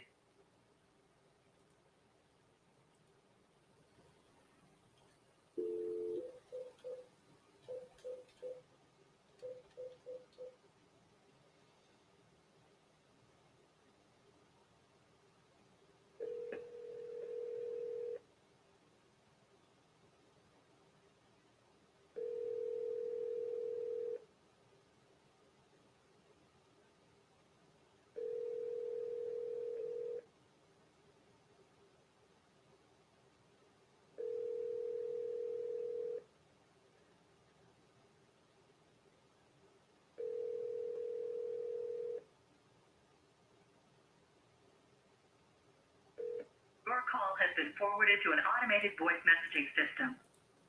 4074 available. At the tone, please record your message. When you've finished recording, you may hang up or press 1 for more options. Hi, Shamika. This is RJ Bates calling about your property there on Mount Bethel Road. Could give me a call back at 817-710-8689. You had entered this on my website saying that you're looking to sell that property. So give me a shout back. Appreciate you.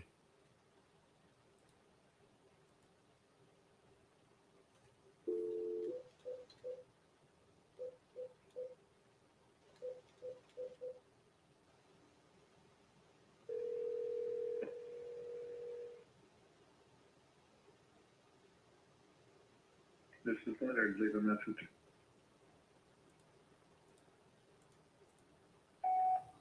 Hi, Leonard. This is RJ Bates calling about your property there on Conroe Drive. You had entered it on my website saying that you're looking to sell that property. So give me a call back, 817-710-8689. Thank you.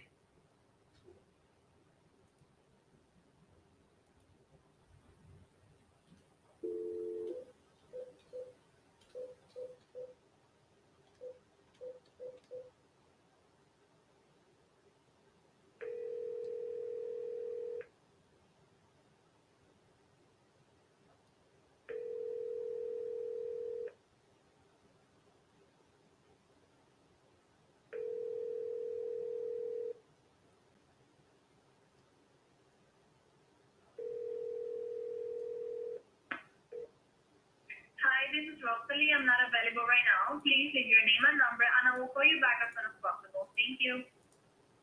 At the tone, please record your message. When you have finished recording, you may hang up or press 1 for more options. Hi, Rosalie. This is RJ Bates calling about your property there on East Millers Cove Road. You had entered it on my website saying that you were looking to sell that property.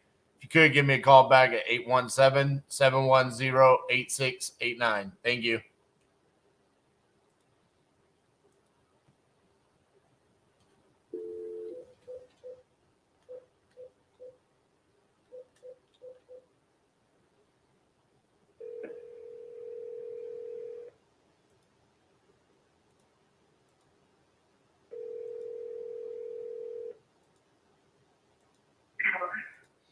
Hi, is this the owner of the property on North Fuller Avenue? Yes. I received information on my website over the weekend that you guys were looking to sell that property. Is that correct? Yes. Okay. So when the information came over, it just said North Fuller. It didn't have any number for the address. Do you mind sharing that so I could look up some information about the property? Where you gonna book? When you gonna put the information? Where you want me to? Where do you think to put this information? Well, you saw an ad on YouTube and you went to my website and you entered the information on. I know. Where do you want to put this information? That's what I'm asking you. I don't want to. You're gonna put me on the Starbucks side, and people are gonna call me 24/7. I don't want to do it. No. It's just me. I'm the only person that would call you. Okay.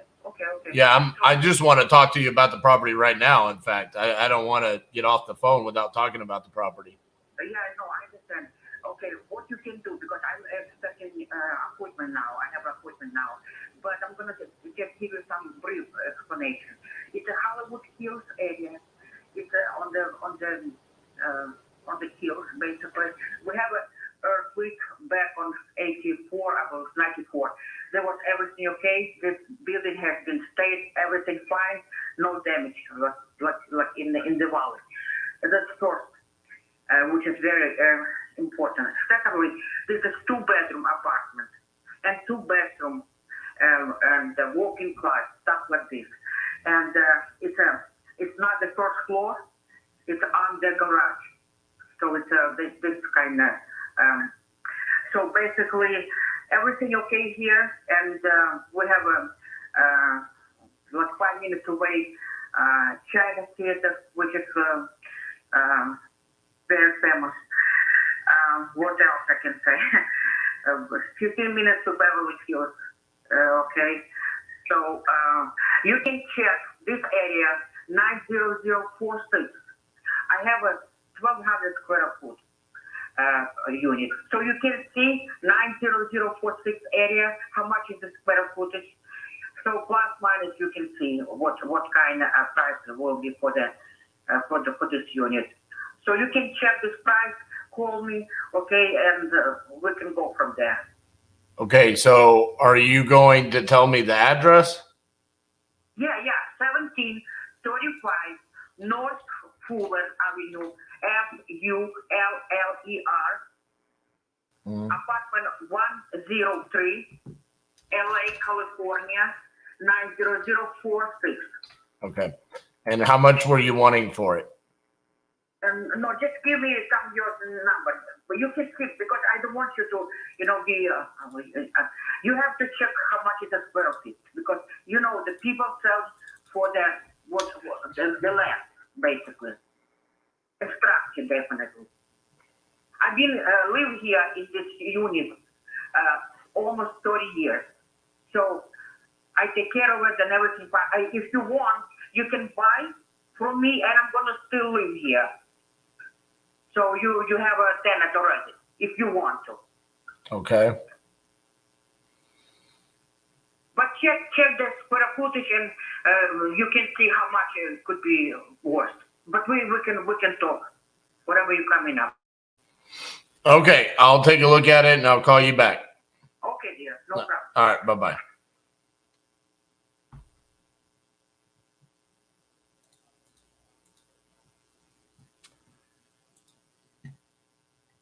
California.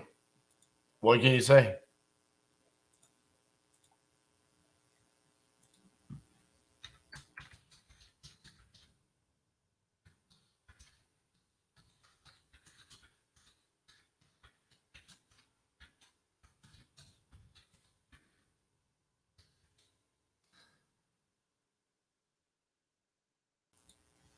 It's like, why does it have to be difficult? How much do you want for it?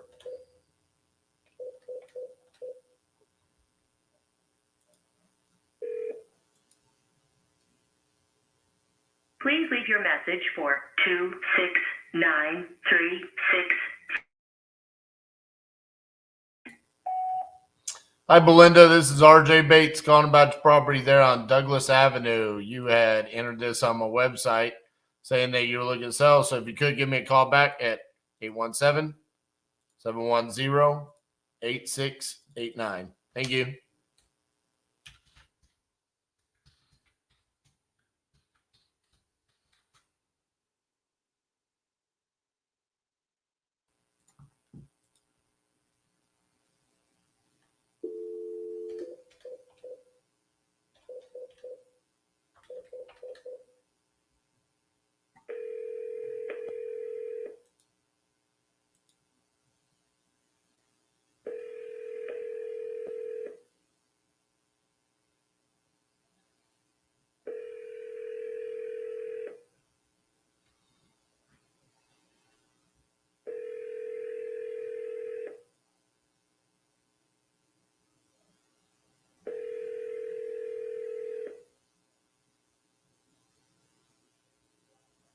Your call has been forwarded to an automated voice messaging system.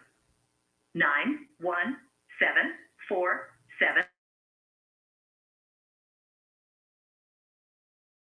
At the tone, please record your message. When you've finished recording, you may hang up or press 1 for more options.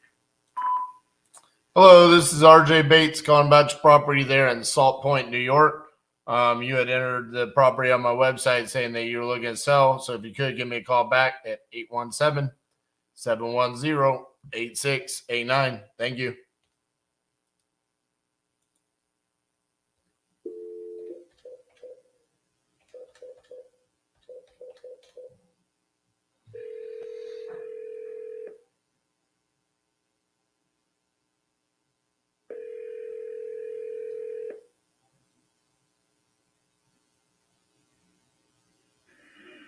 Hey, this is Ed.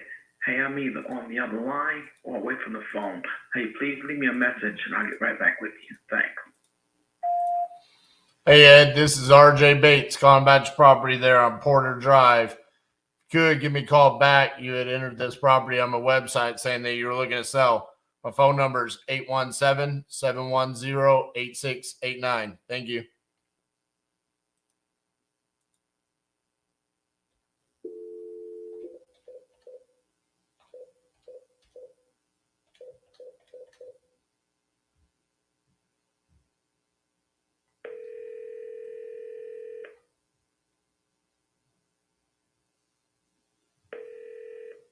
Hello? Hi, it's Vera there. This is her. Hi, Vera. This is RJ Bates calling about your property there on Paddock Drive. How are you? Good. How are you? Good. You entered this on my website saying that you were looking to sell that property. Is that correct? Yes, that's a possibility. Yep, depending on the price. Yes. Well, what's the price you want to get for it? 305. 305. All right. Tell me a little bit about what's going on with the property. Well, it's a 3-bedroom, 1 bath, big finished basement, huge yard. I think I'm about on like a half an acre land. It's a really nice property. Pretty much went in and rehabbed the entire property, and just looking to relocate now. Gotcha. Mm-hmm. All right. Out of curiosity, how did you come up with 305?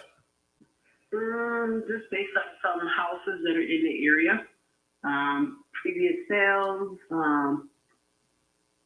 some of the houses that I looked at, they're not comparable with mine. Like I said, my house has been totally remodeled from the inside, brand new kitchen, brand new bathroom. So everything is pretty much modern, very modern. Yeah, you got a real good comp on Cornwall that sold for $310. That's probably your best comp right there. Everything else is a little bit bigger. You know, I mean, I'm an investor, so really normally what I'm looking for is not the fully rehabbed properties.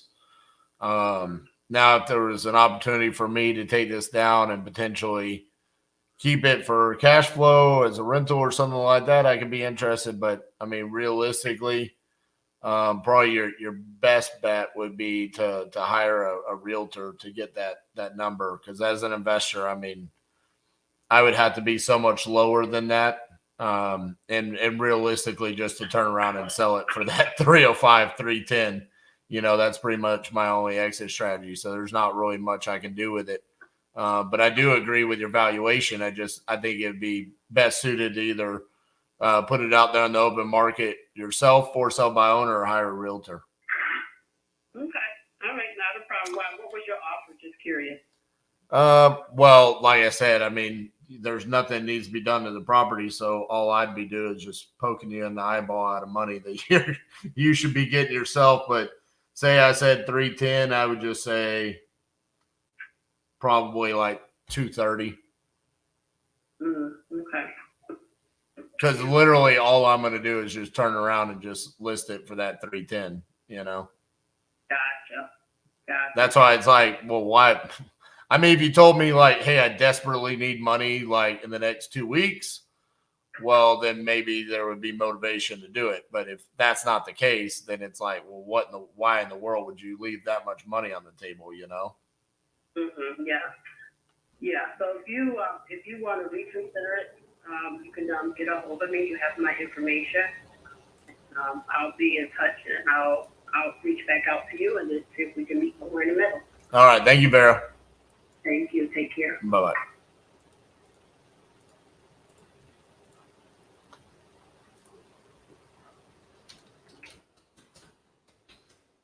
I love it when people don't know how to end a conversation.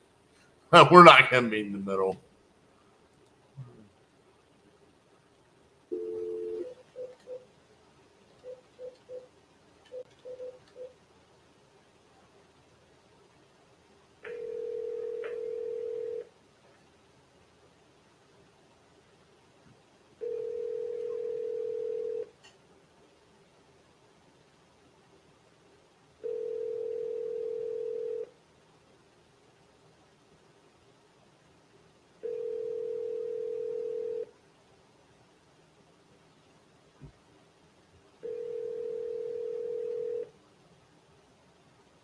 Arlena, girl. Is not available. Hi, Arlena. This is RJ Bates calling about your property there on Carriage Lane. You had entered it on my website saying that you're looking to sell. You could give me a call back at 817-710-8689. Thank you.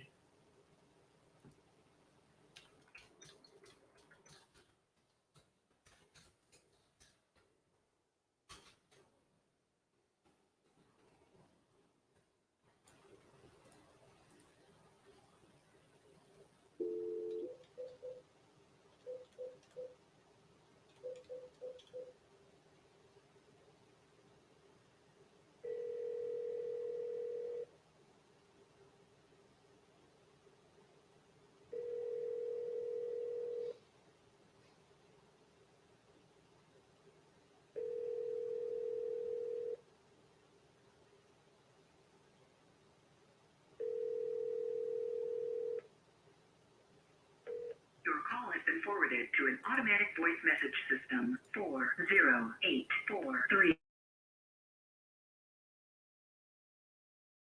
Tone. Please record your message. When you have finished recording, you may hang up or press 1 for more options.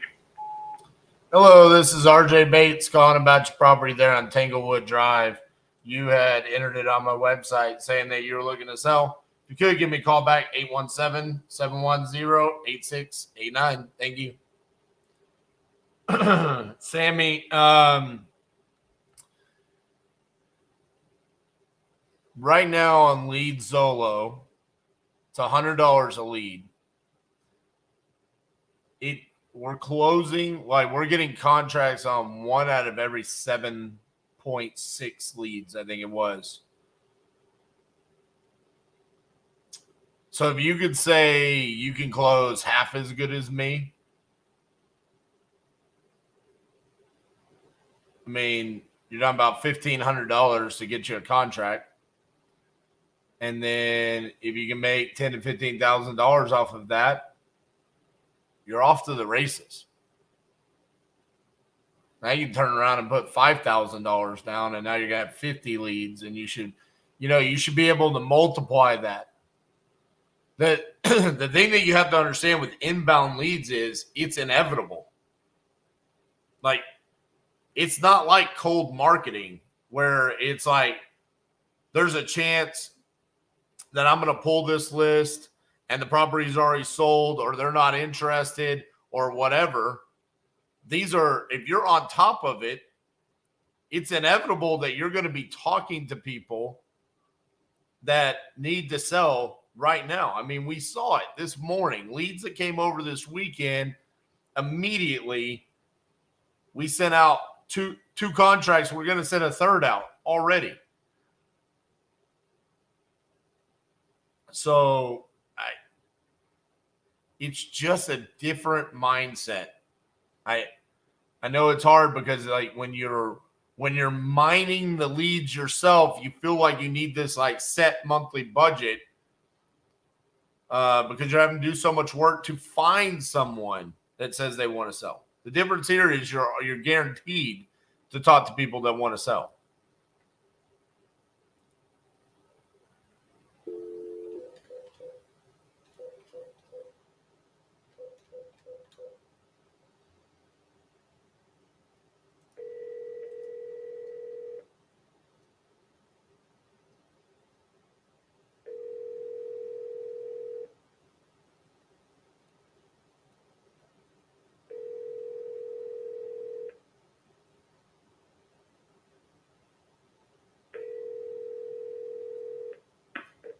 Your call has been forwarded to an automatic voice message system. 40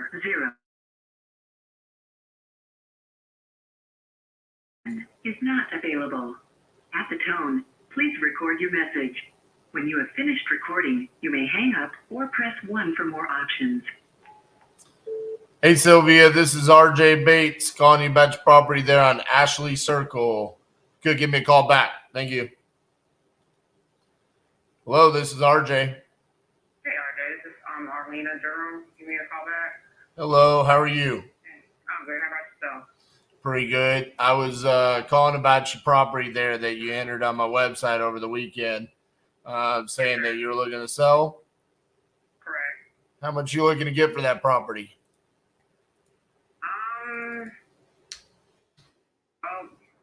Well, at least about $245. Okay.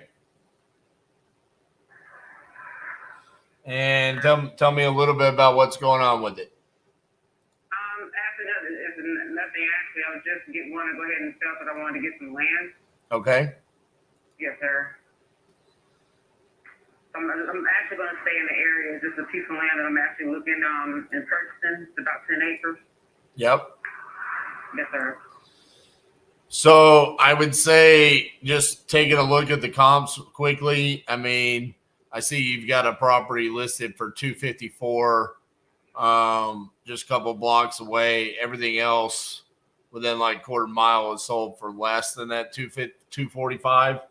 I mean, I'm an investor, so realistically, like I'm not going to come in and pay retail. We're looking for something that's either distressed or seller needs to sell quickly or something like that, so in this circumstance, it doesn't sound like we're probably the best option. Probably a realtor would probably be your best option. And like I said, I could probably spread this out a little bit further just to see if there's anything that's gone for that amount. Yeah, I'm just not seeing a whole lot that's gone for 245. But like I said, maybe a realtor could, take a look at it and see what they could do. Might be a better fit for you. Okay. All right. I appreciate the call. All right. Thank you. Bye-bye.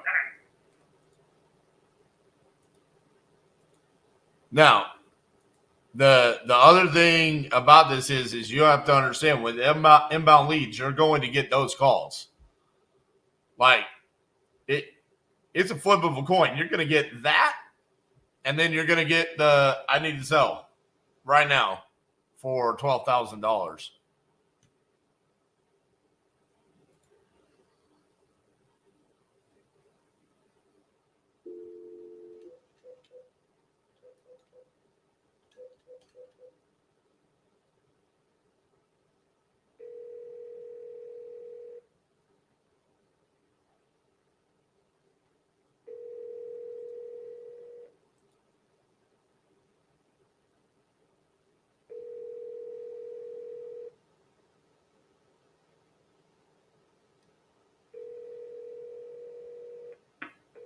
Your call has been forwarded to an automatic voice message system. 3524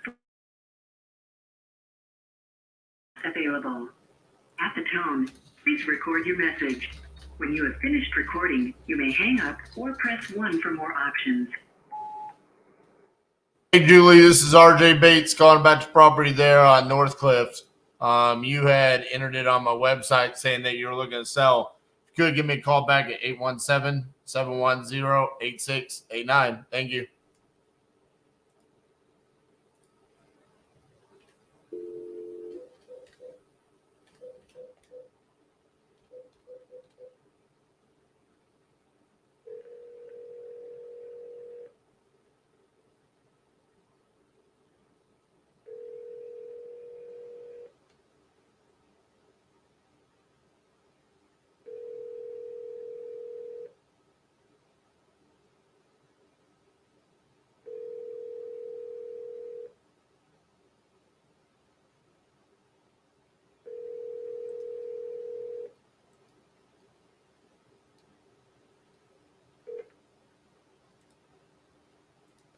Please leave your message for 570972.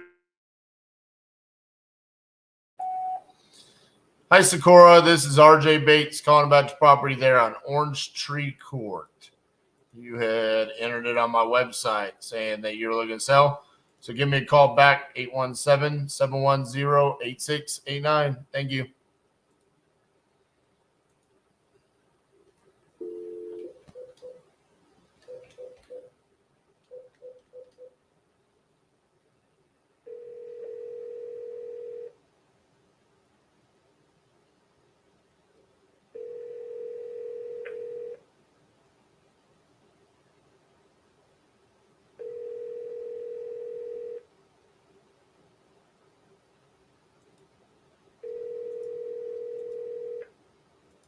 Your call has been forwarded to an automatic voice message system. 75781. Not available. At the tone, please record your message. When you have finished recording, you may hang up or press 1 for more options.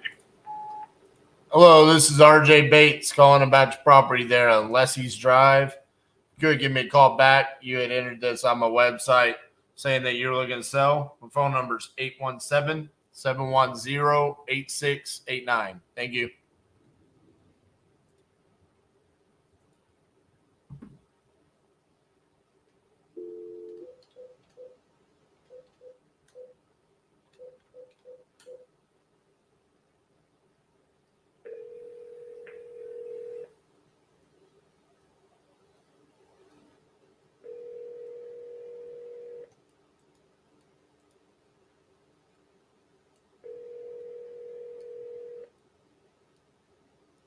We just closed and funded on 2 deals, or no, 3.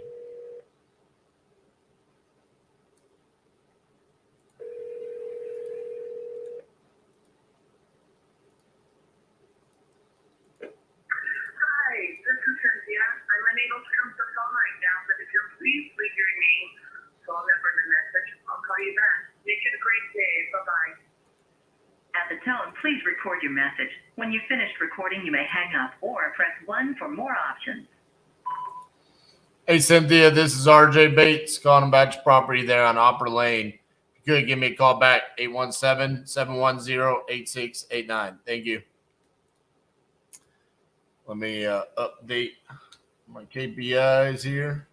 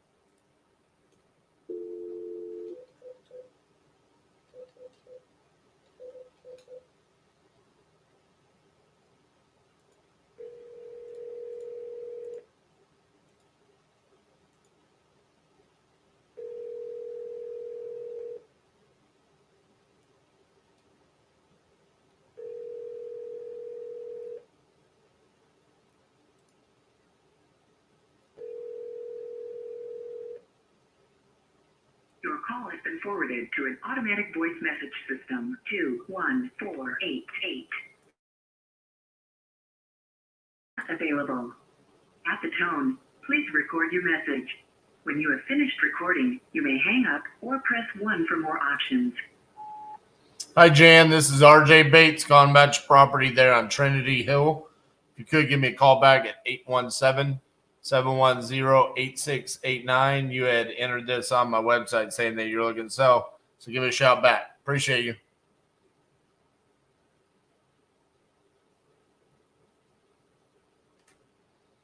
Hello, this is RJ. Hey, RJ, this is Stacy Rochford. Thanks for calling me. Hey, Stacy. How are you doing? I'm doing well, thank you. All right. Let me pull you back up here. Okay. How much were you looking to get for that property? 149.8. Well, you had me until you said the 8. I don't know about that $800. I mean, Somebody said it was a lucky number. You want to hear a funny story? One time I was talking to a young lady about her house, and we were haggling back and forth, and I hit her with like, I can give you $169,347.23, and she was like, damn, that's so precise. I guess I better accept it. I can't even counter that. Yeah. So, all right. You said 149.8, right? Yeah. All right. What's going on with this property? Not much. I mean, it's, let's see. What do you want to know? Well, That's on 3 acres. I don't know what you pulled up. I haven't looked at anything, so I'm just now pulling it up. So.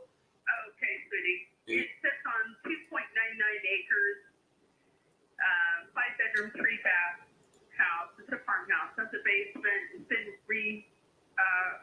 remodeled, and it's pretty much the biggest negative or the negative on the property. It's a set off of a frontage road, so the freeway is right there, but it sets back. There's 2 long driveways. So if there's any kind of negative feedback, it's like, well, it's kind of close to the freeway, but then there's other people that say, oh, we don't mind that at all. Right. So it's really about the financing and the interest rates right now. It's what's making this a freaking nightmare. So have you been trying to sell it for a while now? Let's see. I moved back to Arizona in January. So I had it listed with the realtor, and then I fired the realtor because she really sucked badly. And then presently I do have it listed with some realtors. But like I told them, I said, I'm going to be actively trying to get this place sold. So if they can, because I've lost my faith in realtors. I see. All right. So you said 4. So if it doesn't sell by June, then I'm going to wind up I'll be taking it off the market. Gotcha. And either trying to list it, which is not my preference. I prefer, because it has a septic, it has a well, it's in great condition. The house is just, the layout is absolutely beautiful. Has a shop on 1 acre, and it has, there's the 2.99 acres, the 1 acre split. We went ahead and split an acre, so the property could be sold with the house and the 2 acres, and then I keep the acre, or it can all be sold together. Gotcha. So you said 449,800. Yeah. We had it listed for $475, which is really reasonable for that property. But obviously that area is what it is, and all the homes in the trees are selling, but they don't have acreage. So, and the next step up would be my place, and then there's some few others that are like 460, 470, and there's I think one that's sitting for 499. But it's a newer home, I believe. Yeah, I'm taking a look at them right now. And so, and I know these guys. I know your business. I mean, I don't know your business, but I know that some we buy your house. They come in and way lowball, and it's like, yeah, I don't know about this. So, because everybody wants to make money, so, and your business is no different, I'm sure. Yeah, I don't really like the lowball people, unless I'll say this. What I like to do is say this is what I think is your best option. I probably told 10 people this morning, go hire a realtor. I mean, I can poke you in the eye. I just told a lady like 10 minutes ago, I was like, I can poke you in the eyeball if you want, but you have a $300,000 house. I was like, go sell it for $300,000. I'm not going to give you $300,000 because I don't want to live in that house. I'm an investor. Right. I'm like, what am I going to do with it? And she's like, you don't have to do anything. And I was like, exactly, but I got to make money. So I was like, so you just want me to take money out of your pocket? Like, for what? And she's like, what would you give me? And I'm like, I don't want to give you anything. And she's like, make an offer. And I'm like, $210,000. And she's like, oh, hell no. And I'm like, exactly. Why did you make me do it? I didn't want to do it. I'm like, I don't understand why you made me do it. I don't want to do this, so I was like, I want to buy a shit box. I don't want to buy your beautiful house. Like, let me buy something that I can at least feel okay about. Like, okay, you neglected it for 5 decades. Okay, I can come in and make money with that. Exactly. So, I mean, looking at yours is like super unique from the aspect of you've got some land, you got 86,000 square feet of land, right? But then you've got some that compete with you where they have like a lot more land than you. And then not a whole lot in that area. So like, maybe in a higher price bracket. That's what I'm saying, a higher price bracket. So it's like you're in this like awkward price bracket where it's like we've got a lot in like the 2s and 3s. And then we go, and then it's like with a couple actives, we go into the outer space. We got a 1.1 million, 839,000, you've got a active 445. It's 800 square feet smaller than you. And it's got a little bit bigger of a lot, but it's a lot older of a house. Where's that? Yeah, there's some that's like a modular that's, some of those aren't even really, some of them aren't even comparable. Yeah, and this house is ugly as sin too, listed for 445. Yeah. Jeez. So there's a lot of ugly houses over there. So you just want to sell because you moved away, right? Do you have a mortgage on it, or do you own it free and clear? I do. No, I have a mortgage. It's like $230. Of course it is. Of course, right? I know. We refinanced it, and I went through a divorce last year. And so, yeah, before that, we had refinanced it. The interest rates were lower. But that's terrific. Yeah. We bought it initially for $140,000 from my dad 12 years ago. Right. It'd be virtually paid off by now. We wouldn't have refinanced.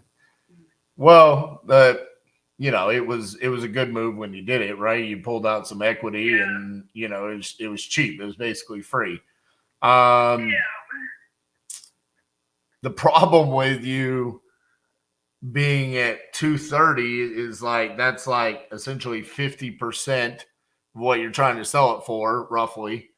So it kind of limits what I like to do creatively, because I was like, from an investor standpoint, I mean, we could get creative if you wanted to, where you could potentially seller finance. There's the option of sub 2 plus seller finance. I know I'm possibly speaking foreign language to you. No, not at all. I understand exactly what you're talking about. But I mean, being at 230, it's kind of like, well, if you were to seller finance, then we're going to have to wrap around that, or we could do a sub 2 where you seller finance a portion. But then I'm like, for what? Yeah, that gets sticky and complicated. Right. But again, for what? I mean, it's like no one's going to rent this, so it would just be for us to come around and try to sell it, which you're already actively trying to do. No, actually, there are renters lined up for it. Yeah, but for how much? $2,000 a month. 2,000? Mm-hmm. And what are you? What are you? You got 3 acres. You got 3 acres. You got 2 pastures that are fenced, and in that area, that's really important because that's agricultural land, and a lot of people have horses and cows and shit like that and goats. And right. This pasture is worth in itself, $300-400 a month per head of a horse, or you got sheep, which I've done in the past. So I've rented out the pasture. So it's worth.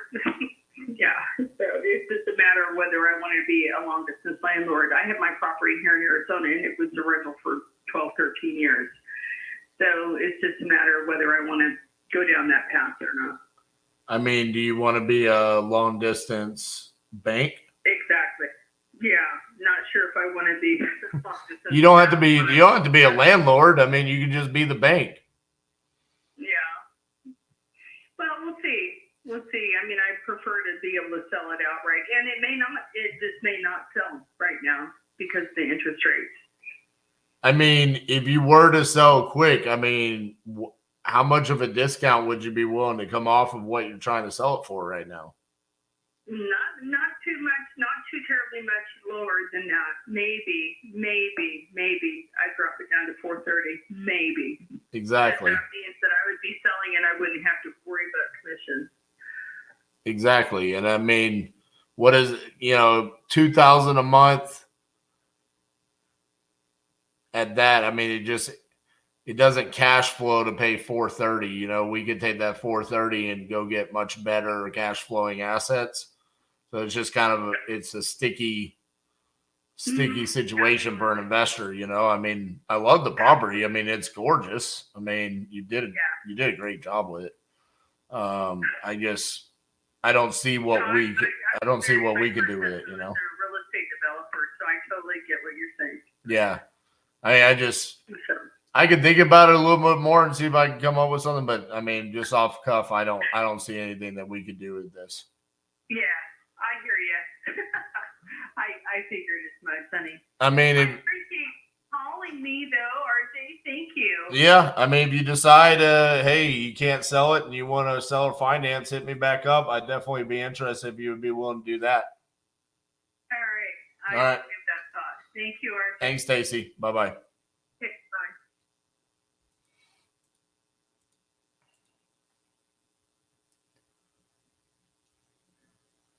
This cracks me up. Listed No and yes. What's that mean? And then she's like, well, I mean, it's listed, but I could sell it if I want. It's like, no, it's listed. It's flat out listed.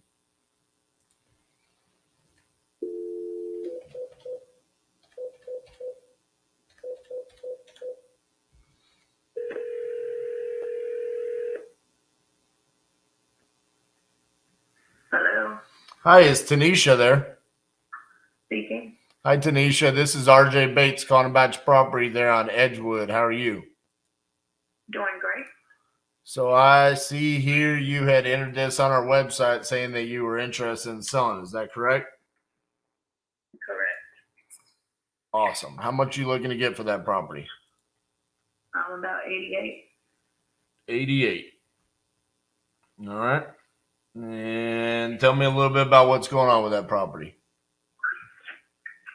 We had bought it and started renovating it, but my daughter got an offer a little bit about an hour away, so we're looking to sell it and try and start over where she's relocating. Gotcha. Were you guys gonna like keep it and live in it? Yeah, we were. Okay. All right. Let's see. How were you coming up with 88?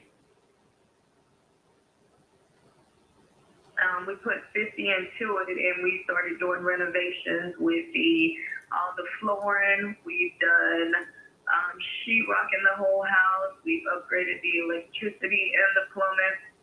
So I'm basically getting that number from what I put into it. Gotcha. Okay. Let me look this up on a different system, see if I can see some better comps.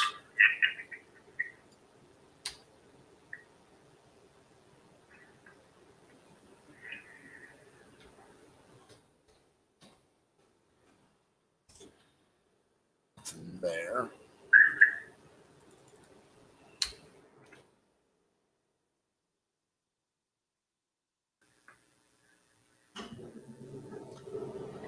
And it's 2627 Edgewood, right? It also registers as 2667.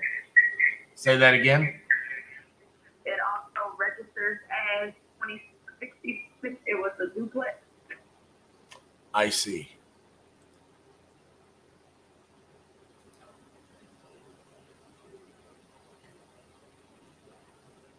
That's why it's not popping up.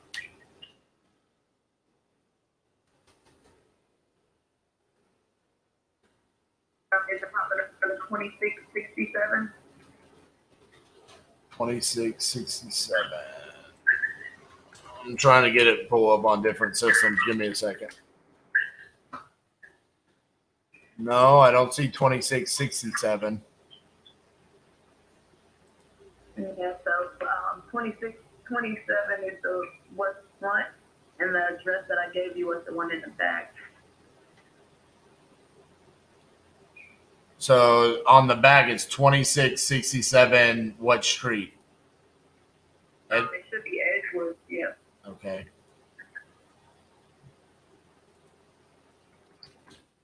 I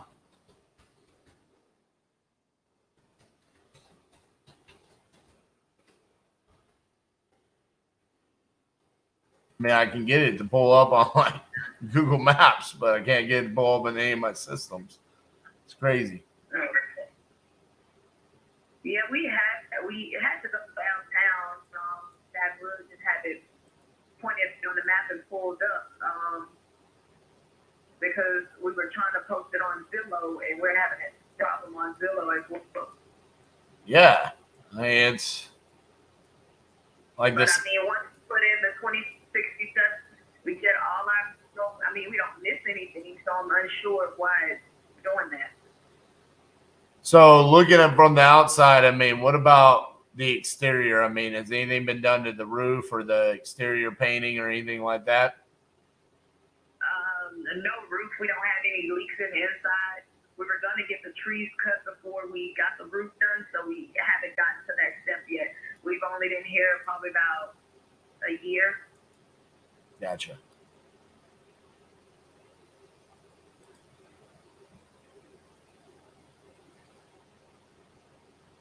I mean, I've got it pulled up in one system. I mean,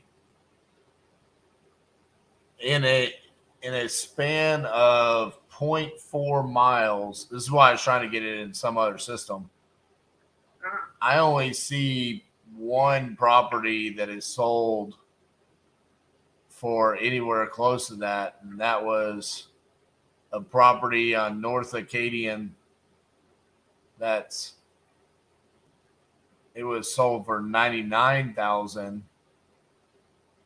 But everything else is pretty significantly lower. I mean, we've got a lot of 24, 29, 10, 7, 17, 30, 32. I mean, I just sold a house, 2 houses down for 140. We have several habitat houses that just went up in this area. I don't see. We just sold a house, a couple of probably around the corner for 90 that they're renovating right now. So those numbers aren't accurate. Yeah, that's why I was trying to get it on another system. I mean, this is the system that I'm using is direct access to the MLS, though. I mean, I don't see those properties. They have, so if you're looking at a map, probably to the left, there's a red house on the corner from me. That's 2 houses down from me that just sold on May 1st for 140. And then if you cross over the block, probably 8 houses down, that was just sold for 80,000. And that was a week apart. Okay. And I think I know what numbers you're getting because I pulled up on Zillow the house value, and they are very low. Yeah, I don't use Zillow. I use like an actual comping software that goes from like the public records of what property sold for. Yeah, because I had this property for 27. I want to say 27,000, 25,000.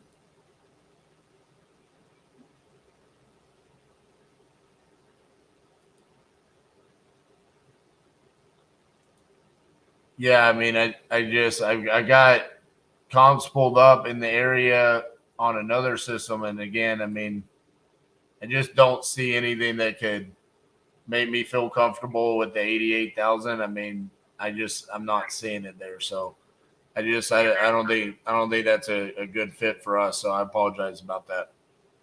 No problem. Have a great day. All right, bye-bye. I don't know what she's talking about.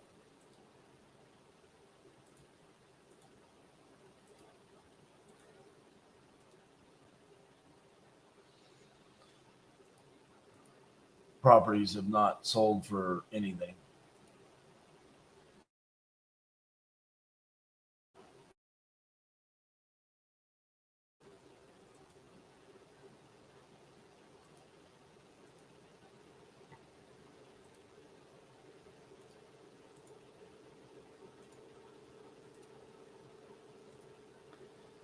I mean, unfortunately, I don't even think I would have offered 18,000.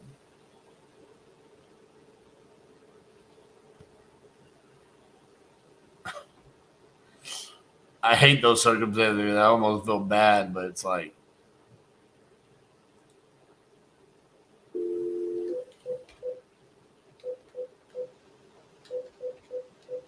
I don't know what to do.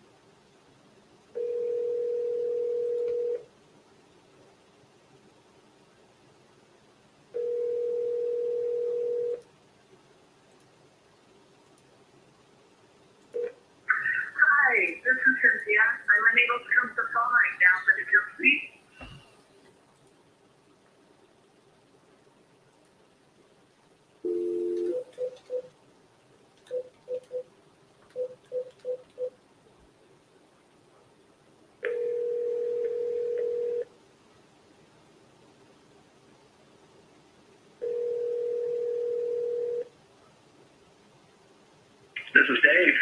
Hey, Dave, this is RJ Bates calling about the property on Austrian Pine. How are you? Yeah, good, RJ. How are you? Good. You still looking to sell that property? Excuse me, sir? Are you still looking to sell that property? Yeah. Excellent. Yeah, you know what? I mean, it's under contract, but you know what? It's not going to fly. The financing thing is real messed up with them. Okay. And that's why that's the ad. The ad says right now taking backups, but that contract's not. I can already say it's not going to work. Okay. So yeah. So it's definitely yeah. I mean I'm not there right now, but I should be like within an hour or two.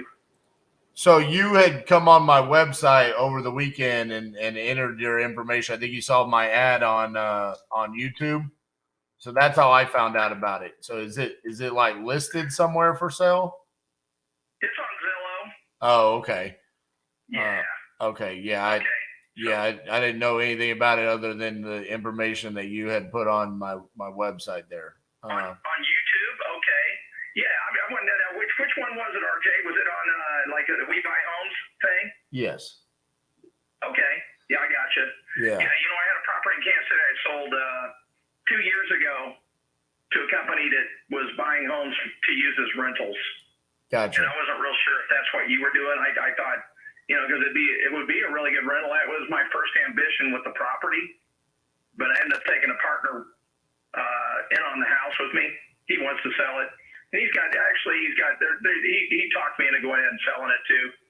We've got other stuff going on. I got you. So that's kind of where I'm at with it right now. Okay. Yeah. I mean, it's a fully remodeled house. I mean, it looks like it's in great condition and you're under contract with somebody else. I know it's probably going to fall through and stuff, but I mean, that's not necessarily what we're looking for. I mean, we're you guys are looking to do stuff yourself. Right. Like you're looking to wholesale purchase a house. Correct. And then fix it up and make some money. Correct. I gotcha. Yeah, no big deal at all. Yeah, absolutely. Somebody will pick it up, RJ, because it does. It looks really good. Yeah, it does. So, all right, Dave. Well, best of luck with that. All right, man. Hey, I appreciate it. All right, bye-bye. Okay, see you. Dude, is the reason why the financing is falling through is because you're overpriced about $75,000.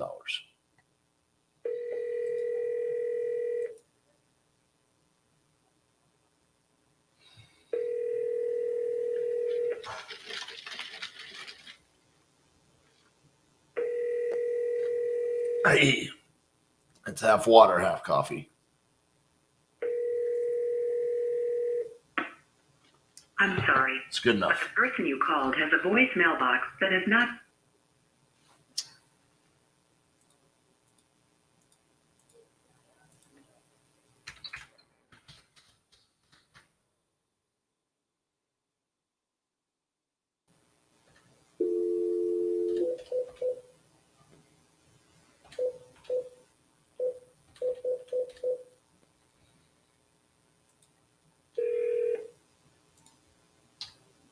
Please leave your message for 85037.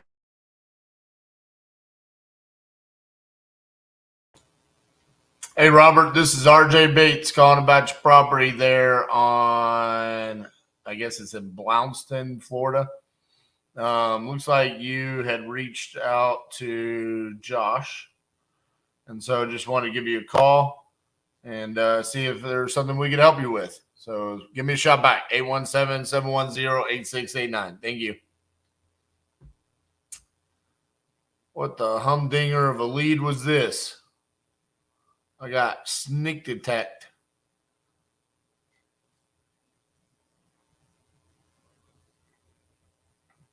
I'm just blowing through thinking I got a bunch of lead Zolo leads, and all of a sudden someone put a JV in there or some sneakery.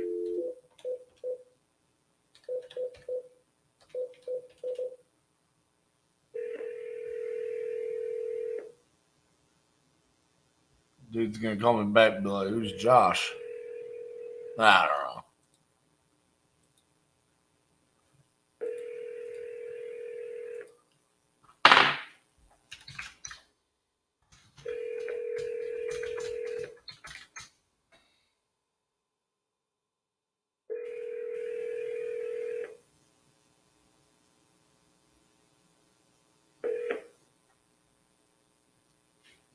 Please leave your message for 3478.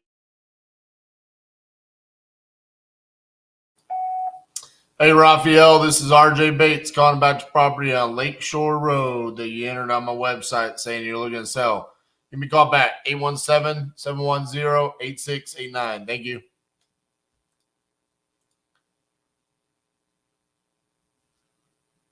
You guys want to know the key? Closing a bunch of deals. It's not lead generation. It's not closing. The key is having a battery that you use as a fidget toy all day long. Ever since I started playing with this thing, just been a machine over here.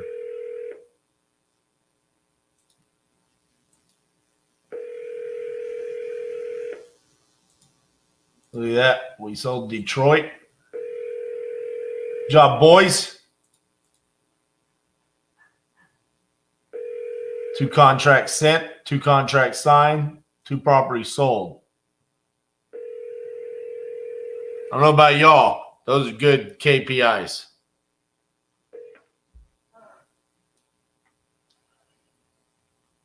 Hello, this message. I'll call you back. Bye. Hey, Carrie, this is RJ Bates calling about your property there on Vincent. Give me a call back, 817-710-8689. You had entered this on my website saying that you're looking to sell. So give me a holler back. Appreciate you.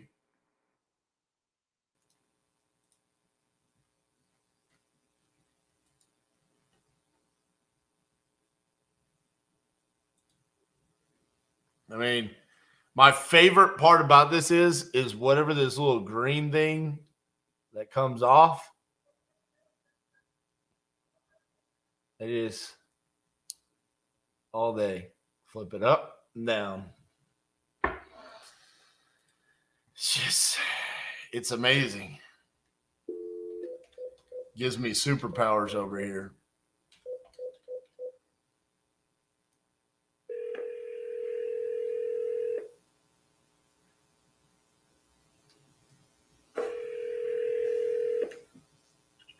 Hello. Hey, is Kevin there? This is he. Hey, Kevin, this is RJ Bates calling about your property there on Mango. How are you? I'm doing great, man. How you doing? You said RJ? Yes, sir. RJ. Okay. Nice to meet you, man. Nice to How meet can I help? Well, you entered this on my website saying that you were looking to sell. Are you still looking to sell that property? I am still looking to sell. Awesome. How much are you looking to get for it? I'm looking to get $495 for it. All right. And tell me a little bit about what's going on with the property. Nothing really. We purchased it back in 2018, and my wife and I, and then we have two teenagers. And so, actually, not 2 teenagers just yet, a 12 and a 15-year-old. But we're now looking to move to Pensacola. In that area, I accepted a position at a church out there, and so driving back and forth has kind of taken its toll, and so we're trying to move somewhere a little closer on that side. The house generally is in very good condition. We made some updates on it. When we first bought it, it was a lot of carpet in here. We got all the carpet out, so we got floors installed, hardwood floors installed, and then the air conditioner actually went out on us. What was it, last year? Last year, or maybe the year before, but relatively brand new. So we had a brand new unit put in there. New ductwork and stuff to the house, so that's good. New appliances, refrigerator, dishwasher, the garbage disposal, little things like that. So that we've made updates to as well. Of course, the house has just normal wear and tear over the last 5 years that we've lived here. So we were in the process of, getting like trim work done, touch up paint, that type of stuff. What else did we do?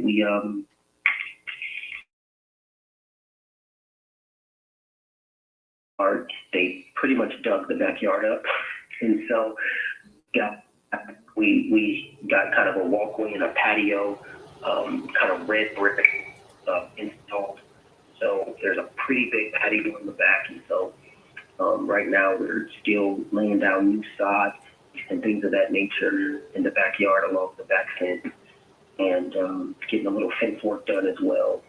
Just normal wear and tear with that as well. Kind of removing a few of the little panels off and putting new ones on there. That's about it, man. The house, I felt like it could have sold for a little more, but I just, I wanted to be safer. I wanted to also, I didn't want it to be on the market for a long time as well, because we do want to make the move as quickly as possible. Gotcha. That's it, man. Yeah. So you don't have it listed for sale anywhere, right?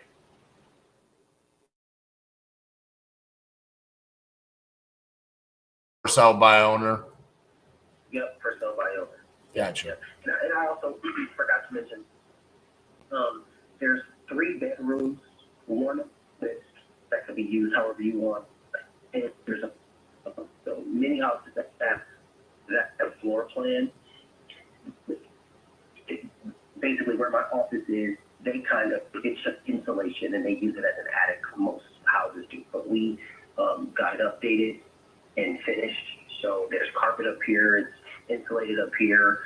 I use it as my office / workout area, music studio type thing. So, we have it listed with 4 bedrooms because it definitely is an extra bonus bedroom, closet, everything up here. So, I forgot to just mention that there are technically 3 bedrooms, 1 bonus room, and an office that's up front that we use as a classroom since my kids are both homeschooled. Gotcha. Yeah.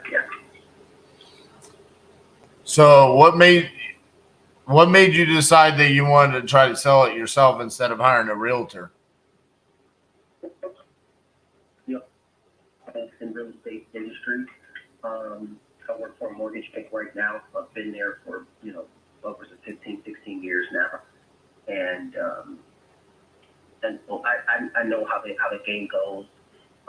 If we can sell it by ourselves and not have to worry about 3% for the buyer, 3% from ourselves, for the listing agent, I would much rather not go through that. But typically, if you're buying the house, if you're buying the house without an agent, then you typically are going to have some experience and some understanding of the market and how it works already. So I just try to eliminate that because, working in the mortgage industry, I've dealt with so many different realtors. Some nice, but I dealt with some that are just a fake, and, they can make loans kind of difficult. And, and I just didn't want to go through all that. I got you. I'd rather just, settle myself. Well, taking a look at it, I don't know. You're kind of listed in like no man's land for me. Because I'm an investor, right? So I think you're. Yeah. Freeport is exactly. Dude, when we moved here, trust me, I didn't even know this place over here existed. We rented in Santa Rosa Beach for a year before we ever bought anything because we wanted to see where we could get the most house for our money.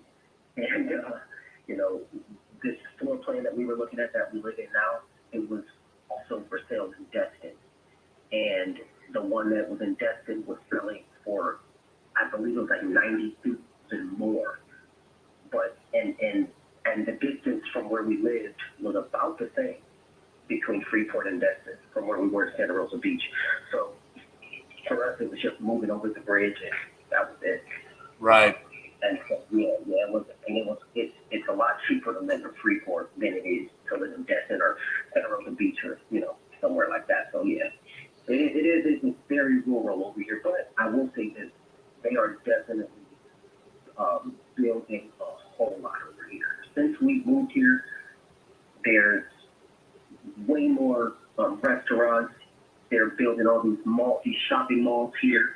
All 31, 20, which is, those are perpendicular highways basically, and so they're building up over here for sure. I would say in the next 5 to 10 years, even in my neighborhood now, they've now built a brand new elementary school. They're in the process of building a brand new middle school, Hammondville, which is the name of our community. It will literally be in the neighborhood. They're building a restaurant in the neighborhood. We already have a store in our neighborhood, state-of-the-art pools and gyms and all that stuff. And so it's definitely, I say it's worth it. I mean, there's a lot of interest on my house, but of course I'm just kind of waiting for the right deal to come along. And it's only been on the market for 3 weeks or so, if that. So, you know what I mean? It hasn't even been on there long. Right. I mean, price point wise for us, it's kind of in that land where it's like, I think you're listed a little bit below the market value, but it's not low enough for me to want to come in and buy it. As an investor, because essentially all I'm going to do is turn around and resell it. Right. There's not really another exit strategy for me as an investor besides selling it, because it's too high to be a rental. I don't care to own it as a short-term rental or anything like that. So I don't know, man. I don't see this being necessarily a good fit for me, especially if you have interest, because it sounds to me like you're probably going to get what you're asking for, Yes, I mean, I haven't gotten what I've been asking for. And then, of course, many people are just kind of inquiring and not really serious. They just kind of are, just seeing, kind of just checking the air on the tires, really. You know what I mean? Right. But, for me, I'm just looking for, someone who's patient and looking to get it done, rather sooner than later. I mean, if it doesn't work for you, that's fine as well. But it just depends on like how motivated you are. I mean, I can make you an offer on it. It's just not going to be. I mean, it's going to be pretty significantly less than $495. How much are you talking?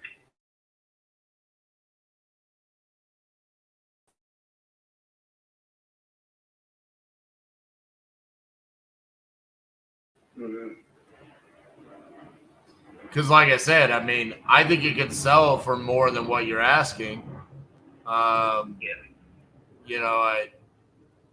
So I'm literally just. This is where it's like me being completely transparent with you. It's, are you motivated enough to like sell it to me so I can turn around and sell it for what you could sell it for? Yeah, that's the thing. And really the biggest thing is it's the money that I'm walking away with. That's right. The biggest piece for me. You know what I mean? The fact that I put so much into the house. I wanna walk away with a specific amount, and the amount I owe on the house is $406. Right. 406 or something like that. So $430 walking out of the door. You know what I mean? I'm only gonna be $20,000. Right. And so, I mean, the only other thing that we could do is get creative with it. I mean, there's a lot of different options there. We could do something called an ovation, where that could get you a more precise number to walk away. But it's again, it's not necessarily fitting your need. That's why I didn't bring it up, because your need is that you want to get out of there to move to Pensacola, right? And you want to walk away with that cash in hand to do that. What other options? Like, so tell me a little bit about that. I've never heard of that before. The option you just mentioned. So essentially, a novation is, what's the best way for me to explain it to you? It's basically where we could kind of come to an agreement where it's like, hey, I'm going to come in and I'm going to sell the property for X amount, and you're guaranteed to get whatever dollar amount you want to walk away, as long as the property sells for what we think it could sell for. But it's allowing, so You just sell it for more than right, you're not selling it for. right, Get the profit of the difference or whatever. right, Right. exactly. To wait on me to sell it. So then, like, that's where this is normally like if someone doesn't want to deal with that situation, but you're like the opposite. You're like, no, I know this industry, so let me do it myself. So that's why it's kind of like, that's probably not a good fit. I mean, the other option would be like a sub 2, where we take over the mortgage and give you cash up front, and then we sell it, and then you can get more cash on the backside if you didn't need all of the cash. Like, that's another creative solution. What is that called? Sub 2. So that's where we're buying subject to the existing mortgage. So again, another reason why I didn't want to bring this up is because you're in the mortgage industry. So this is like, Yeah, but how much are you talking up front then, in terms of like, because you said I would get some on the front end. well, preferably the lowest amount possible that you can swallow, because the only benefit for us there is that we're not having to bring a lot of cash out of pocket, right? So the lower amount that we bring out of pocket up front, the less amount of profit we need to make on the backside, right? So it's like, if you're like, dude, if you can just give me, 10 grand so I can move, all right, here's your 10 grand, go move, do whatever you need to do, sell the property, we make ours, you get the rest. Like, that's an option. Mm-hmm. And you said that you would assume so someone will be making the mortgage payments at that time then? Because, of course, I wouldn't be living here anymore, right? Correct. So I want to be clear. It's not assume. It's not a loan assumption. That the mortgage is staying in your name. The deed goes in our name. So that's the difference there.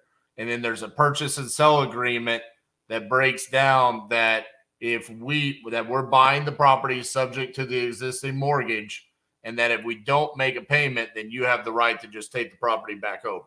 So that's like your protection there.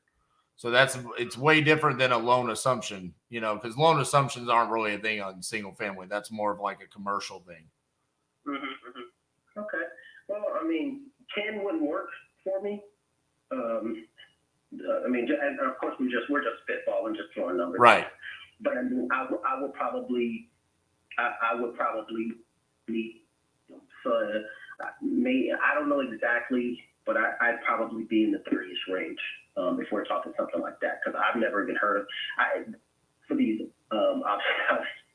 I'm not actually. I didn't know people did that. Funny enough, I live in a house that I bought sub 2, and we do that all the time. So what the benefit there normally, again, you're not really hitting the traditional triggers here. The trigger that you have is that you have a new job and you need to get to Pensacola, right? Mm-hmm. So that's like, that doesn't hit like financial or the property's not physically distressed enough for some of these other things to come in. So that's where it makes it a little bit strange. But a lot of times, like, if you buy a property sub 2, it would be like, hey, let me own it for the next 12 months, and then I'm going to refinance, and that'll pay off your mortgage. Or even like sometimes we flipped houses before, where it's like we bought it sub 2, so we didn't have to bring a whole lot of cash because we were just leveraging the loan that was already in place, fixed the property up, and then sold it. And then that's when their mortgage got paid off. Does that make sense? Gotcha. Yeah, I understand that. So your deal is a little bit, it just gets down to the point of like how motivated you really are to get to Pensacola. You know, I mean, this is like one of those things where, I mean, you said you have a specific dollar amount that you're wanting to walk away with. I'm assuming it's somewhere in the range of like $85,000 to $90,000, right? Correct. So in that case, it's like that makes it tough. It makes it tough to do anything super creative as well because you already have the property listed at a certain price. So it's like if we were to come in and take it over and want to sell it for more, then people are going to say, well, what happened? Why did the price go up? You know what I'm saying? Yeah. And initially,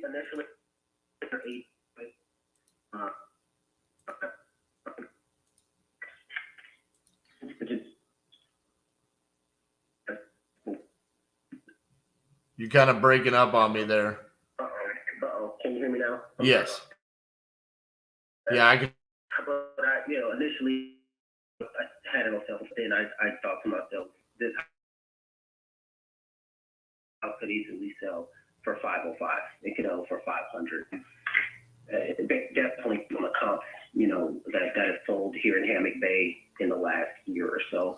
$495. I think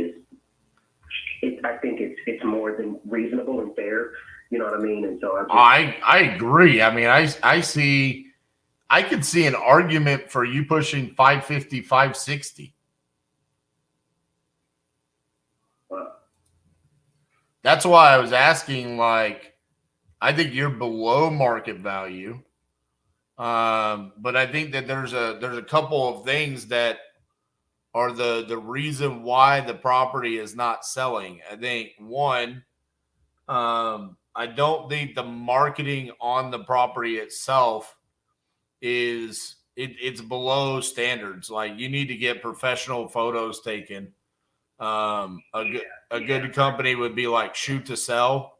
I don't know if they're in your location, but like professional photos so they have the right lighting, because then it would really show things off. Yeah. I totally, I get it. Because the old photos we had on there were better. They were a little bit better, but because I do have a professional camera, I just knew,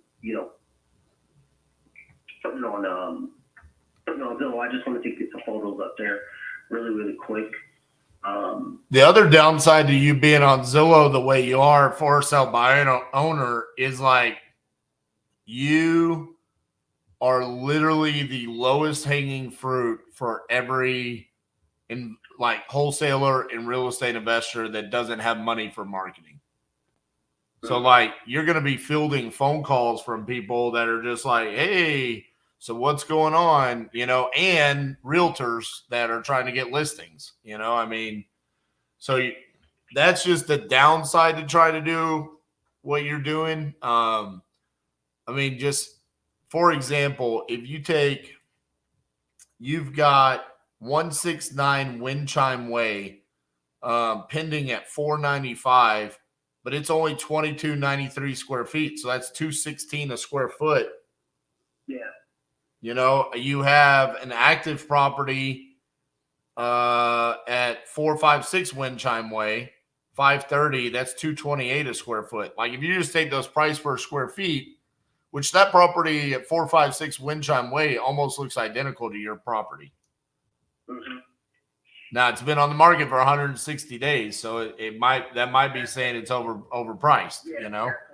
Yeah, that right there that you just mentioned. Because I've looked at the comps through and through, but the thing is, it's like I ain't trying to be on the market for a long time.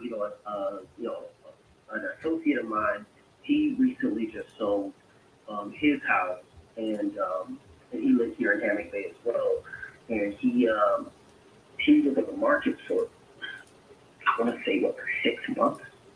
Oh, and of course, when he put it on the market, it was cold outside, and of course, you know, you're not going to get a lot of buyers in November and December, but still, it sat for a while. And for me, I just don't want to I don't really have the time to kind of just sit for 6 months. I feel you. Yeah. I don't know, man. I mean, if you want to think about it, you know, if a couple of weeks pass by and you don't get any traction on it, you got my phone number. You can hit me back up and see if you want to do something creatively there. But outside of that, I mean, that's kind of the best that I can do for you. Well, RJ, man, I appreciate it, man. Thank you for reaching out, and I'll save your number here. And yeah, man, if nothing, if I can't get any fish to bite, you know, I'll always have you as a resource and reach back out to you. I definitely appreciate your, the little tips and pointers that you gave me as well. Absolutely, Kevin. Talk to you soon. All right, man. Bye-bye. Bye.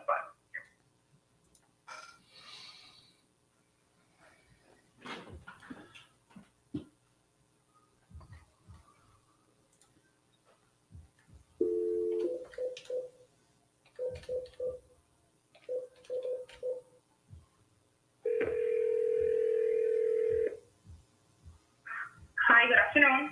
Hi, is Lorraine there? This is her. How can I help you? Hi, Lorraine. This is RJ Bates calling about your property there on Casablanca that you entered on my website. Are you still looking to sell that property? Oh, yeah. Awesome. How much you looking to get for it? 500. 500. All right. Tell me a little bit. Well, hold on. Is it listed on the market? Yeah.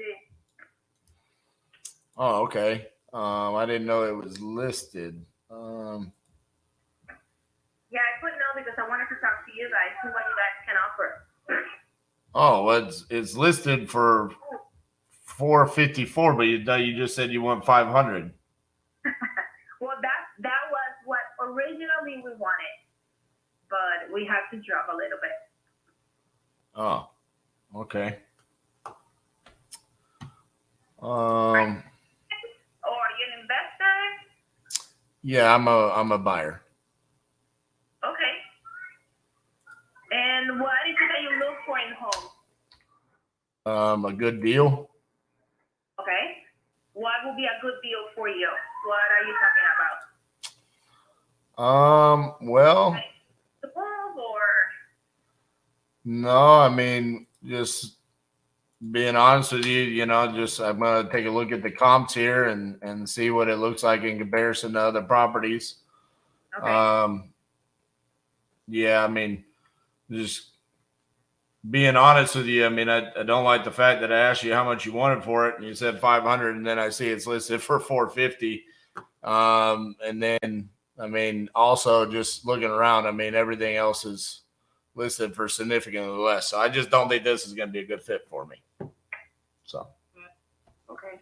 I understand. No worries. All right. Bye-bye. Kind of hokey shit is that? How much you want for your house? 500,000. Why is it listed for 450?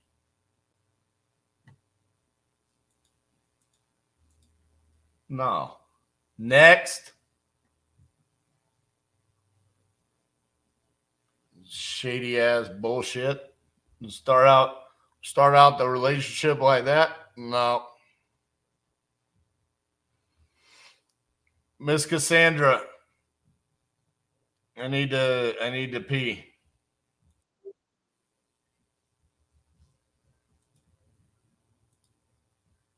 You're muted. You have permission to take a break, sir. Did you see that hokey bullshit? I heard this lady say something. She wanted 500 for her property, and it's listed at 450. Yeah. And I didn't hear what she said though, because I was talking to Keaton. I'm like, "Hi, are you looking to sell?" We are. I was like, "Okay, cool. How much you looking to get for it?" 500. Like, okay. Wait, are you listed? And she's like, "Yeah." I'm like, "Said you're listed for 450." She goes, "Yeah." I said, "Why did you just tell me 500,000?" She goes, Well, we wanted 500,000, but no one gave us 500, so we lowered it to 450. Why? I think I know why you're not selling your property. People call you like, "Hey, you looking to sell?" Yeah, give me 50,000 more than what I'm asking. She's like, "Well, who are you? Are you a realtor or what?" And I'm like, "I'm a buyer." And she's like, "Okay, well, what are you looking for?" I said, "A good deal." She said, "What's a good deal for you?" And she's like, "A pool or what?" And I'm like, people not to lie to me when I ask them what their asking price is. Man. Crazies. You know what? I will tell you this. When you start off the day with like your first 2 phone calls getting contracts, and then like your 4th call getting a third contract, you suddenly become a lot more like, I'm not dealing with this bullshit. Like, we ain't going down this path. So it's super funny because like it's like that guy earlier, like he wasn't a jerk like in New Orleans, but like I'm just like, you know, it is the thing. Like a lot of times people in the feeds will ask us, well, why didn't you offer them, you know, creative or whatever? And it's like, look, somebody asking more than their property is worth isn't a trigger for going creative. It's not what we teach. It's not what we do. I have noticed something. What? We need to talk to Lead Zolo about this. Mhm. The Florida leads that we are getting are not good. What do you mean? The Lead Zolo leads that we are getting in Florida are consistently either listed or wanting well above. And so, like, I am wanting to tell them, like, hey, whack Florida. Really? Yeah. Actually, You think Florida's just whack right now because it's got a lot going on like crazy politically? So let's look at this. We have had an astronomical amount of Florida leads from Lead Zolo. We have not sent one contract in Florida from Lead Zolo, but we did send one from from Speed to Lead, and yeah, that Lead Zolo in Florida is not working, and that is the only location that I can legitimately say, like, it is just flat out not working. That's so crazy. And I'm looking. We've got 1, 2. I've got 2 more leads in Florida to call today. But I'm going to tell you right now, I mean, going into those, I mean, it's been rough. So I wanted to talk to Drew last Friday, but he was at a mastermind. So this Friday, I think I'm going to talk to him. I mean, we'll be through 5 weeks and kind of talk to him about how we can dial in our campaigns a little bit, some of my feedback on what I'm seeing. But that is one of the first things I would say right there is like, we need to first make sure we get mobile homes removed. And honestly, Florida, like. Well, what I originally had Gene do, and like this was a little bit different, right? Because Zolo is a little bit different, but originally, you know, back in the OG pre-website days of Speed to Lead, what I had told Gene to do was make it very specific, like if they owned the land or if they rented the land, if it was in a park, because realistically, you and I are like super hard on mobile homes, but there are some areas in the country where like they legitimately have like really nice like mobile homes, and they're like communities, and like a lot of them like are retirement type of places, so on and so forth. But you and I are just so picky about mobile homes. But yeah, I get it, because a lot of times they don't work out very well, you know? Yeah. All right. I'm going to take a little bit of a break here. It's looking like, let me just look here. It's looking like it's about an hour for me to get to Serenity's game right now without traffic. So we're gonna have to stop at this like an hour early. Well, I was just going to let you finish the last hour. Well, okay.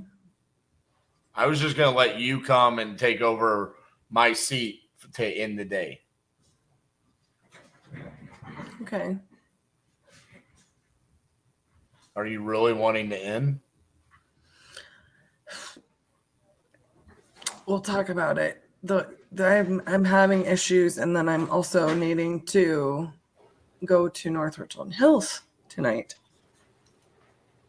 Okay. All right. Well, I'll let you take over here for a little bit, and I'll see you in a minute. Yes, sir. Alrighty, guys. How many viewers do we have today? Right now, 27. Holy cannoli. I believe I have a few more leads that I actually need to upload. So I'm going to work on that for a hot minute. Now, I don't 100% know everything that's gone on since I was last with you guys. Why, you might ask? Well, I'll tell you why. Because you hear Polar, she's like, oh, poor baby.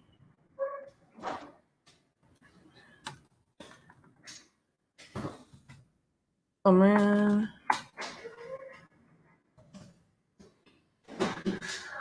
Okay, so I've got these uploaded. I don't know exactly what has transpired, but I was actually just about to be calling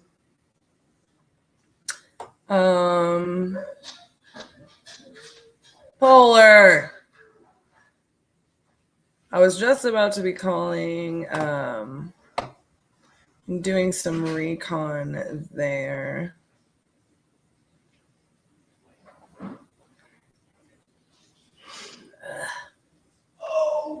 Northwest Spring Hill, Florida. So he's saying he's not been in love with these Florida leads. Copy. Let me get some additional leads in there.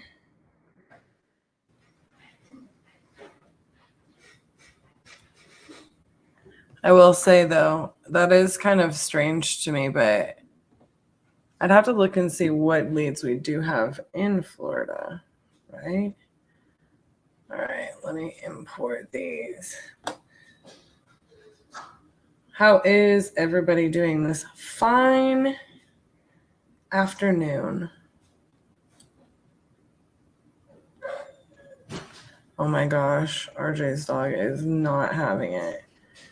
She's like, why did you go to the bathroom without me? I don't understand.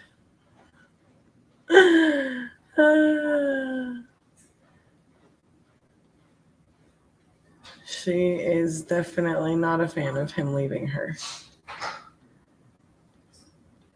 Okay. I'm almost done. Just getting a few more loaded in here. I'm just to start dialing. Y'all are awfully quiet for a day with so much traction. Oh my goodness. The barking.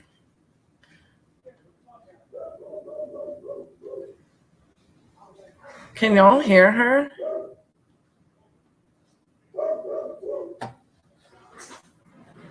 I mean, it's awfully loud, isn't it?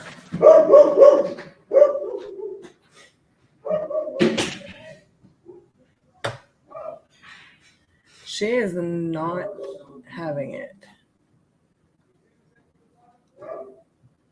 She's not a happy girl. She done with this. Justin, why are you messing with the dog? No, she's just super protective. All right, guys. Is everybody asleep out there? Is my mic muted? Hello? Guess I'm just gonna call. Y'all don't need anything but calling. That's all y'all want. Call. Okay. If that's what the people want, I guess that's what we'll give the people. Let me just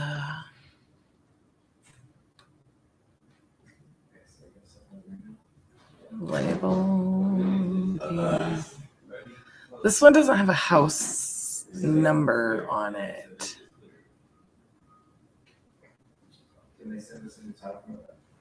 It's a lot.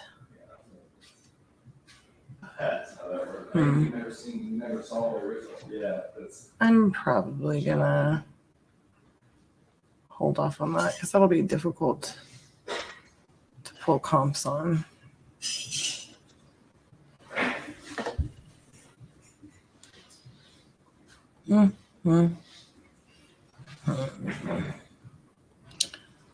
What have we got here?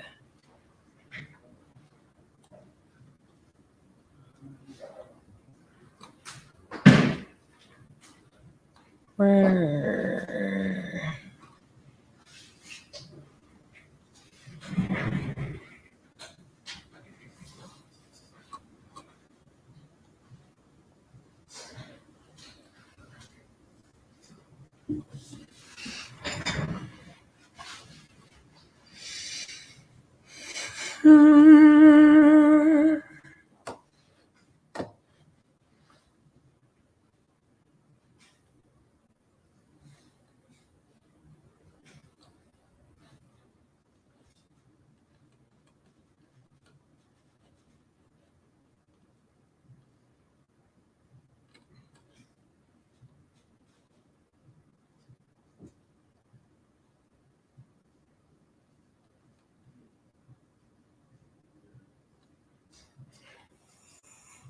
Sorry, guys. I'm just looking through this list and trying to get to a point where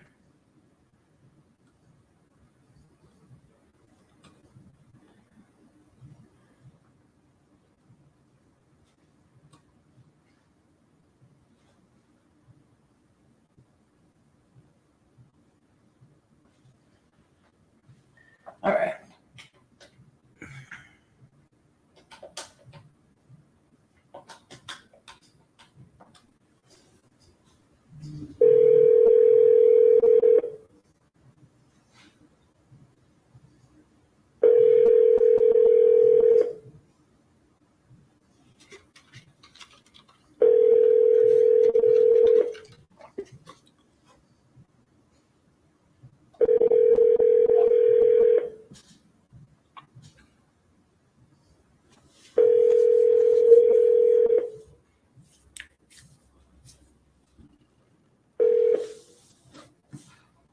The Google subscriber you have called is not available.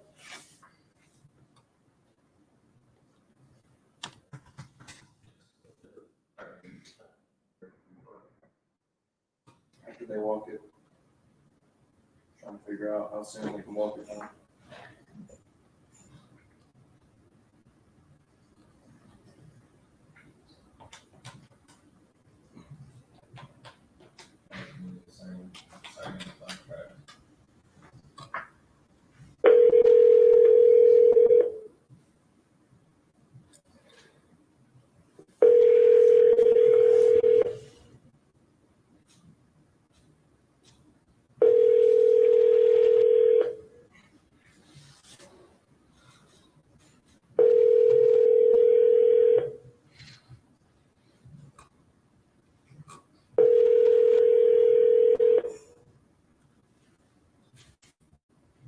Your call has been forwarded.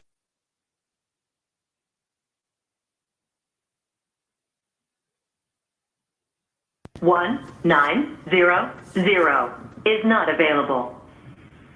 At the tone, please record your message. When you've finished recording, you may hang up or press 1 for more options. Hi, Michael. I'm calling about your property. You had entered this on our website, and we've been trying to get a hold of you and had no luck so far.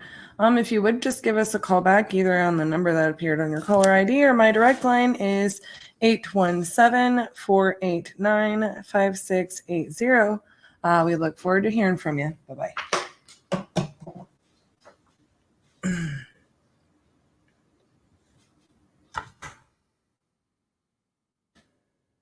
Watching and only 5 likes? No way. We have 35 likes on mine.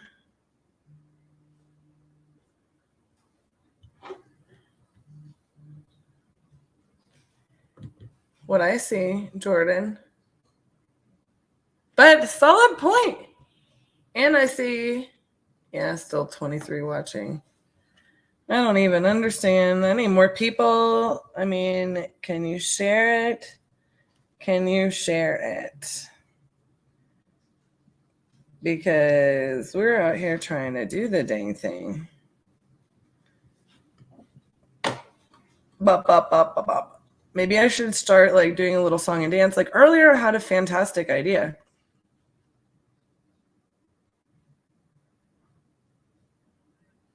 Like, should or should we not?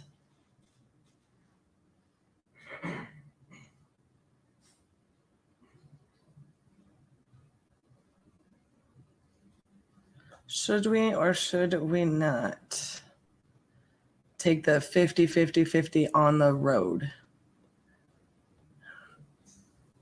What a fun idea. Like, what would we try to do?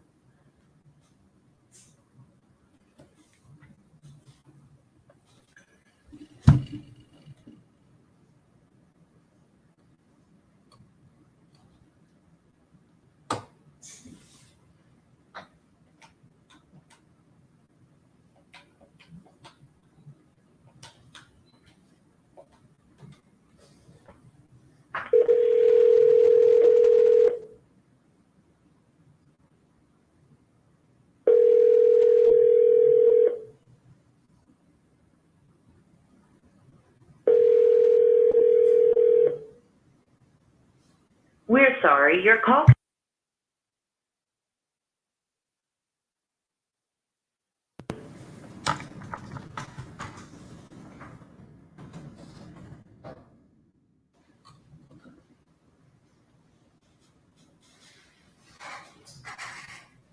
I think it would be fun to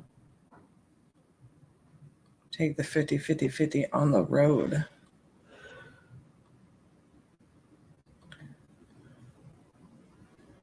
You know, just see what happens.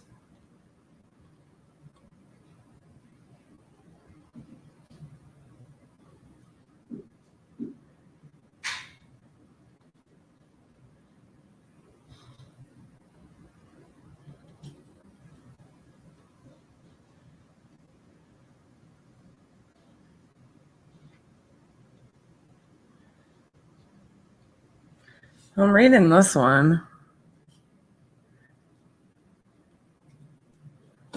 I'm not in love with it.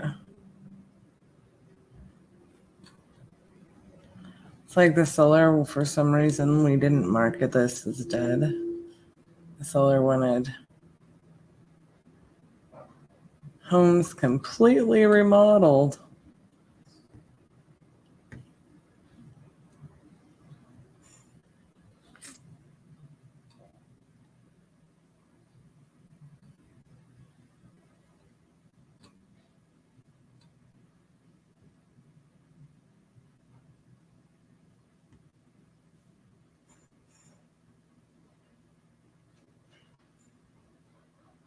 Wants to sell it ASAP.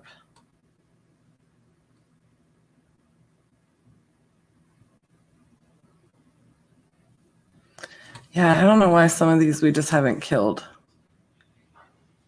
So I'll have to like check on that.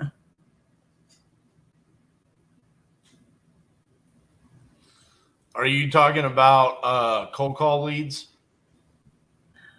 Yeah, like there's a bunch in here that frankly, I'll just be honest, like asking full market value that Trent got a hold of. and like just marked to call back at another time to see if they came off the moon, but they're in called no answer. Like they shouldn't even be in that status. So I'm like just trying to plow through here and I keep getting stuck and I'm like, why is this in this status? Yeah, they should just be killed. Yeah, so I'll just have to go through them at some point in time. But like then there's a great lead in Omaha that got mixed in there, you know? Oh, maybe not. I don't know. Yeah, some of them, they shouldn't still be in there. So yeah, like, and then it's like those, I think some of those were prior to us starting the 50-50-50. And then I finally just got back down. It's actually not that many. It's just that they're right at the top of the list. But I was like, okay, well, I'm going to try and call these people, you know? Right. But if you're taking back over what, for the next hour? Yep. So you're going to hit it for an hour. I'm going to work on recons. Okay, sounds good. Enjoy your hour and do great things. All right. Let's see here.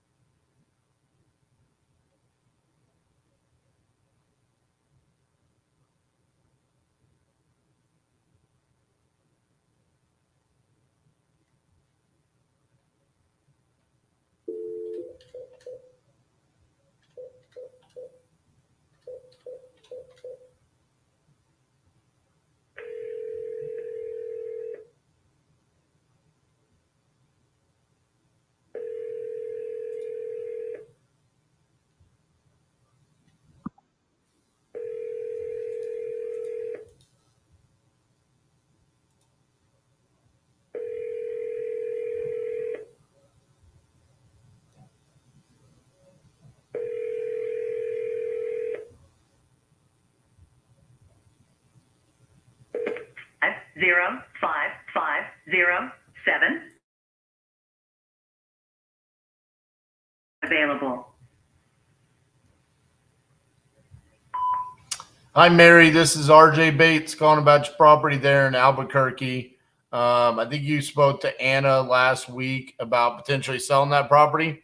If you could, give me a call back at 817-710-8689. Thank you.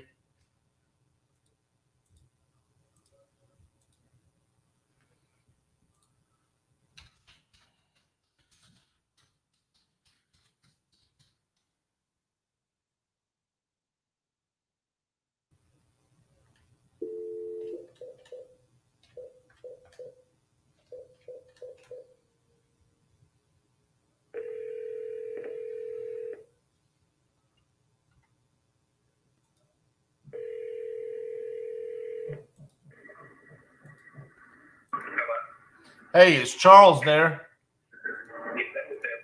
Hey, Charles, this is RJ Bates calling about your property there in Boulevard. How are you?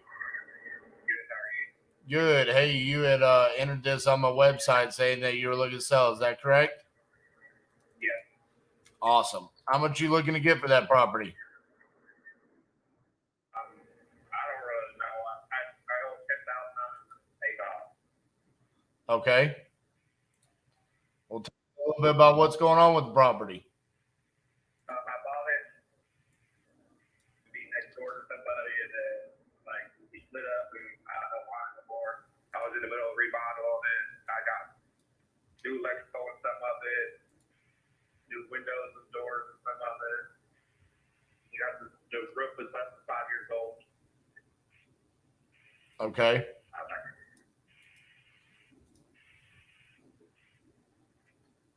It's 1,248 square feet. Is that correct?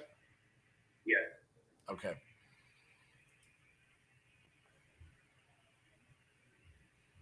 But you didn't have a dollar amount in mind that you were looking to get? I was thinking like maybe 25, 30, but like it needs work. I'm going to now. How much work do you think it needs left?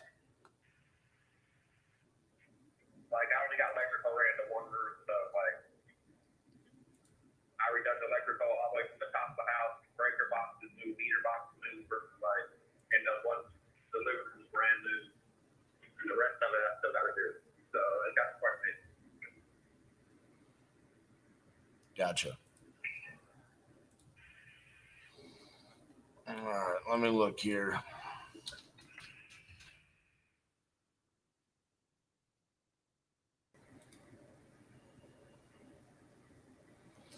Does it need like everything on the inside?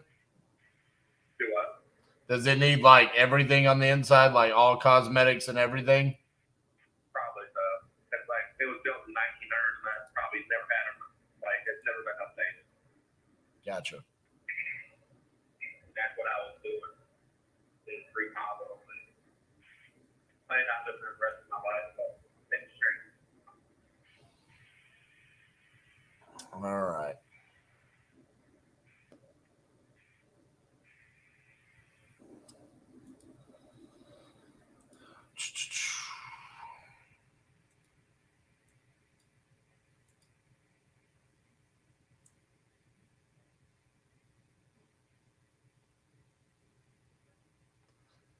So looking at this picture that I can see on Google Street, does it still, have you ever seen that picture before?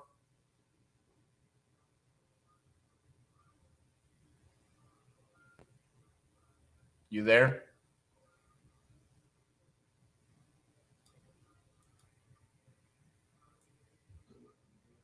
Hello?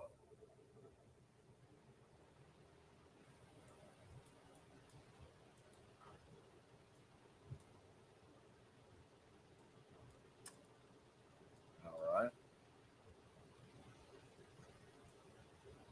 Wow, this thing is rough.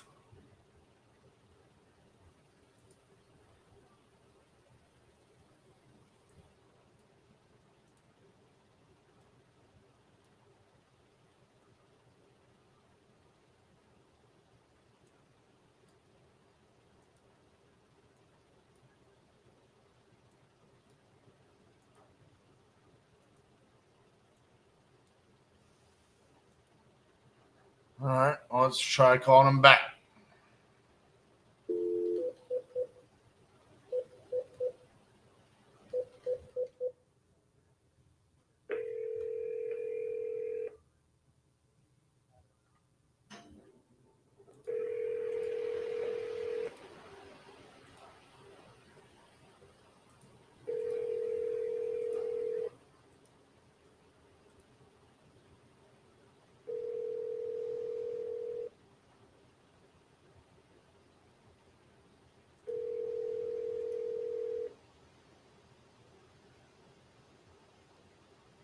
Your call has been forwarded to an.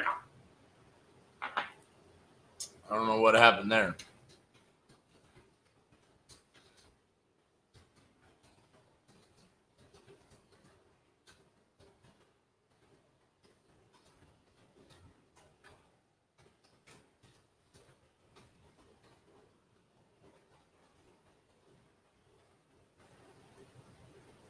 Hello, this is RJ. Hey, RJ, this is Charles. I lost her.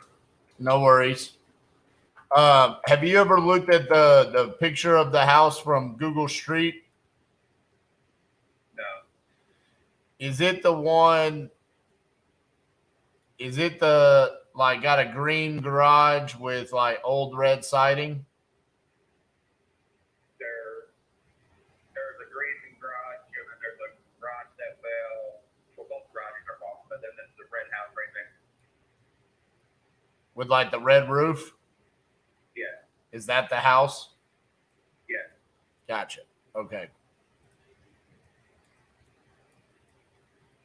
And it's gotcha. Okay. Let's see.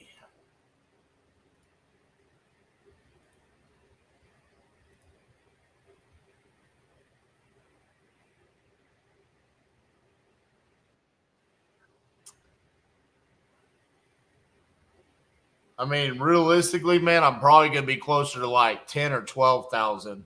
I don't think I'm gonna be able to get to 25.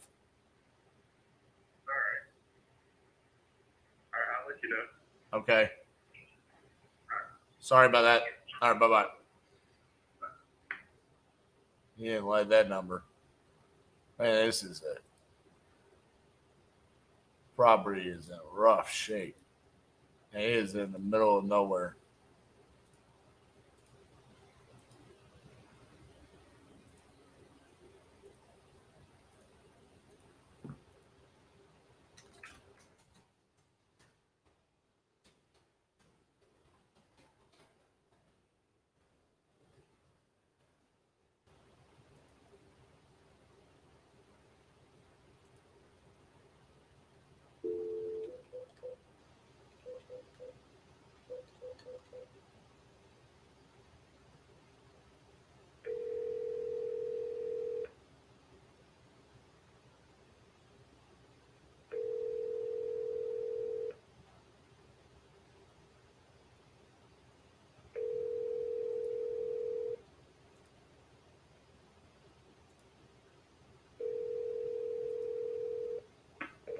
Your call has been forwarded to an automatic voice message system. 22922 is not available. At the tone, please record your message. When you have finished recording, you may hang up or press 1 for more options. Hey, Brian, this is RJ Bates calling about your property there on Kyle's Way. You had entered this on my website saying that you're looking to sell. If you could, give me a call back at 817-710-8689. Thank you.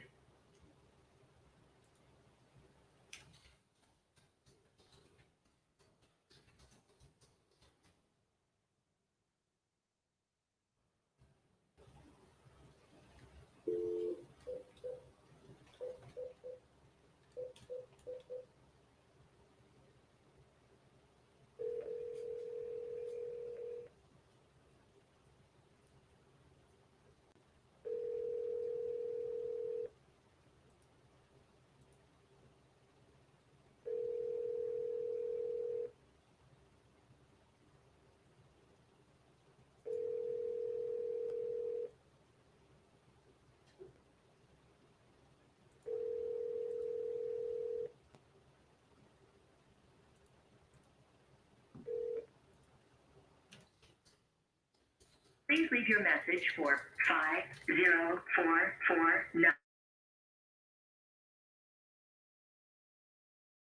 Full. To send an SMS notification, press 5. Your SMS notification will include your number 181771.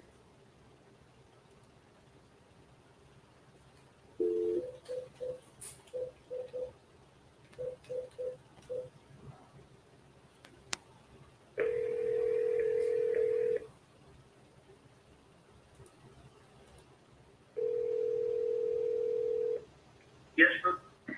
Hi, is Marcos there? Speaking.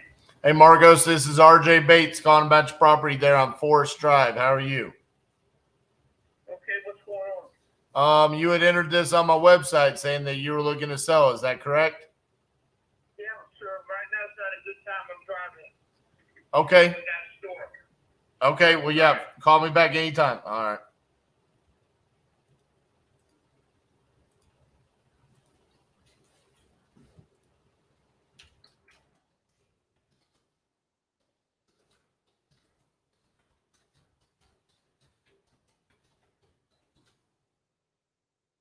Coming in a storm.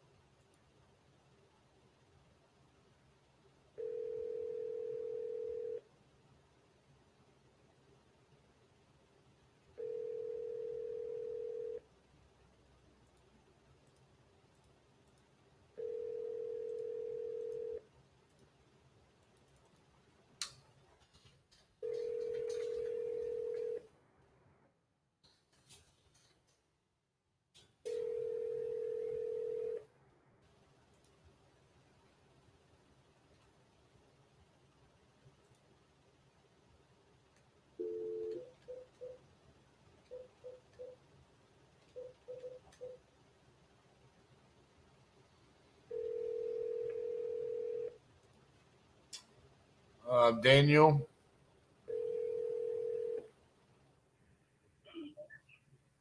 Hello, Hi, is Greg there? this is Greg. Hey, Greg, this is RJ Bates calling about your property there on Hudson Avenue. How are you? Good. You had entered this on my website saying that you were looking to sell that property. Is that correct? Hold on, I'm feeding the dogs right now. Are you all buyers or what? Yes. Okay. So, give me 2 seconds. Let me get the dogs down. Here you go.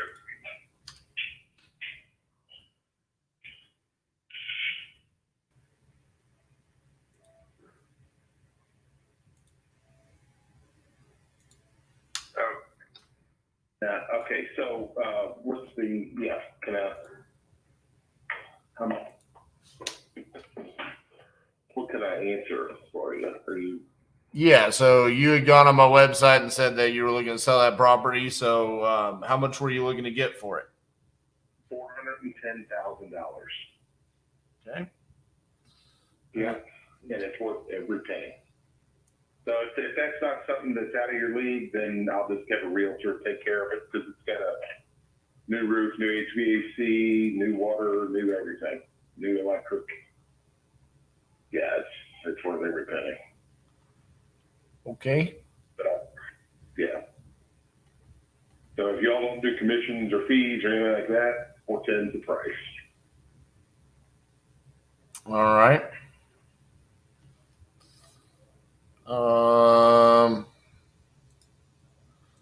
Yeah, I mean, I'm not seeing anything that's sold for that high. No, it's not going to sell. It's not sold for that high because I bought it in 2017. I put a $40,000 roof on it, put all new electric, put all new plumbing, put everything. There's a whole bunch of work that went into it. So it is like a perfect house. So I understand. I was just trying to make it simple and see if if somebody wanted to do a cash offer, 410, if that's the deal with no fees, nothing. Done deal. Super simple. Yeah, no, I'm not arguing about that. I'm saying I just don't see anything that's sold for that in the area. Yeah, so. there's not gonna be. There's not gonna be. This is the best house in probably a 3-mile radius. Gotcha. All right. Well, I've had 3 realtors come by and look at it and said, "This you'll have no problem. It'll sell in a day." Okay, sounds good. Yeah. All right. Well, you have a good one now. Do.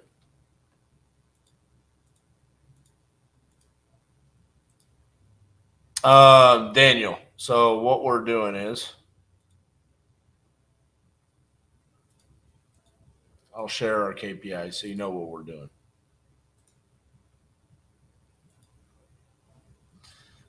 Speed to lead is 1.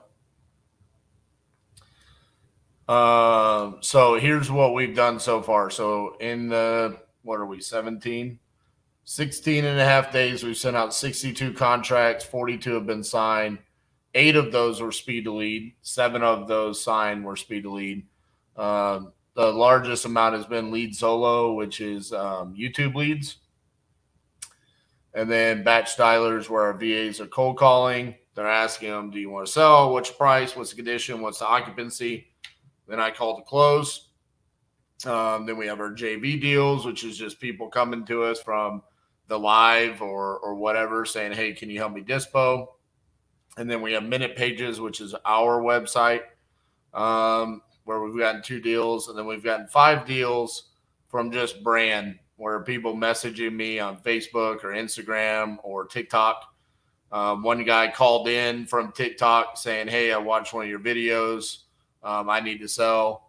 So different things like that. So speed to lead is one of the options. And obviously it's a really good closing ratio there on contracts sent. 7 out of 8 have signed. But it's not just speed to lead.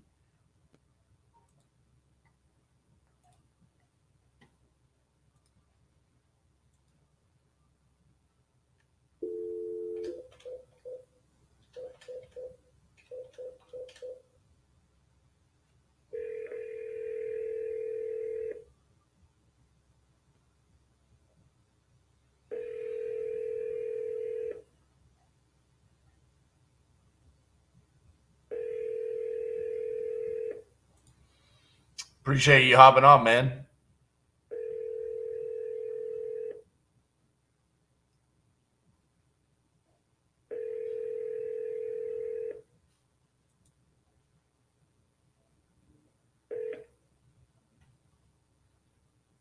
Please leave your message for 9194.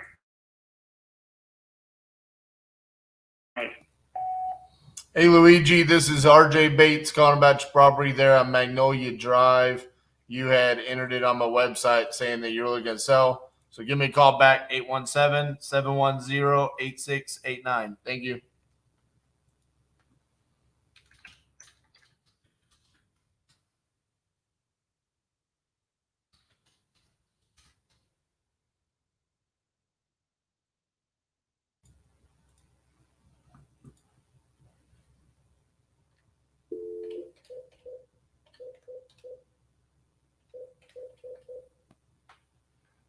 Your call has been forwarded to an automated voice messaging system.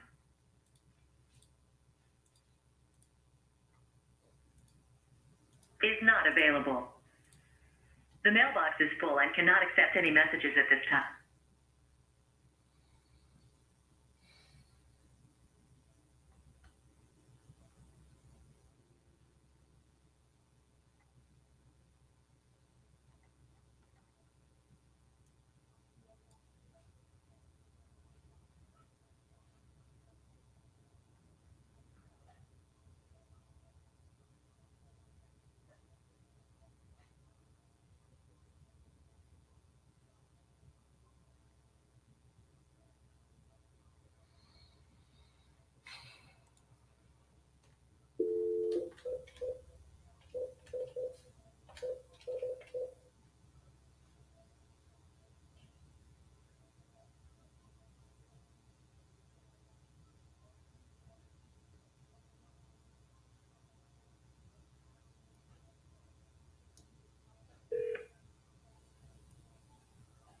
Please leave your message for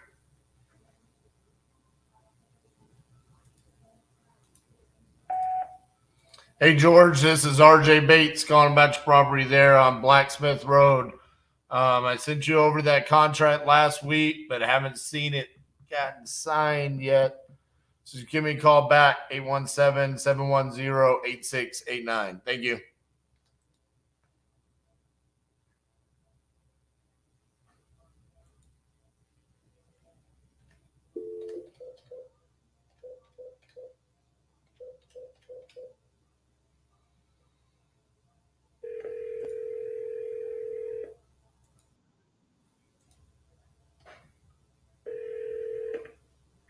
Hey, RJ. Hey, Brad, how are you? I'm doing good. How are you? Good. Just wanted to touch base with you. I know that we said that we would talk. You were going to talk to your family over the weekend and see what you thought about my offer there. I did, and besides Brody being sad, they all understood, and they were all excited for the next chapter. So Gotcha. yeah, we're gonna go with it. Yeah. All right. Well, the next steps would be for me to send you over the contract. What I have is for your email is first name dot last name at uky.edu. Is that correct? Yes. Okay. So what I'll do is I'll go ahead and write up that contract.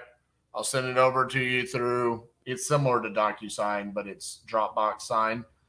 I'll send that over to you. And then once we get that signed, we'll go ahead and we'll open up title, and then we'll get the process started and hopefully make this a smooth transition for you. Okay. Let me throw this out. I'm actually going to be out of town coming this weekend for a week. Okay. I have my workshop still basically in the house. So I'm going to need maybe a weekend to get all that stuff packed up and moved. When are we saying closing on this? I was going to probably put like June 16th. Okay, perfect. Yeah, absolutely. Yeah. So that way, I mean, to be quite frank with you, we can close a lot quicker. I don't like to do that unless it's like absolutely necessary because it just puts everybody like on edge. Yeah, you're right. You're absolutely right. Because when I bought the house, it was like, oh, I need to sell it right now. You need to give me my money right now. And, Right. and I was going for a divorce, and I'm like, I can't go this fast, you know. And yeah, you're right. It was really stressful, and I don't think this needs to be. I had a deal last week, a little like $10,000 house in Detroit, Michigan. So like, I mean, very small deal. You know what I'm saying? But I sent over the contract to the gentleman. He did not understand the process. He didn't sign the contract. He goes, I called him the next day. I said, hey, you know, I sent over the contract. And he goes, well, yeah, but you didn't send me any money. And I was like, well, yeah, you need to sign the contract and then we're going to open up title. And he was like, no, I thought you were going to give me $10,000 cash. And I was like, well, yeah, I mean, through a title company, I mean, we're still gonna like go through the normal process. I mean, this isn't like I'm buying like a car on the corner of a gas station, you know, where I hand you $100 bill and you hand me the keys. Like, oh man, it cracks me up. So Yeah, even that, you still need to get title. I know. I that's what I was saying, and he was like, no, I've done this many times. You don't have to do it that way. And I was like, I've done it many times, and I only do it that way. So it's either that way or the highway. Because it protects both of you. Yeah, no, that's what I was trying to explain to him. I'm like, dude, like, we both want this. And he was like, he finally was like, okay, all right, I understand what you're saying. So no money today, money in 2 weeks. And I'm like, we'll try to make it 2 weeks. Right. I'm like, I'm really not that hard pressed to buy your $10,000 house, but like we will get it done, sir. I promise. So In Detroit, yeah, it was probably like a 4,000 square foot. actually, you know what? If you took that house and you put it like anywhere else in the country, it's probably a $300,000 house. Oh, I bet. It's so sad. Yeah, they said that back in the day, you know, like in the turn of the century, Detroit was like the most expensive place to live. It was just beautiful. If you look at all those old rundown mansions, you know. I'll tell you what, man, Detroit is the only place in the country that I have to ask certain questions. I have to ask, does it have fire damage? Right. And I have to ask, did you buy it from the land bank? Because if they bought it from the land bank and didn't do the work that was necessary, then they can't sell it to me. What's a land bank? Essentially, the land bank, it takes those highly distressed properties and just essentially gives it away. Okay. But under the pretense that you are going to do work to the property.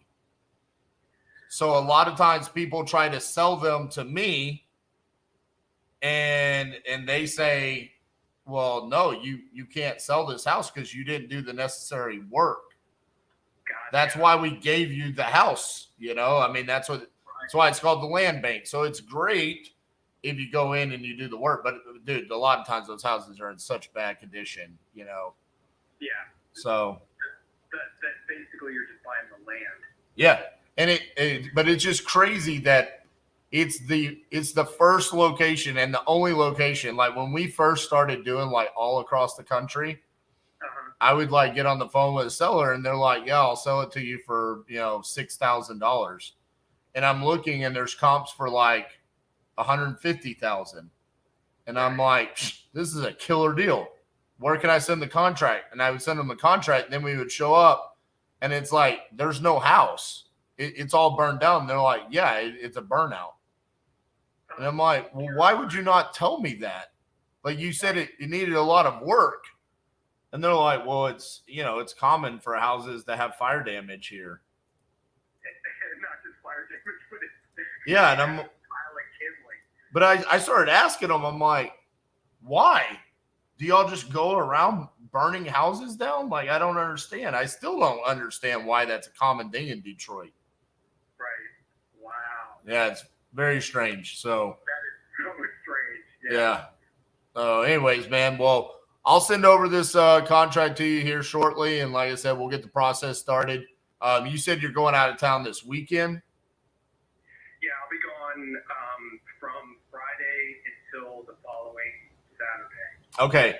Well, if you can get the contract signed like this evening, we can probably try to get out there before Friday. So then that way we can go ahead and start our due diligence there. Okay. All right. We'll take a look at it. All right. Thanks, Brad. All right, man. All right. Bye-bye. Bye. Boom. 150,000. Keaton, don't leave yet.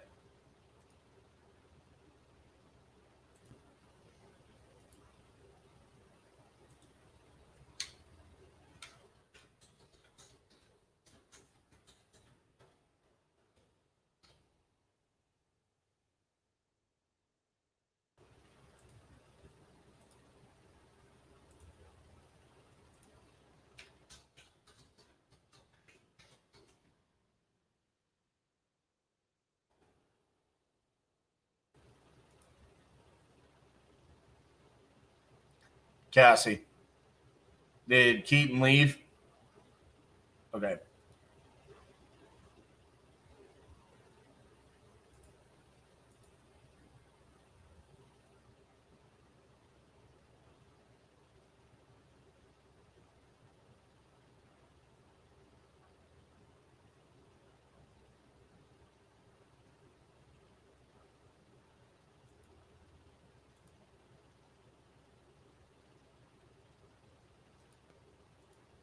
Okay.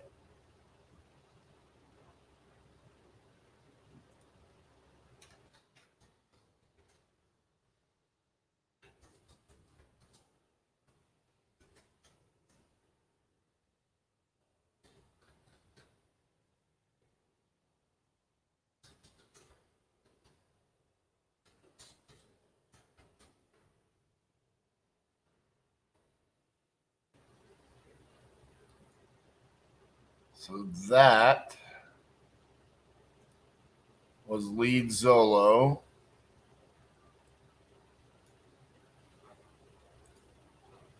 In Kentucky.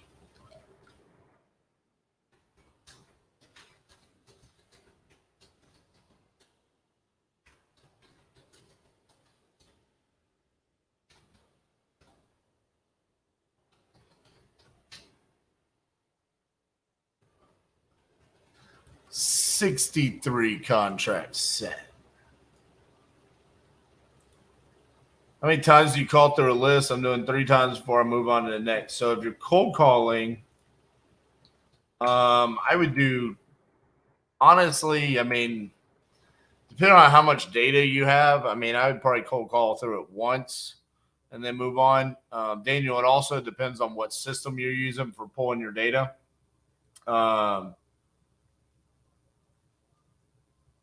I would say what we do there is we're going to go into a city. So say like Cincinnati, Ohio, and we pull our data in batch leads. We call through that entire list. And then when we're done with that list, then we move the VA onto cold calling, motivating factors. So like they'll go call a nationwide list of pre-foreclosures. And then when they're done with that, then they go on to the next city. So Atlanta, Georgia. And then they're going to go on to the next motivating factor. So tired landlords, tax defaults, inherited, whatever. That's how we rotate our data.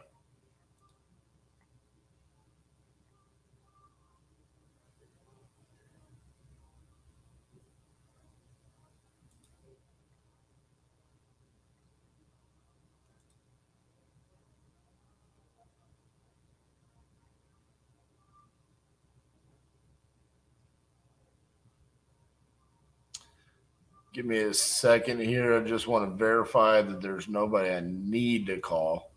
I mean, I know I have some follow-ups on contracts I've sent, but these people have been so unresponsive. And we've really narrowed the gap pretty significantly.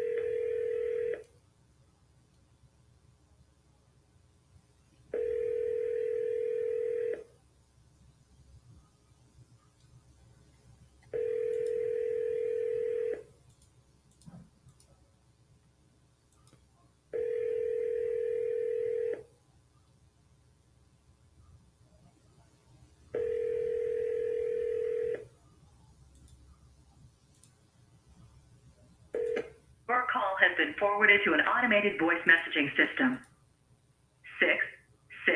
661-802 is not available. At the tone, please record your message. When you've finished recording, you may hang up or press 1 for more options. Hey, John, this is RJ Bates calling you about your property there on New Grove Street. You had entered it on my website saying that you're looking to sell. If you could give me a call back at 817-710-8689. Thank you.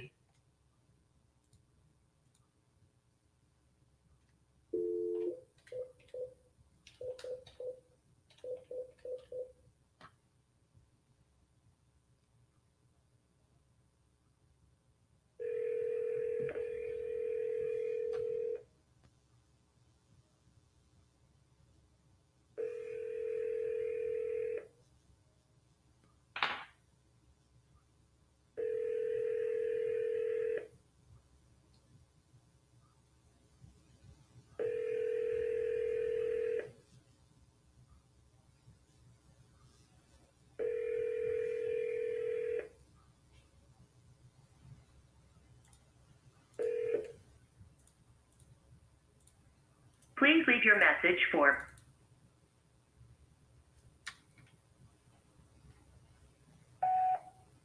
Hey, Randall, this is RJ Bates calling about your lot there on Hemlock Avenue. You had entered it on my website saying that you're looking to sell. If you could give me a call back at 817-710-8689. Thank you.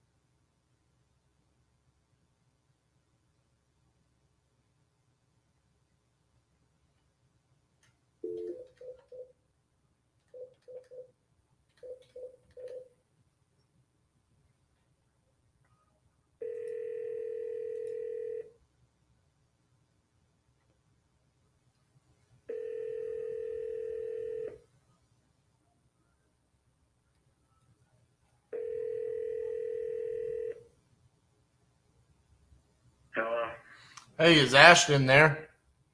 This is him. Hey, Ashton, this is RJ Bates calling about your property there in Fairbanks. I think you spoke to Gene earlier today about selling that property.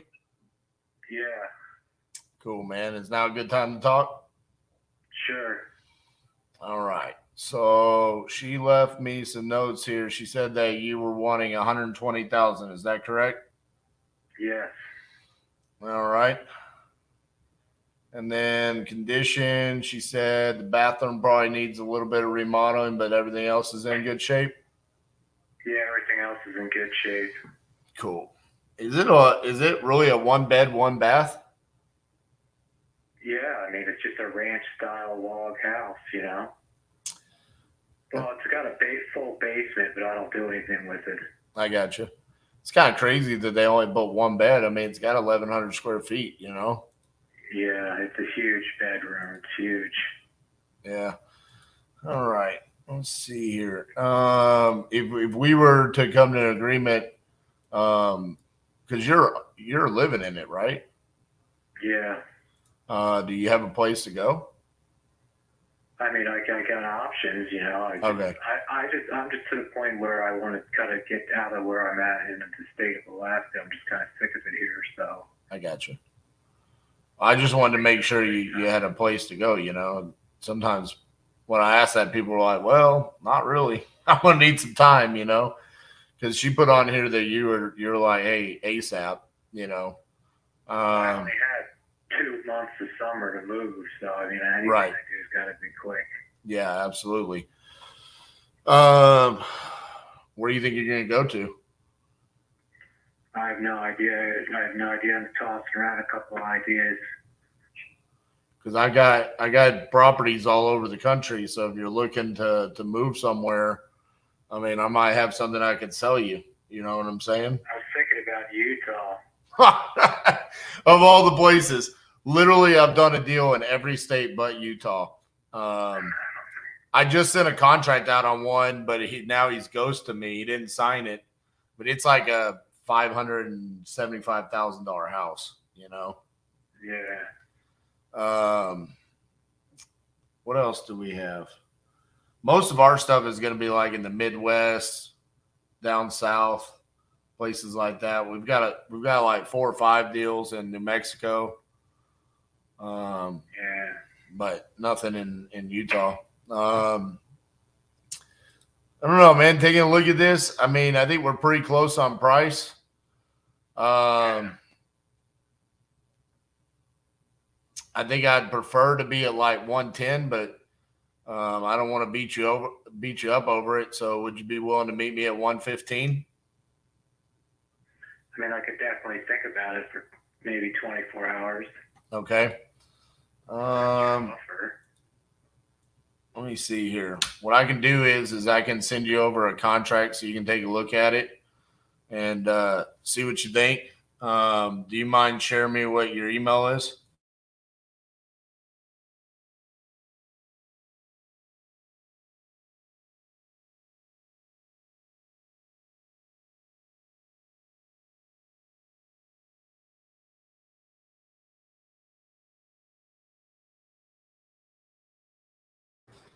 So what I can do is I can write up that contract for the 115, send it over to you. It'll come through like Dropbox sign.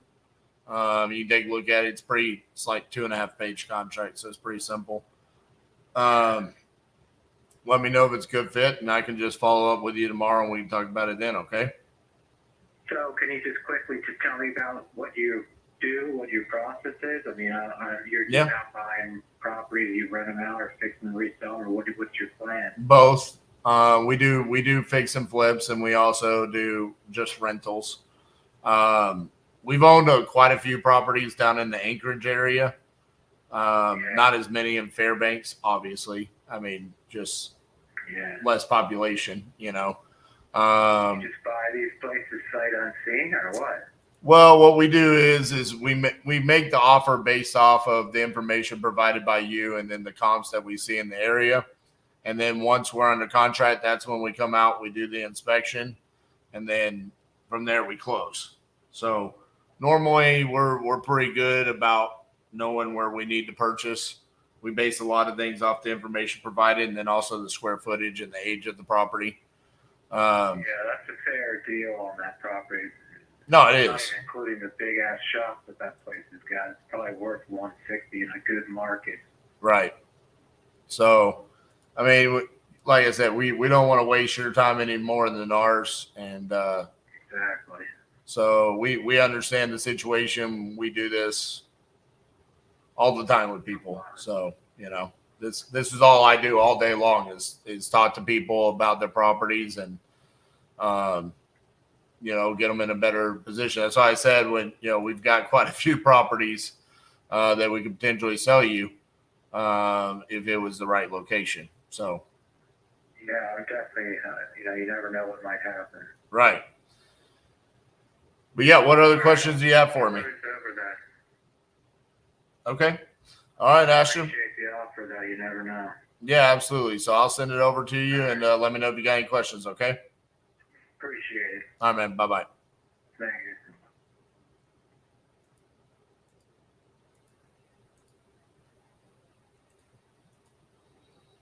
I don't know if he's going to accept that. Well, that was a cold call lead.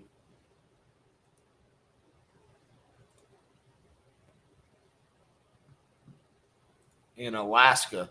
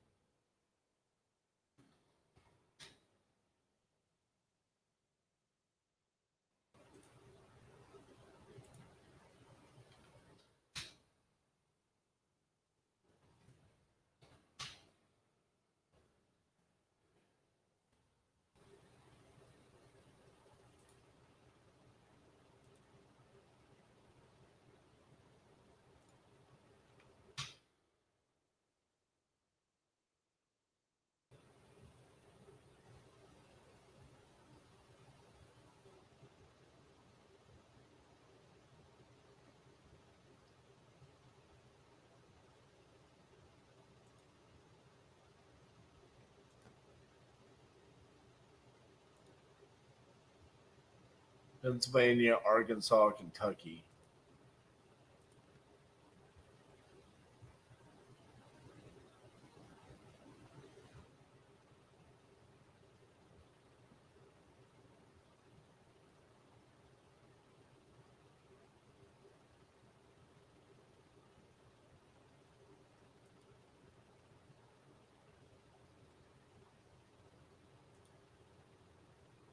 Missing the lead somewhere, damn it.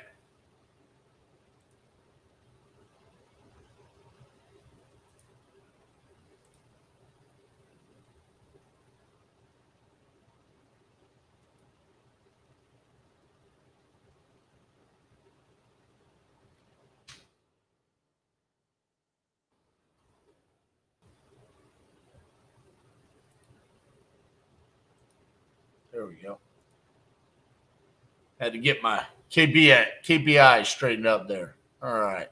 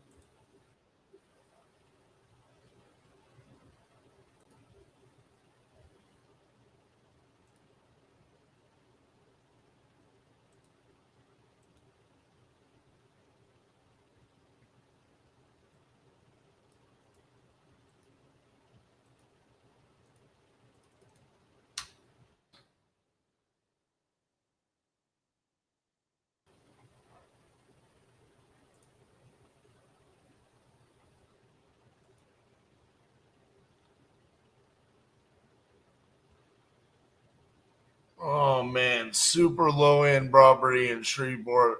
Oh, let's see.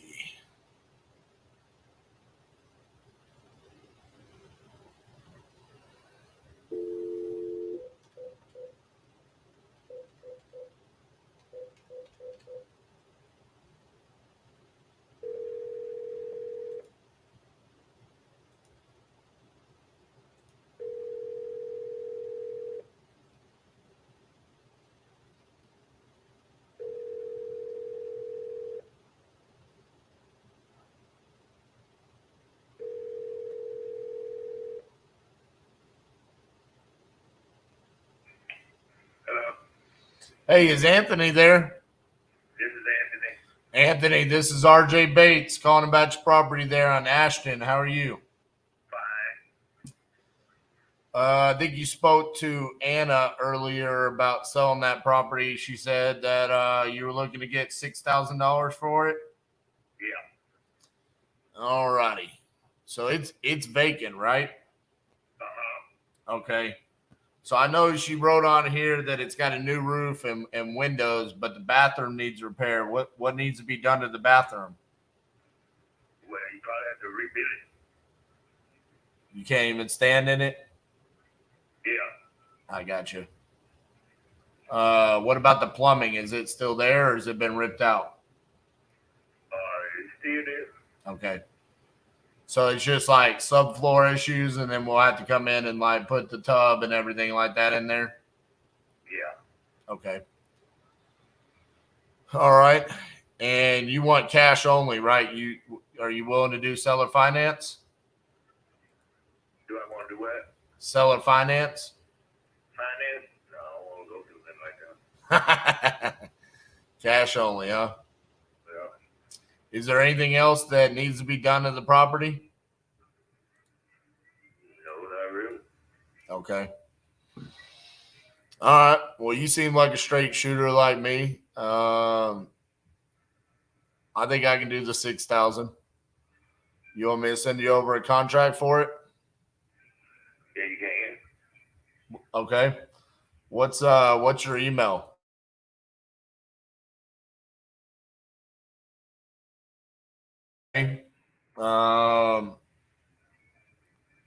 Do you have anybody around you that has email?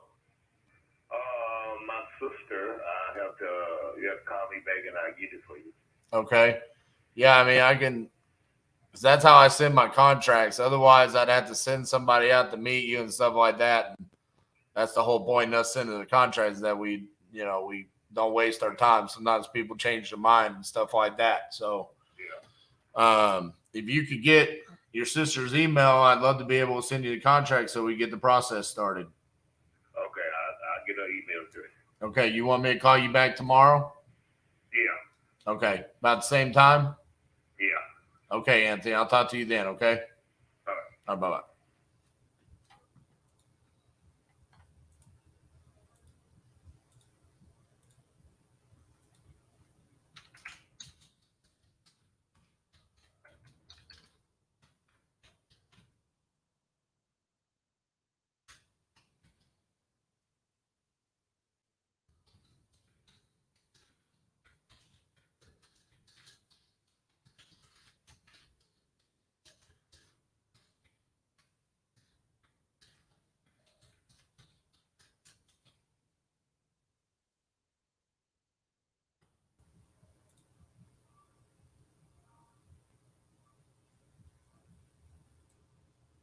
Just freaking contract machine over here today.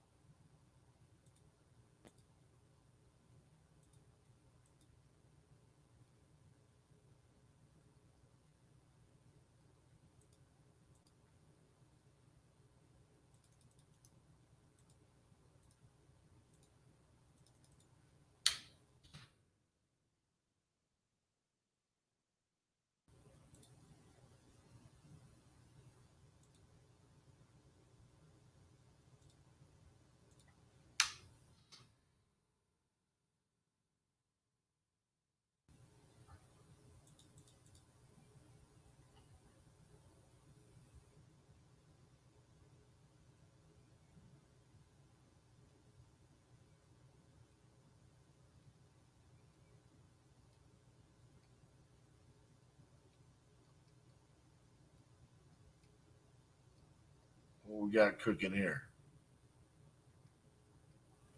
Might have something on our hands here.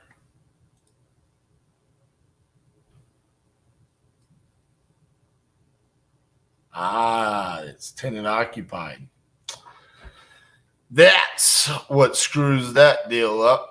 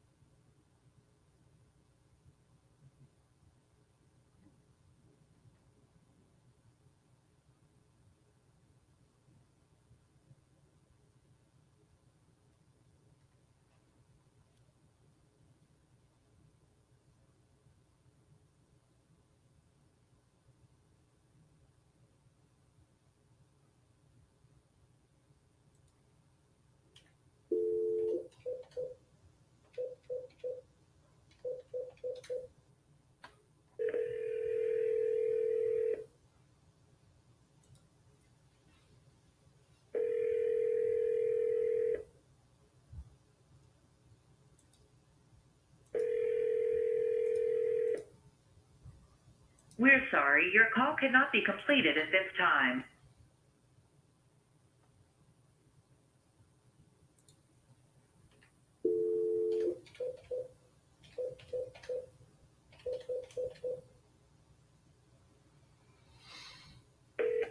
Your call has been forwarded to an automatic voice message.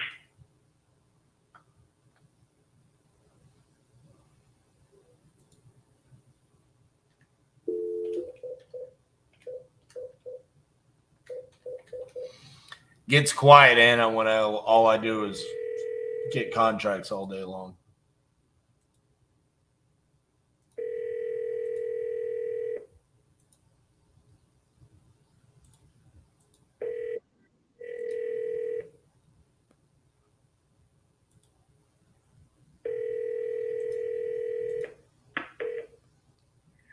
Hi, you've reached 287-0568.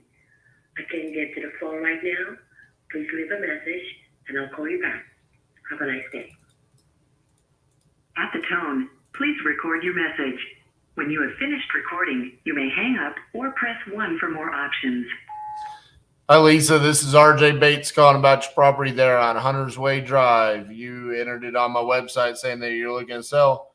So give me a call back at 817-710-8689. Thank you.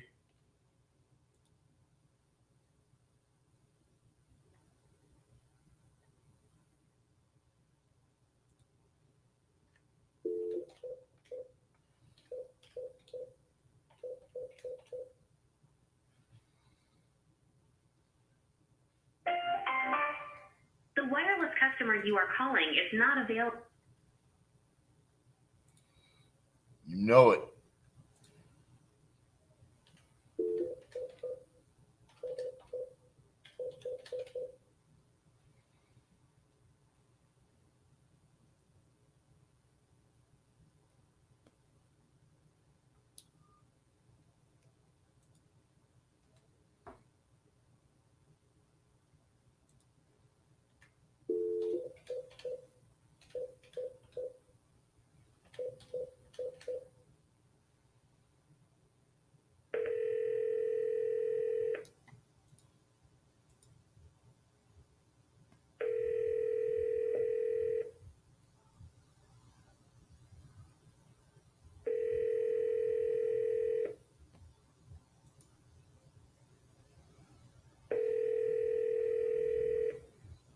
Your call has been forwarded to an automatic voice message system. 31531.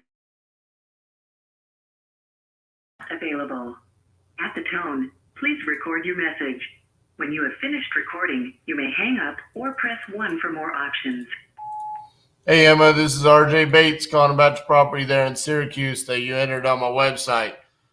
Give me a call back, 817-710-8689. Thank you.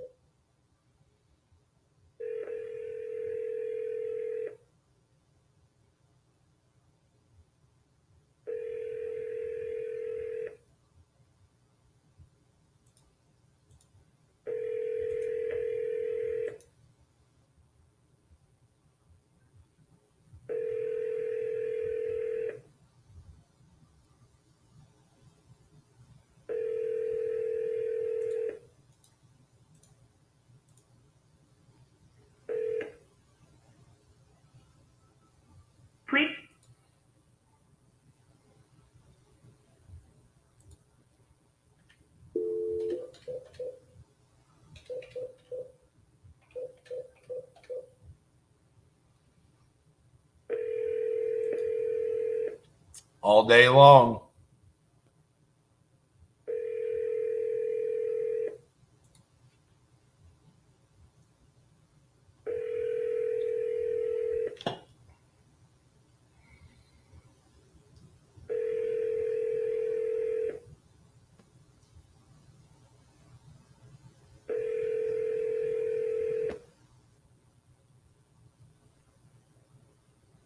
Your call has been forwarded to an automated voice.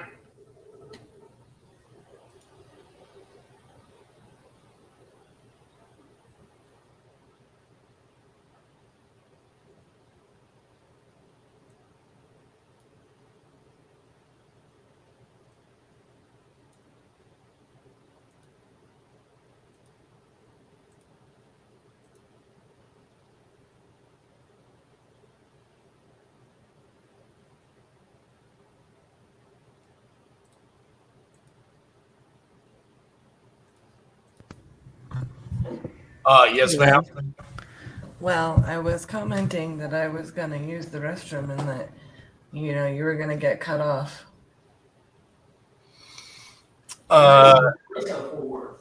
Do you want to come take over my seat? Do you want to switch my desk chair so I don't die? Yeah, we do. Yeah, that's fine. You need to be able to have the controls if I'm leaving. Oh, yeah. Okay. So I can just go use the restroom and then come in here and I'll play the lead solo video and then we can switch. Okay. All right. Bye.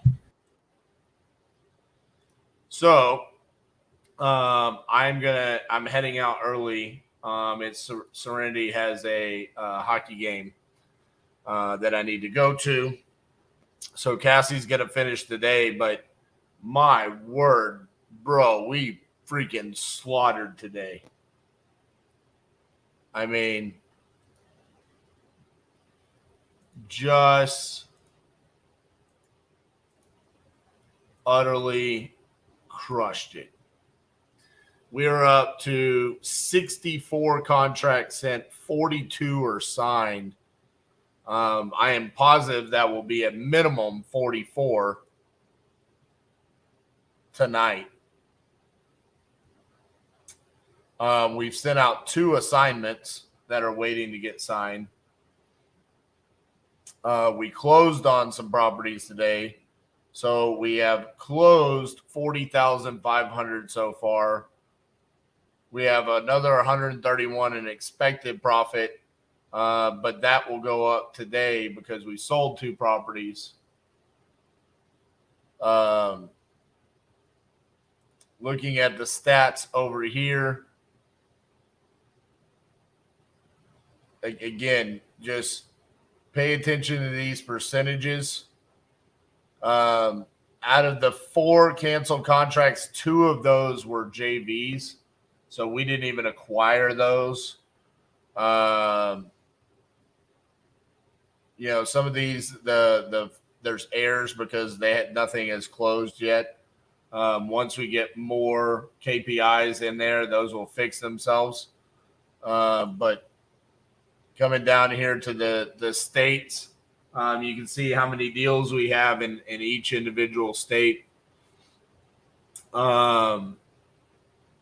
Again, the thing that kind of stands out to me that I'm a little bit surprised at, Illinois, we don't have a contract. Indiana, we don't have a contract.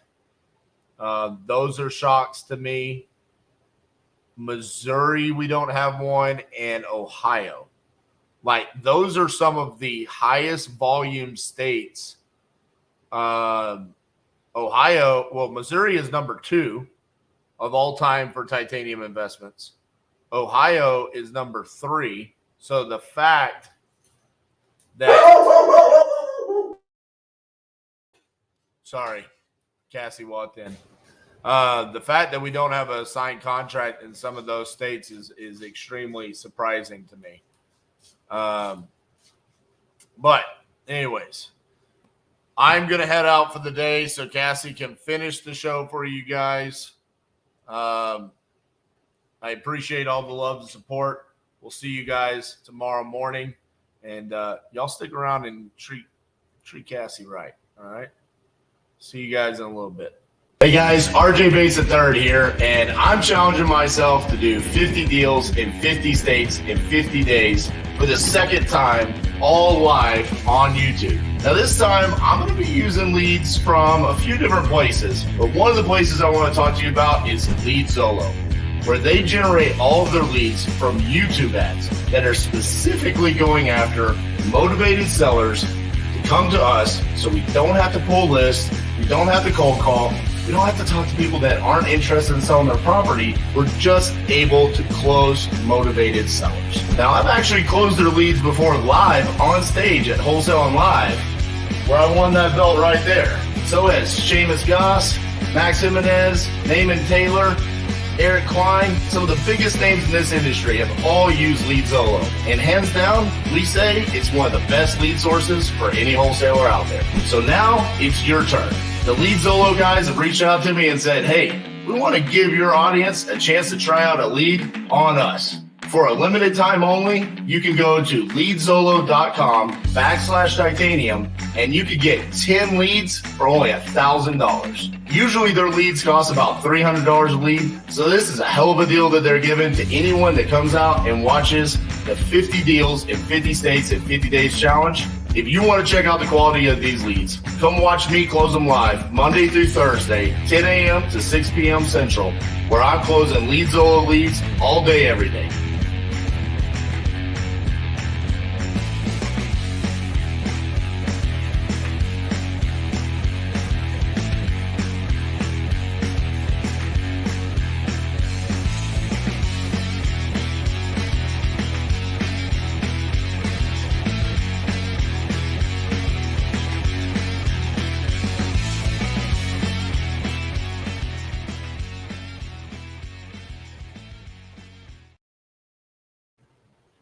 Hello, I'm back.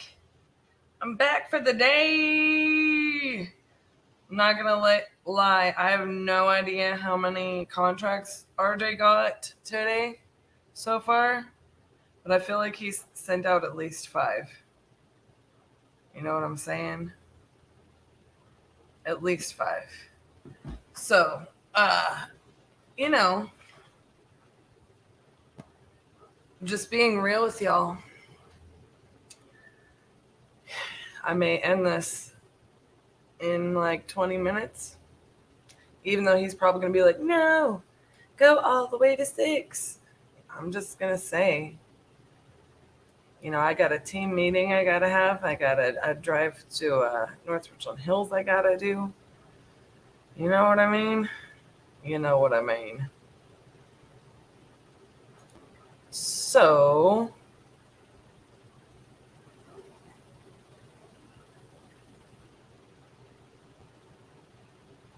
I'm just logging into my stuff only because I find it a lot easier whenever I get on the calls, because I know where like everything is bookmarked on mine.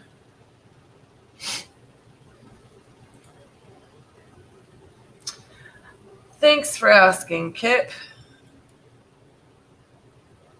The last hour.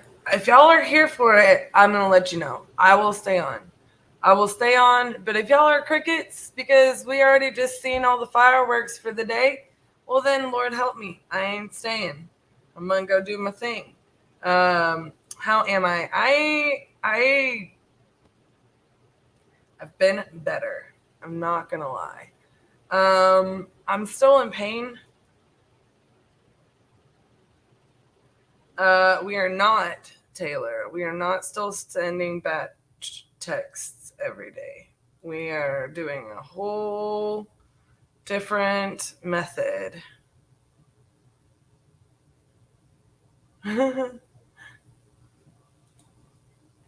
Yes, so we're our whole situation is we definitely are doing a lot more. We do call through batch dialer, but we acquire our leads differently than we did back in the day. That's why we're doing another 50-day challenge a reboot on the titanium crucible as well. Things have changed from when we did this 3 years ago, pretty drastically. I guess it hasn't quite been 3 years. I think we started the original 50 deal challenge in August, maybe, of 2020. It was late August. Late August of 2020. Oh, thanks for the kisses, Polar. Did you say hi to everybody yet? Are you going to go? Go see your sister? All right. She did not say hi. She's camera shy. She said hi. Well, you put her leash on her now. Yeah. She's done. Bye. Bye. Artist says bye. Feel you and know exactly what you mean. Yeah, I just, Lord help me get this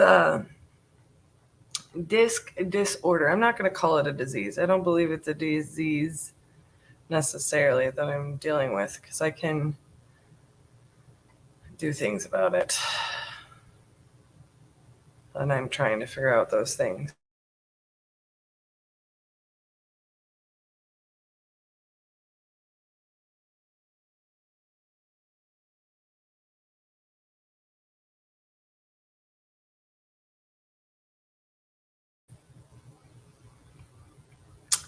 I think that I just kind of briefly cut out, so hopefully, hopefully.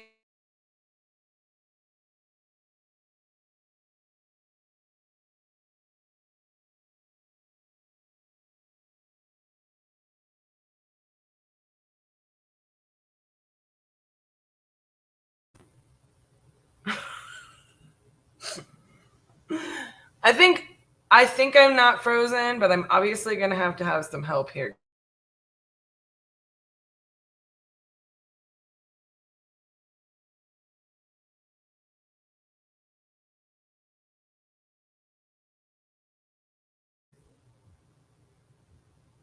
It says you say all good, Anna.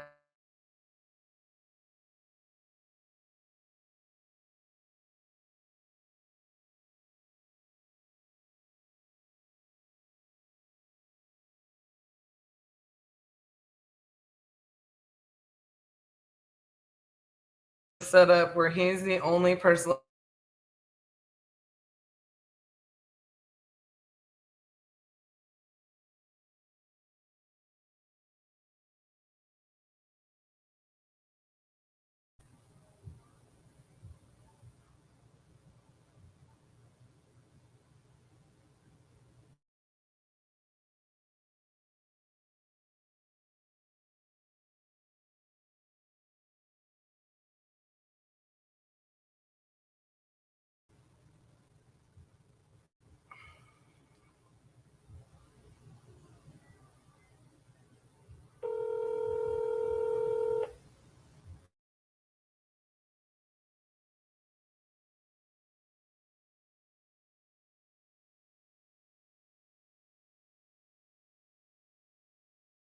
$50 deal challenge.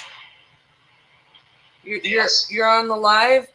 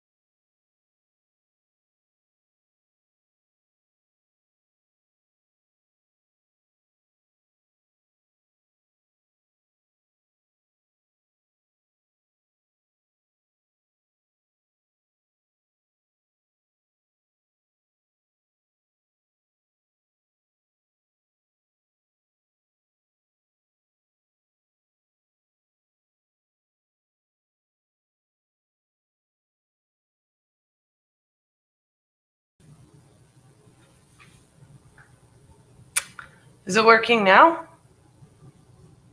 Did I fix it? We're going to see if I fixed it before I just start dialing and going crazy. Bet that helped my viewer count. Is anybody still with me? Do I have any people here?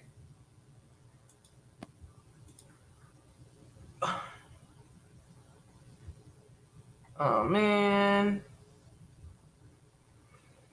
I really hope I didn't lose you. And you're gone. Manifested an early out. Am I gone forever? What about now? Fixed. I think it's fixed. I think we're fixed. We're going to just call some people. I manifested an early out. Well, I didn't mean to necessarily. 24 solid viewers. That's all I need. It's my friends. I am serious, though. I don't know why this has not got more like... I need to look at the analytics that RJ has, because sometimes I get a complex mic. You know?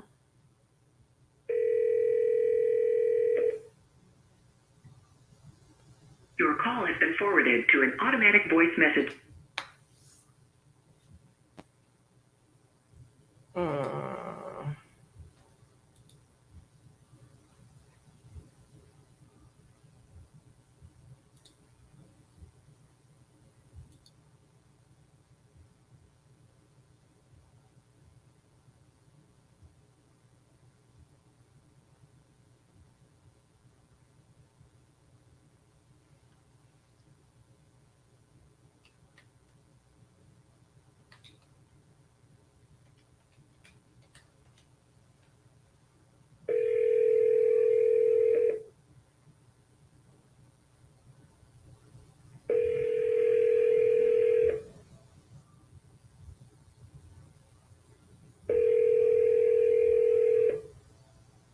We're sorry, your call cannot be completed at this time.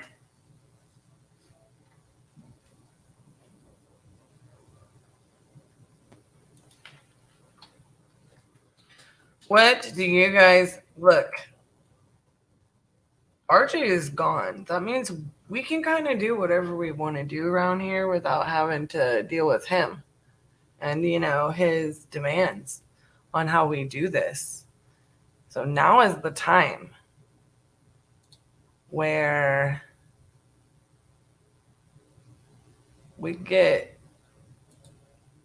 go off the rails. You know what I'm saying? Like, go off the rails.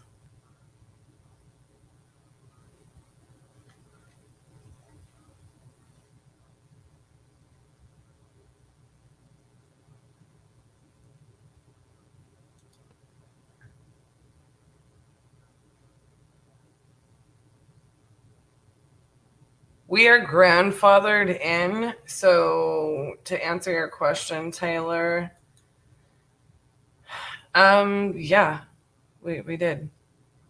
It's not to say we don't ever sign SMS campaigns, but like the volume that we do, and like we just do SMS differently because of the regulations. Like we're going to only filter through opted in, and like honestly we never get around to doing an SMS campaign because like when you look at the KPIs on what we're doing, we just made a pivot like that keeps us in compliance. And we actually, our company has been registered for so long that we could still send SMS campaigns, but it's not gonna feed the fam. So, you know, we had to make that pivot. It's not to say we never will send an SMS campaign again, but it's mostly going to be through people who have opted in. Well, it's only going to be people who have opted in, right? And for whatever reason, we feel like there's the need for that campaign to go out. But the regulations are getting really harsh on SMS, and like you get flagged, you're done, you know? we definitely don't want it to eventually impact our ability to do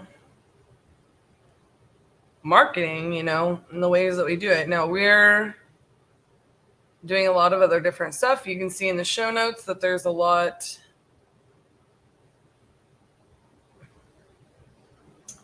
There's a lot that we do.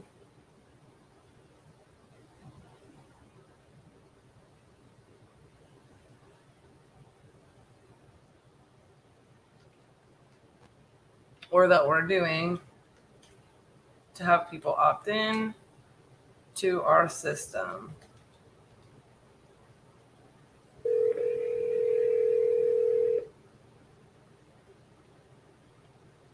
Or you can catch up on previous episodes of this.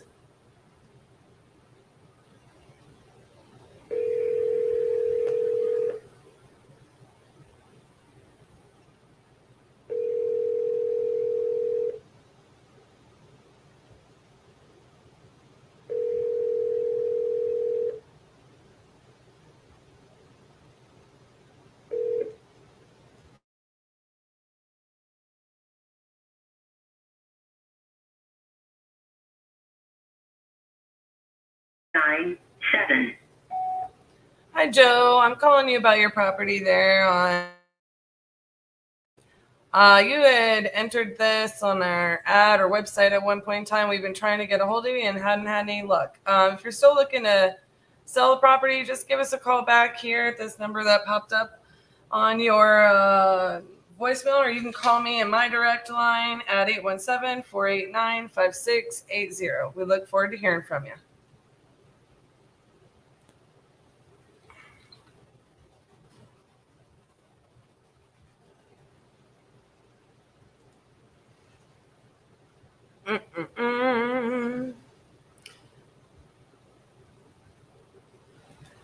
But yeah, basically, Taylor, yeah, there's going to be coming a time where it is going to be very, very difficult for anybody to do SMS, even if you are grandfathered in. So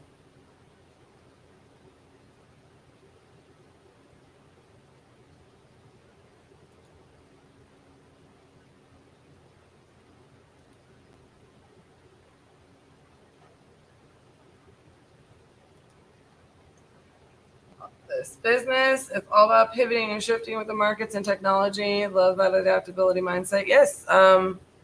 Just to be honest with you, it is something like we have to be cognizant of. Like, that's why we're always testing things and,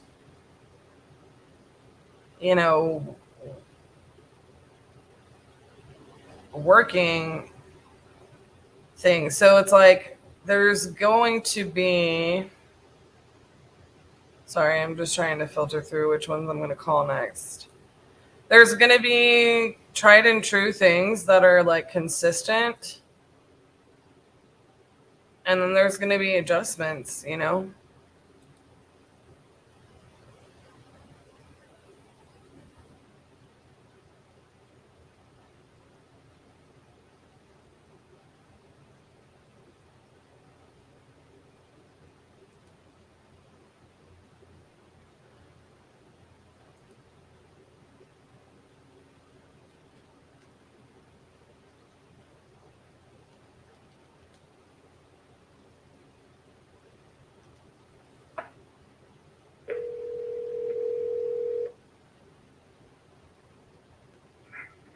This is Brett with ISE. Sorry I missed your call, but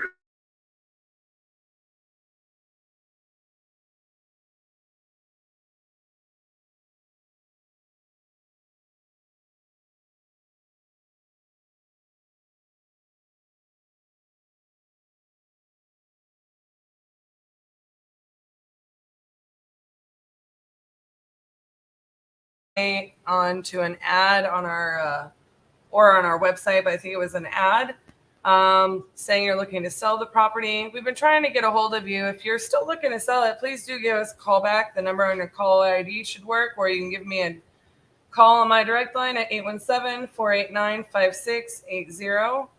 Just let us know what you got going on there. We're very interested, and we look forward to hearing from you.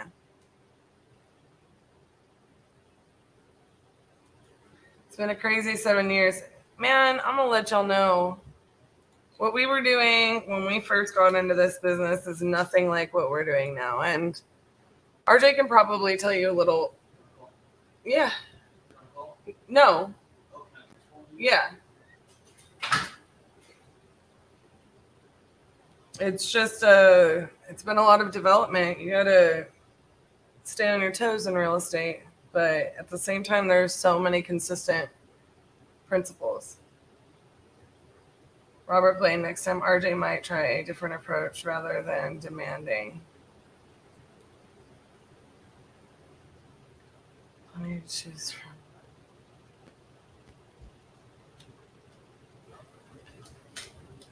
Hello, this is Cassie. This is Mary Mora. I was returning a call from our.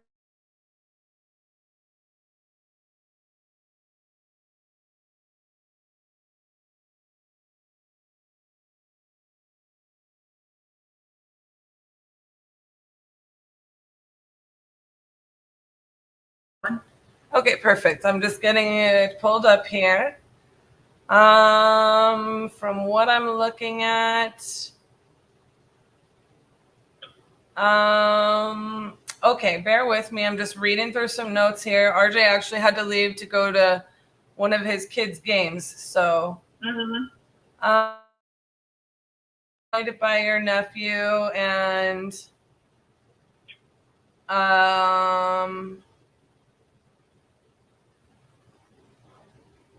it's a 3-bedroom, 2-bathroom, 1386 square feet, built in 2001. Yes. Okay. Let me look a little more at this. Is your nephew still occupying it? Yes. Okay. I have just a note, something about we sent you an email because you requested our email. I don't know if you ever got that, but that's. Well, I think I got it from a couple of the same people. They said they wouldn't be able to do it, so I just, But now he called me again, so I wasn't sure if it was the same. Well, I don't know. I've got.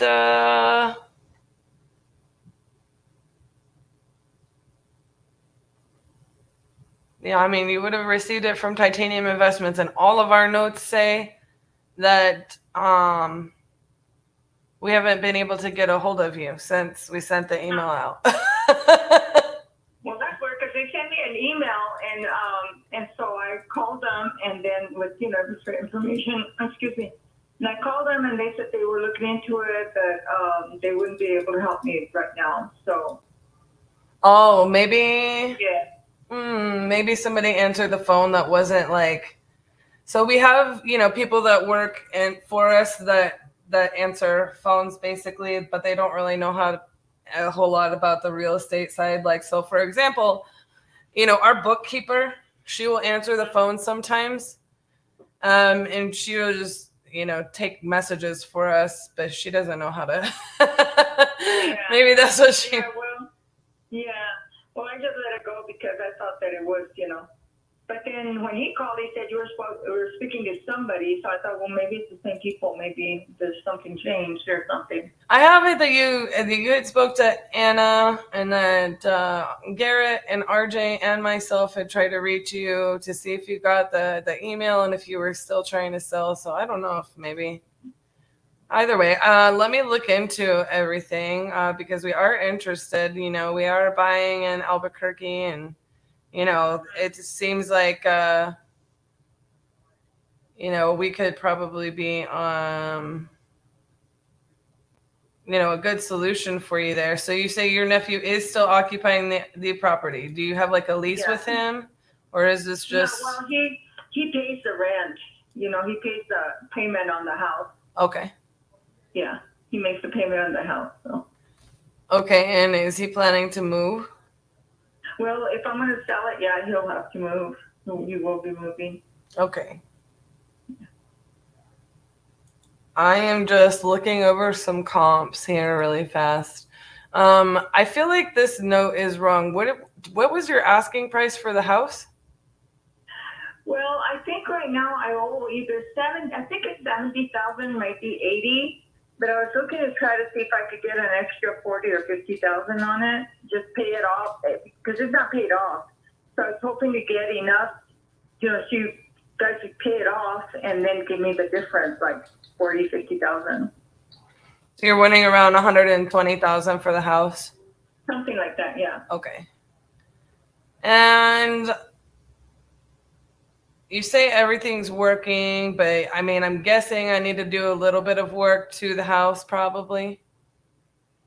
Well, the only thing is when I was renting it out at one time, the people that were there they pretty much damaged the house. They took out all the appliances and everything. So when he moved in, he fixed it up and he put back, but those are his appliances. So it won't have appliances when I sell it. It'll just be the house. Because those are his washing machine, stoves, and all that. Because they took all that. They pretty much cleaned it out. Okay. But but he fixed it up and put his own stuff in there. Okay. So everything else you think I'll need, like maybe to just do some like cosmetic updates and things like that?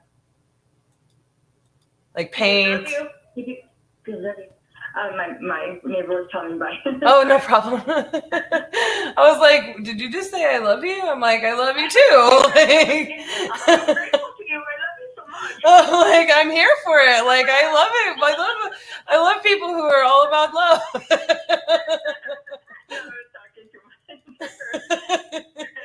I love your neighbor too. You know, we might be neighbors. No, I'm just kidding. This is a different house. No, I forgot where I was.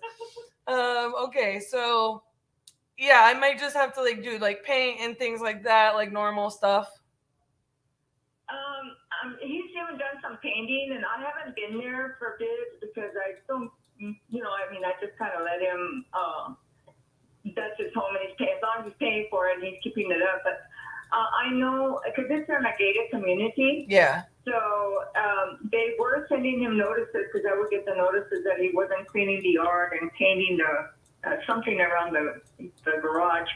And so they finally sent us a fine for that. And so I told him, I didn't realize they were going to fine you, but from now, I'm going to pay the fine. I told him, but from now on, you got to keep it clean or else if they fine you, it's your payment. You're going to pay for it. Right. So I'm thinking he's keeping it up because I haven't heard any more. Gotcha.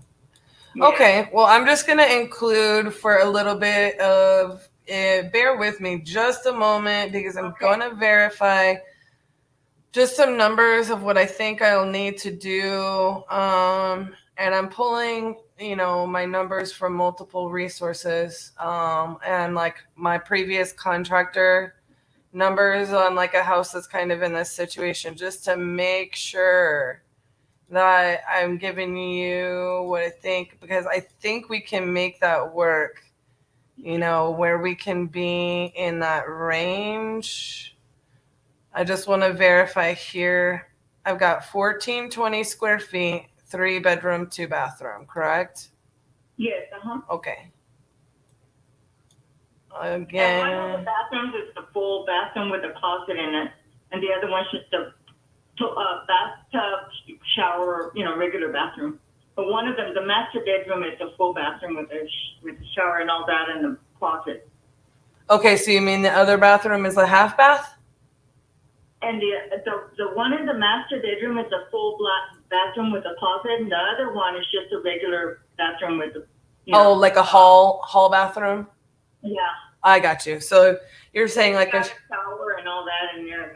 Bathtub and yeah. Yeah. So the hall bathroom has an all-in-one, and then the master bathroom has a separate shower and tub. Gotcha. Right. Gotcha.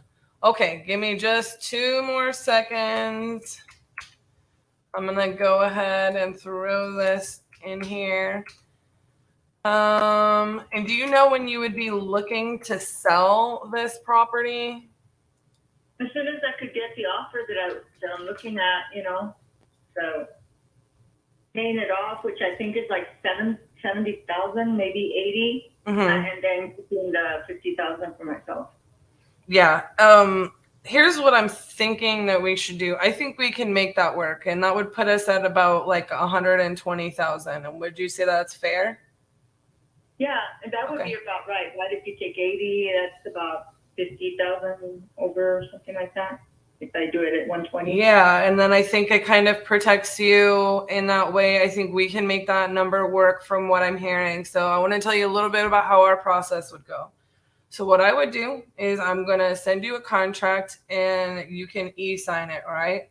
And so I'm going to fill that out. I'm going to get this contract at title, and then I'm going to set up a walkthrough with your nephew so that we can have our contractor go through and assess, and write up for us. So what they're going to do is they're going to write up for us everything that we're going to need to do on the property, okay? Okay. And that way we have to have that for two reasons. I got to get photos as soon as I can, and maybe if I connect with your nephew, he can get me the photos, right? But that way that my funding guy can look at it and give me a thumbs up, right, as quickly as possible. Well, my nephew might not be able to, because he's kind of upset now because I had to raise the rent on him, and he got kind of upset. So he's not even really talking to me. So he's not in a good mood. So I doubt that he would. He doesn't even answer my messages anymore. That's why I just want to sell it and let him go his way, Right, but maybe if I talk to him, he'll be in a better place, because if we're buying it with him there, then we may have to evict him. Oh yeah. So well, I mean, I hope to give him a thing. Like, you gotta rent somewhere because I'm selling the house, Right. So I may be able to help you kind of navigate that situation, and just tell him, like, hey, we're going to need to walk through the property. We definitely need to speak with you on your aunt's behalf. Like, we're going to work with you on finding a new place to live, etc. And closing at the right time. But if you're not going to be, then that's going to make it hard for us to work with you, Yeah, and that's kind of rough, because then if it doesn't go through and he does move out, then I don't have anybody to pay for the house. You know what I'm saying? So I'm kind of stuck right there, because he is paying for it. But if he leaves, and I don't have anybody to pay for the house, the monthly payments, and that's why I kind of want to sell it now, because I don't want to end up in that situation where I've been wanting him to put his name on the account, so that if anything happens to me, he can come keep the house, but he hasn't been wanting to do that, or able to do that. So I'm just going to sell it before anything happens. Well, I'm already like 70 something, 76, and I don't have much time, and I don't want to have to go when that house is just gone, for nothing. Yeah. So for now, I'd like to have something, so at least I can fix the house where I'm living now. Fix that up, Well, okay, yeah, I totally understand, because this is what I do for a living, and so I completely understand where you're coming from. So what I will do with him is tell him, look, like, we're going to purchase the property, and we're open at title. Like, we have to have a walkthrough. We can't close on it without a walkthrough. And what I would do is just confirm with him that, hey, we've cleared title, everything's ready to go.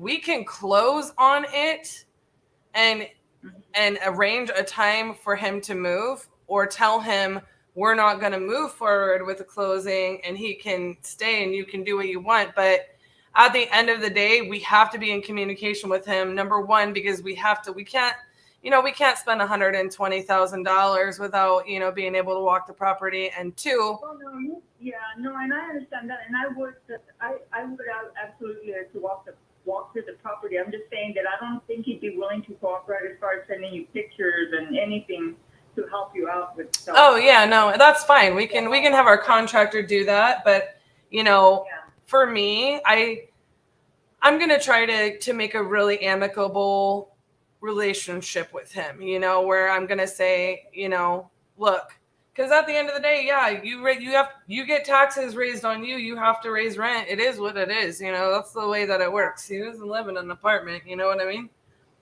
Yeah.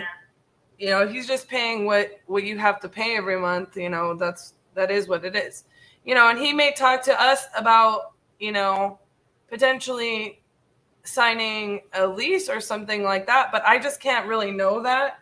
You know, I want to work with him. I don't want anybody. We're not in the business of, you know, not understanding what people are going through. He lives there, you know, so on and so forth. But yeah, I mean, we're able to close on the property either way and work with him as the occupant at this, you know, at this time. And trust me, we work with people with all kinds of occupant situations. You know, but at the end of the day, you know, we kind of got to know also, if he's mad at you and not talking to you, if he's not going to talk to us, what situation we're getting into there, you know what I'm saying? Because, you know, we're going to end up having to call our attorney and have our attorney deal with it and letting us know how long it's going to take to get him out of the house if he's not going to cooperate. And that will be a charge to me, right? No. To get it. No, I'm not saying that one way or another. I am saying that it would determine on what we're lined up to expect, right? So what we're going to do is we're just going to go through our due diligence. We're going to talk to him. We're going to tell him, you know, hey, we're planning on closing this in 5 weeks, okay? And you know, we've got title open. We're, you know, ready to walk through the property and assess what we're gonna need to do with the property. But here's the situation, you know, and where we might be willing to work with you. He's probably, if he doesn't like your rent price, he's probably not gonna like our rent price, because we're purchasing it and we're gonna have a higher payment on it than you are, because, you know, interest rates are high and stuff right now, right? Yeah. So like we're gonna have a higher rate on it. But what we'll do here is I will get us contracted. That way we can get a title, because I think like where, you know, all we need to do with that is make sure you don't have any like outstanding, you know, liens other than your taxes. I don't see anything pop up on this, but title is going to be the people to tell us that, right? And then we're going to get prepared to close. If we need to amend something like the closing date, you know, for your nephew's sake, nobody's trying to boot him out of his house, you know what I'm saying? Like, or not give him time, but he's probably not going to like our rent rate, because it won't be like just your payment and plus your taxes and insurance. It's going to be the market rent. Because we don't have a choice, you know? But at the end of the day, I hopefully, and 98% of the time, it works out for everybody. And that would be our goal. I'm going to put it all in prayer, and if it's meant to be, it'll be. And if not, I guess he'll probably be so upset he'll move out and then I won't have a tenant. But we'll see how it goes. Yeah. Well, I'm going to let you know right now. I don't see anything, you know, that's why I'm going to approach it very carefully and give him a specific date after we clear title. Yeah.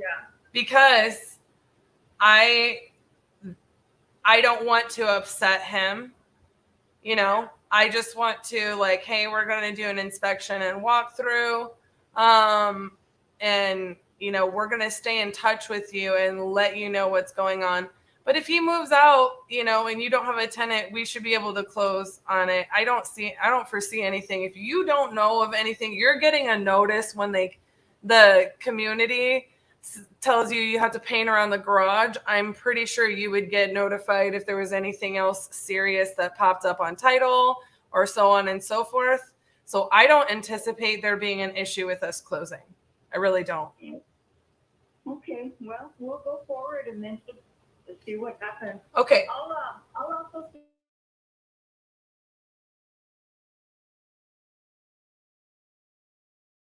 have any other choices. I try to put his name on there, but I can't get it, and I don't want to lose And if I'm going to totally lose the house, then I might as well just sell it, you know?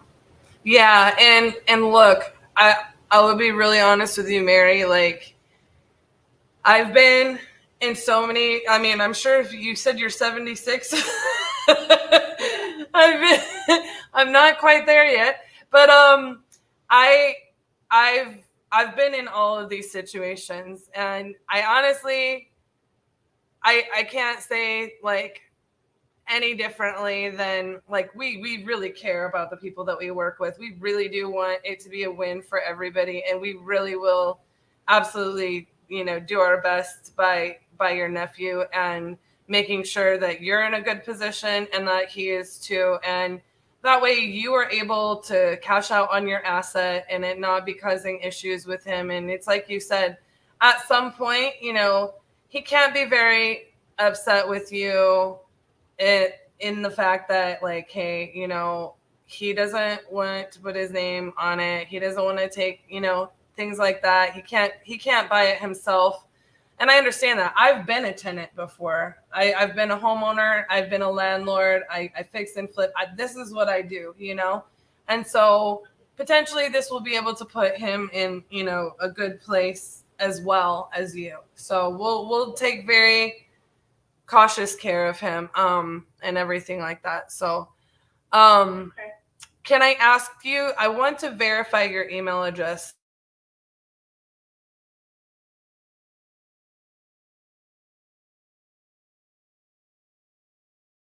If I write this contract up and I send it to you, or are you going to be, I kind of want to verify that you receive it. Is this a number I can call you back on in like 5 minutes? Yes, Okay, I'm going to write that up, maybe 10 minutes. I'm going to go ahead and write that up, and I'm going to call you right back in 10 minutes to make sure you got it. Because sometimes when we first, through our signing service, when we first write something up, it will go into like the junk mail or the spam mail because you've never seen our email come across before. Okay. So I'm going to write that up. I'm going to get it over to you, and then we will be able to, you can get it signed. I can get your nephew's information. And I can like tell you when we're going to reach out to him and talk to him. If you want me to give it a couple of days for you to talk to your sister, that's fine too. But I can open this at title tomorrow morning. And then we can kind of get the process started, and then, I'll go from there. Okay, well, I'm going to call her here in a minute after we hang up, and maybe she can kind of, Okay. Yeah. Let me ask you, Mary, is this your cell phone, right, that we're calling on? Yes, Okay, I'm going to text you from my cell phone, okay? That way you have my cell phone, and you can call me just in case. I have to go take a lockbox off of a house that we sold, and I might be on the road, and that way you can have time to talk to your sister and everything. So I've got this show.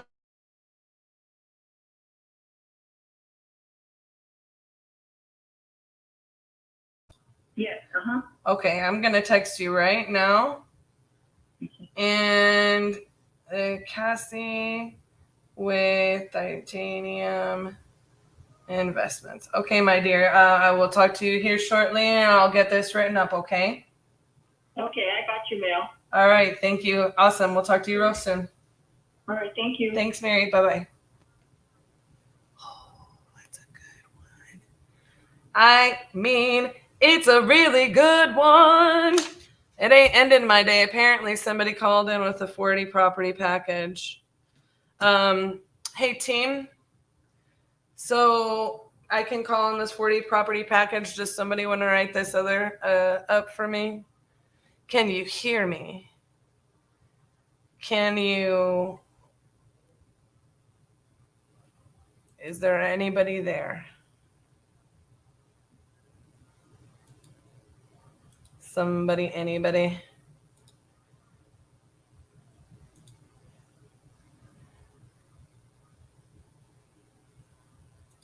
Sending a contract right now. Nephew is occupant but can't purchase, and she needs to sell and get her money. So we are going to work with him about his moving and schedule, etc. She said he isn't thrilled about her raising the rent because of taxes, and her fear is he moves out and we don't make it to close, then she has no one. I would not let that happen, by the way. She has no one to pay a mortgage. Poor dear. She needs that money so she can go live her best life. Her last years. I love it. Where is my team? What are they doing?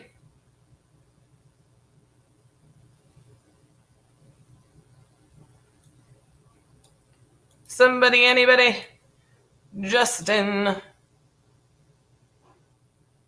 Garrett. Joshua. I know some of y'all are out there. I know.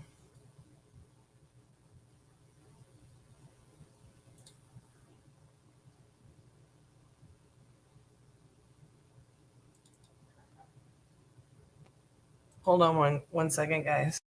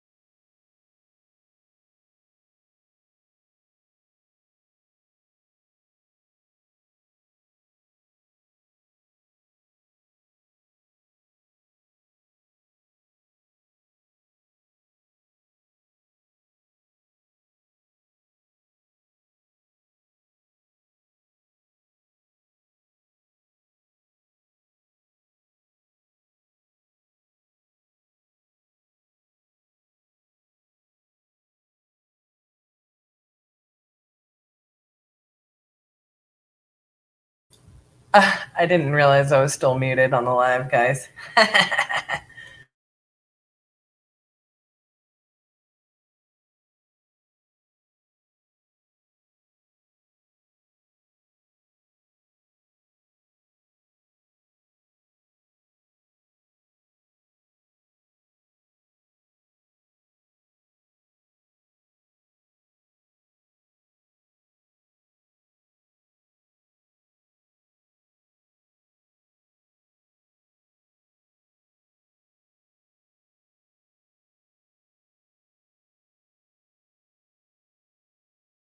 Here's what I'm going to do is I'm going to copy this card over to you. I didn't add, if you go in the current active deals, all I did was create the folder.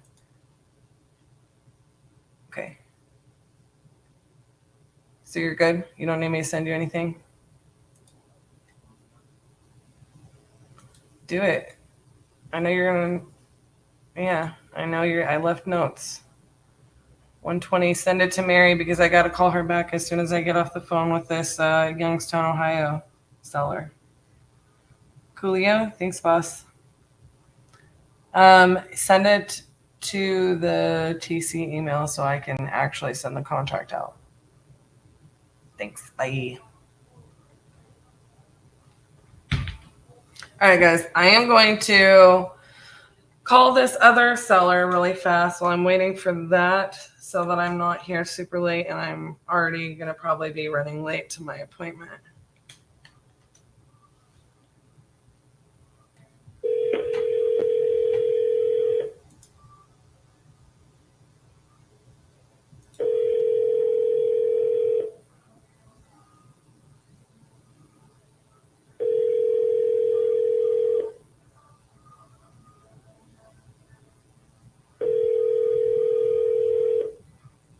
Hello.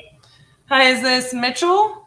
Speaking. Hi, Mitchell. My name is Cassie, and I have a note in here to give you a shout back about some Youngstown, Ohio property. Start off, I'm not like a desperate seller or something, so I don't sell wholesale. And but you know, I get a lot of these postcards in the mail or letters in the mail.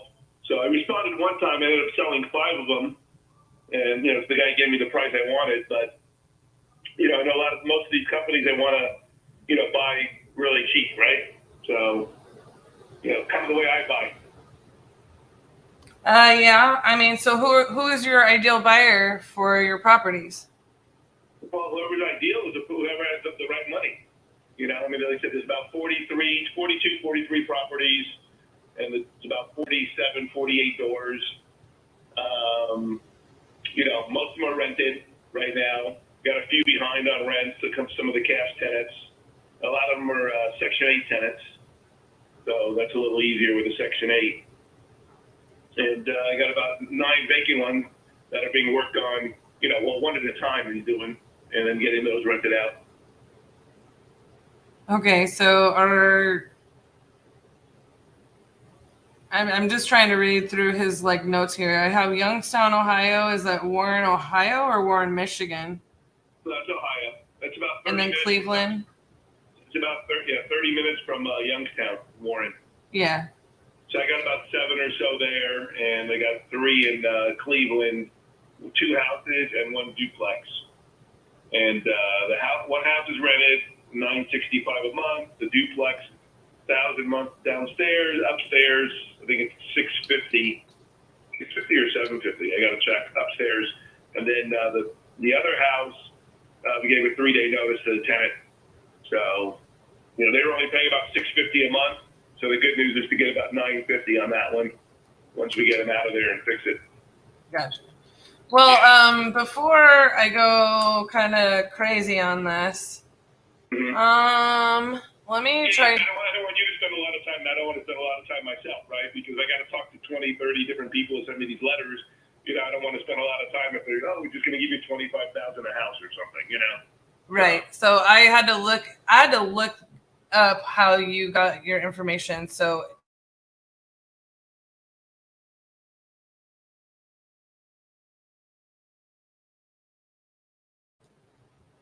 so I was just trying to pull you up in our system so I could like at least kind of assess. But here's my deal. Right. I want to shoot you straight. You seem like a straight shooter, and I'm gonna be straight with you. I am a real estate investor. I am a landlord. I'm in the business of offering people, you know, what their property is worth in the current as is condition, right? So, if your as is condition is tenant occupied, I need to know what those rent rates are and, you know, how long their leases are to be able to assess it, right? Because it's one thing when you bought it super low, maybe put a little money into it, and then now you're renting it out for full market value, or maybe you're not renting it out for full market value, right?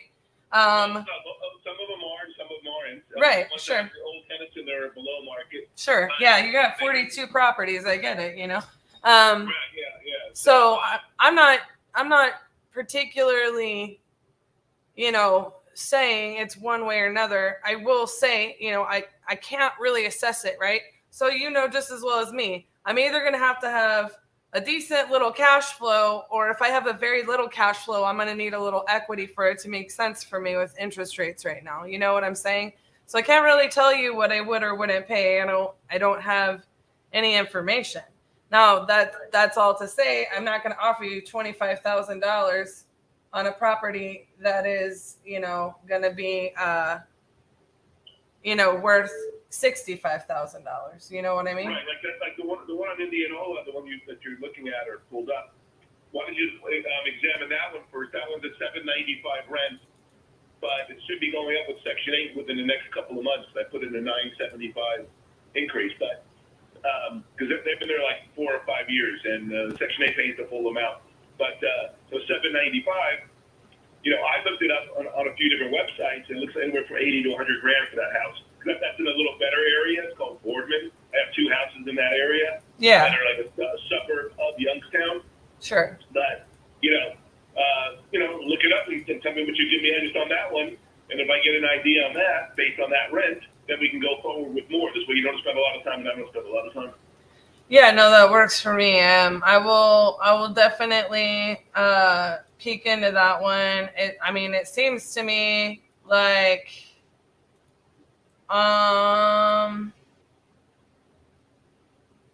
yeah, I can pull up everything on it just to verify. Is it a to be a 4-bedroom house? 4-bedroom, 1 bathroom?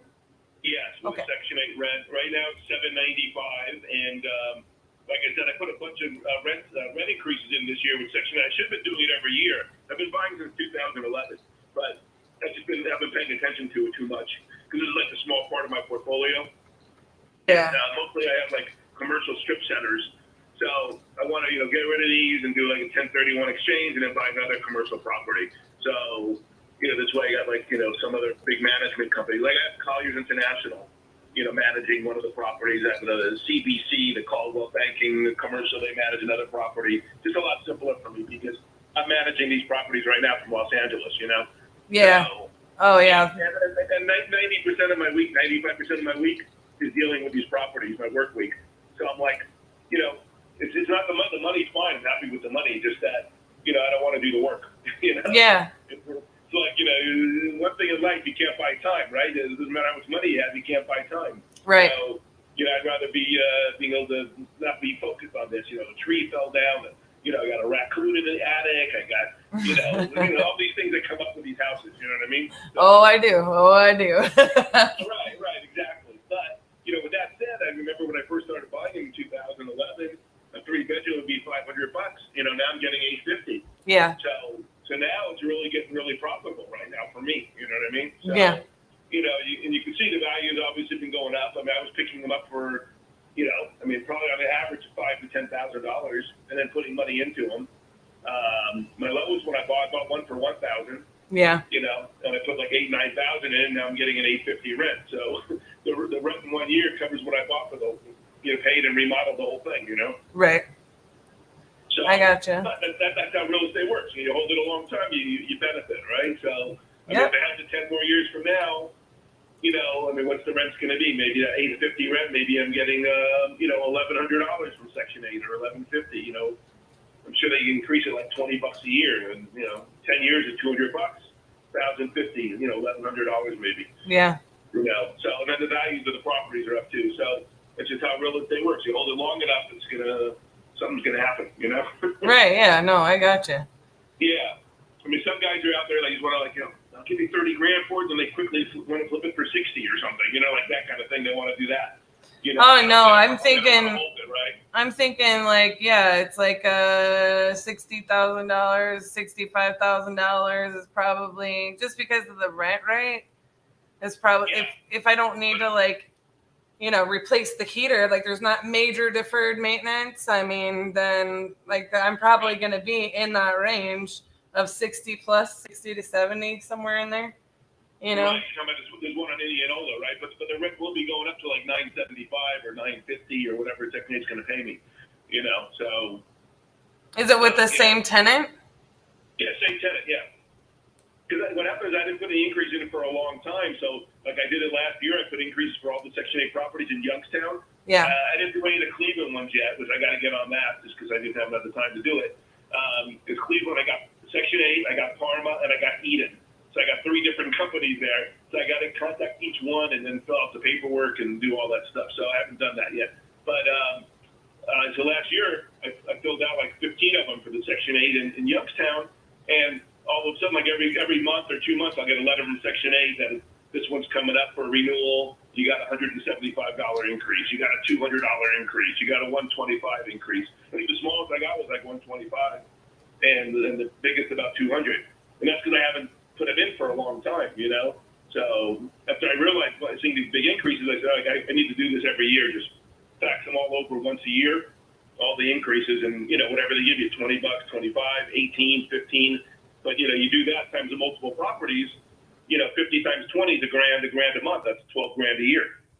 That's a big difference. You know what I mean? Yeah.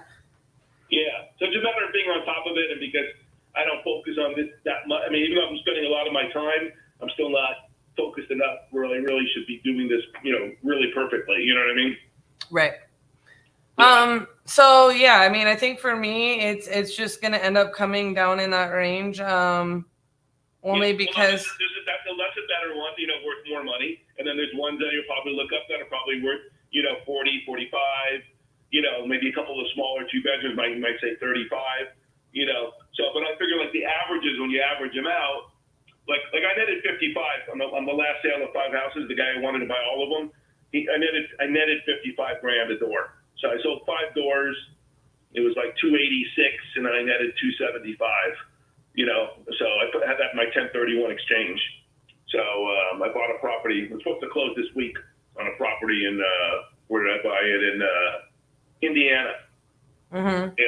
Yeah. So, but yeah, I netted 55 because I know there's an average, and like the ones in Cleveland, those are worth more money.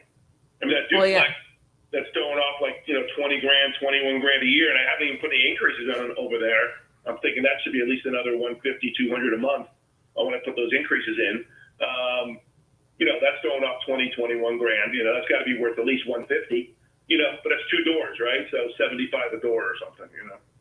Yeah, I mean, I base it off of comps and then market rent comps, specific to those areas. And like, I pretty much I'm going to try to get it to where, like, if I were to fix this one up in Indianola, I probably enlisted, I could probably get more of, If the tenant, you have to move the tenant out, you mean? But I mean, that wouldn't be what I'm going to try to do when I'm trying to, like, that's why it matters, like how much we contract it for at the beginning and what we close at, right? So, if you don't buy it right, then you screw yourself on the exit strategy, so to say, you know what I'm saying? So like if I purchase it, it's just like, if I purchase this as a buy and hold, I'm not going to be able to turn around and flip it right away. I'm going to have to hold it for at least a couple of years, right? So Right. Agreed. If I run the numbers to do a complete update, like that looks different, and my offer probably is lower on a property like this. So Section 8 is going to base theirs on like market rent, which also could be higher. But this is what they're paying from the market rent from like this property, right? So I like it in one way. And then in other ways, I'm just like, yeah, I mean, the property, and that's why I said at the very beginning of the call, I'm going to be considering what your as is condition and rent is. Well, condition tells me it's in fairly decent condition, because it is Section 8. So right, they're on top of me all the time, so right. I just got to maintain them. Right. Kind of what I like about Section 8 a little bit. At least they keep the house values up because they make you. I'm not out there to see it, but they tell me, oh, this is wrong, that's wrong. They give you a list. They give it to the handyman, and he fixes them. Yep. So. Yep.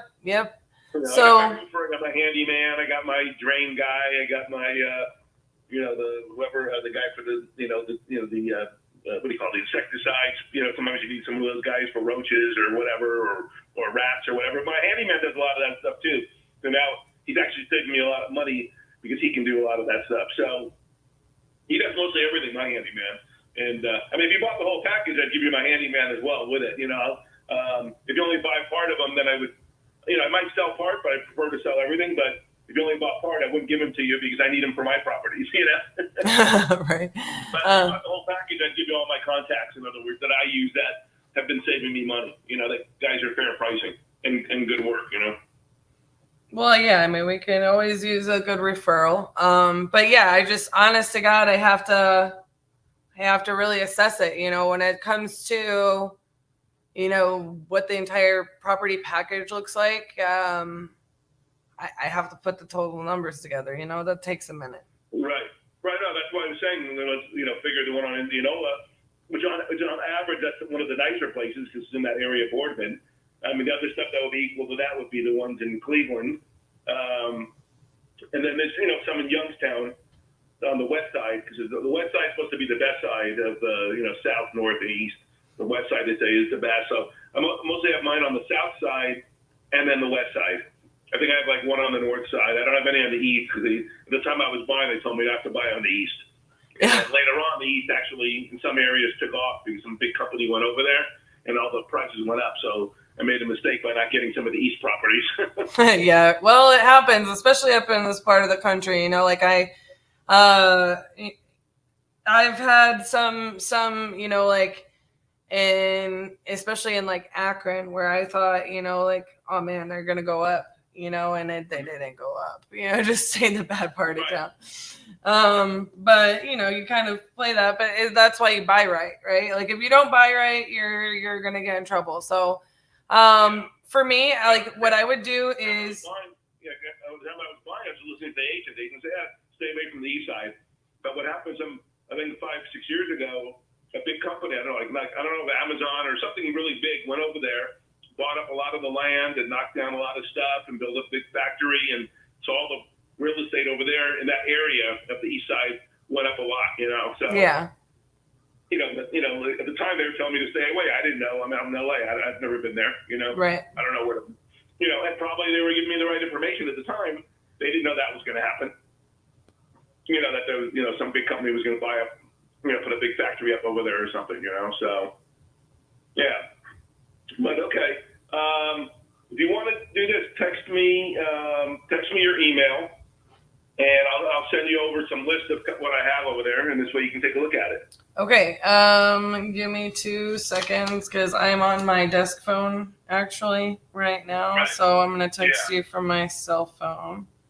Yeah, and again, like for me, I'm not a desperate seller, so it's not like, you know, a person needs the money. You know what I mean? So if I get the right price, I sell them. If I don't, I just keep them and keep fixing them, renting them out, and trying to keep updating the rents. Because I figured I was just like extrapolating some numbers. I was like, if I guess there's 49 doors total, and if I average $800, that's like $39,200 a month, $470,000 for the year.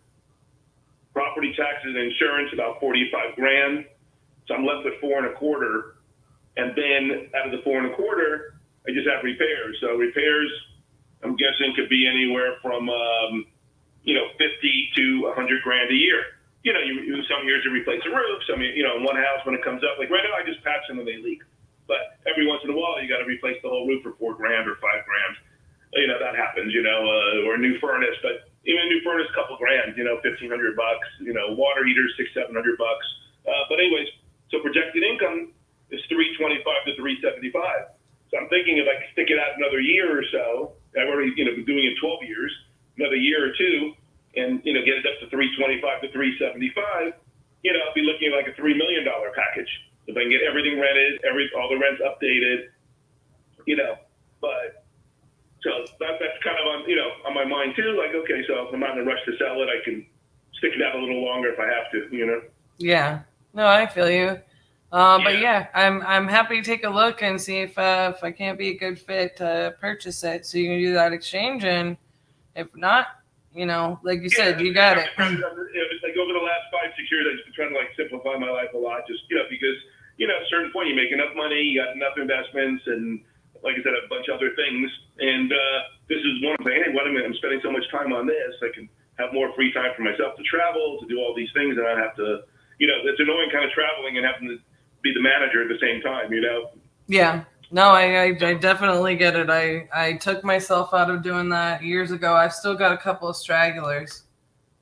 Right. And I spoke to a couple management. So if I decide to really want to keep them long term, maybe I'll put some of them on management. But like some of the tenants are so easy, it's no big deal. It's just a matter of maybe getting rid of the ones that are the annoying tenants, you know, that are get rid of those and then just replace them. Because when you have the good tenants, actually, it's not a big deal. You know, maybe once or twice a year, some of the tenants will text you. Let's say a good tenant, say, "Oh, I got this repair, or this or that." You know, simple. You know, so you know, and I have some good tenants that are cash and you know pay early, and then I have some that pay right on time, and then I have some where you always got to text them on the 5th. If you don't pay by today, there's a late charge. You know, and they don't pay, and you know, okay, 3-day notice is coming out. You know, that kind of thing. You know? Yeah. You know, you owe $15 from last month, and you owe $50 from this month. You know, you owe $65. You know, it's like stuff. Yeah, and it gets overwhelming, like when you're self-managing and stuff. So, all right. Well, can you confirm that you got my email address over there? Yeah. Oh, you said it. Let me see. Yeah.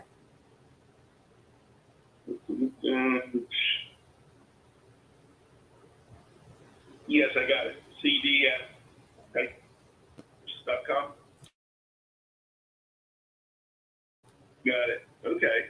All right, Mitchell. Well, I'm gonna run because I've got to go pick a lockbox up off of a property. So I'm gonna be running late if I don't hurry up. So. Yeah, go ahead.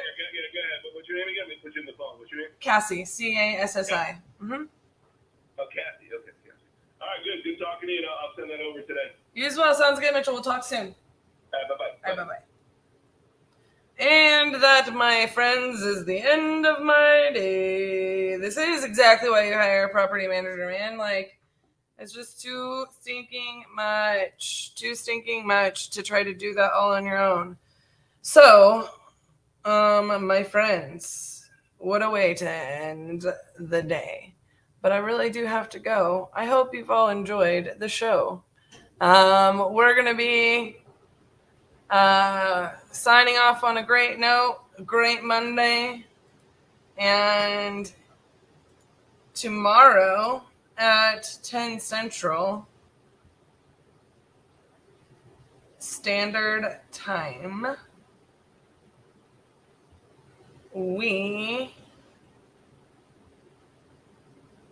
I really don't even know which one it is. We're just going to click one. Guys, we're going to click one. Tomorrow, 10 a.m. Central. We'll see you guys. And we appreciate you. You have lovely evenings. Do great things. And we drank a lot of people's milkshakes today. I stuck my straw in your milkshake, and I drank your milkshake. You can get chewed up and spit out if you don't understand these things. Go drink your milkshake. Are you prepared to do what it takes to get what you want? There's money in this room. There's millions of dollars in this room. Networking. It's about consistent, intentional, tactical action. I'm on a mission to make something change in my environment that's going to give me what I want, and I'm obsessed about it. It's the crucible! Oh, this is what we do.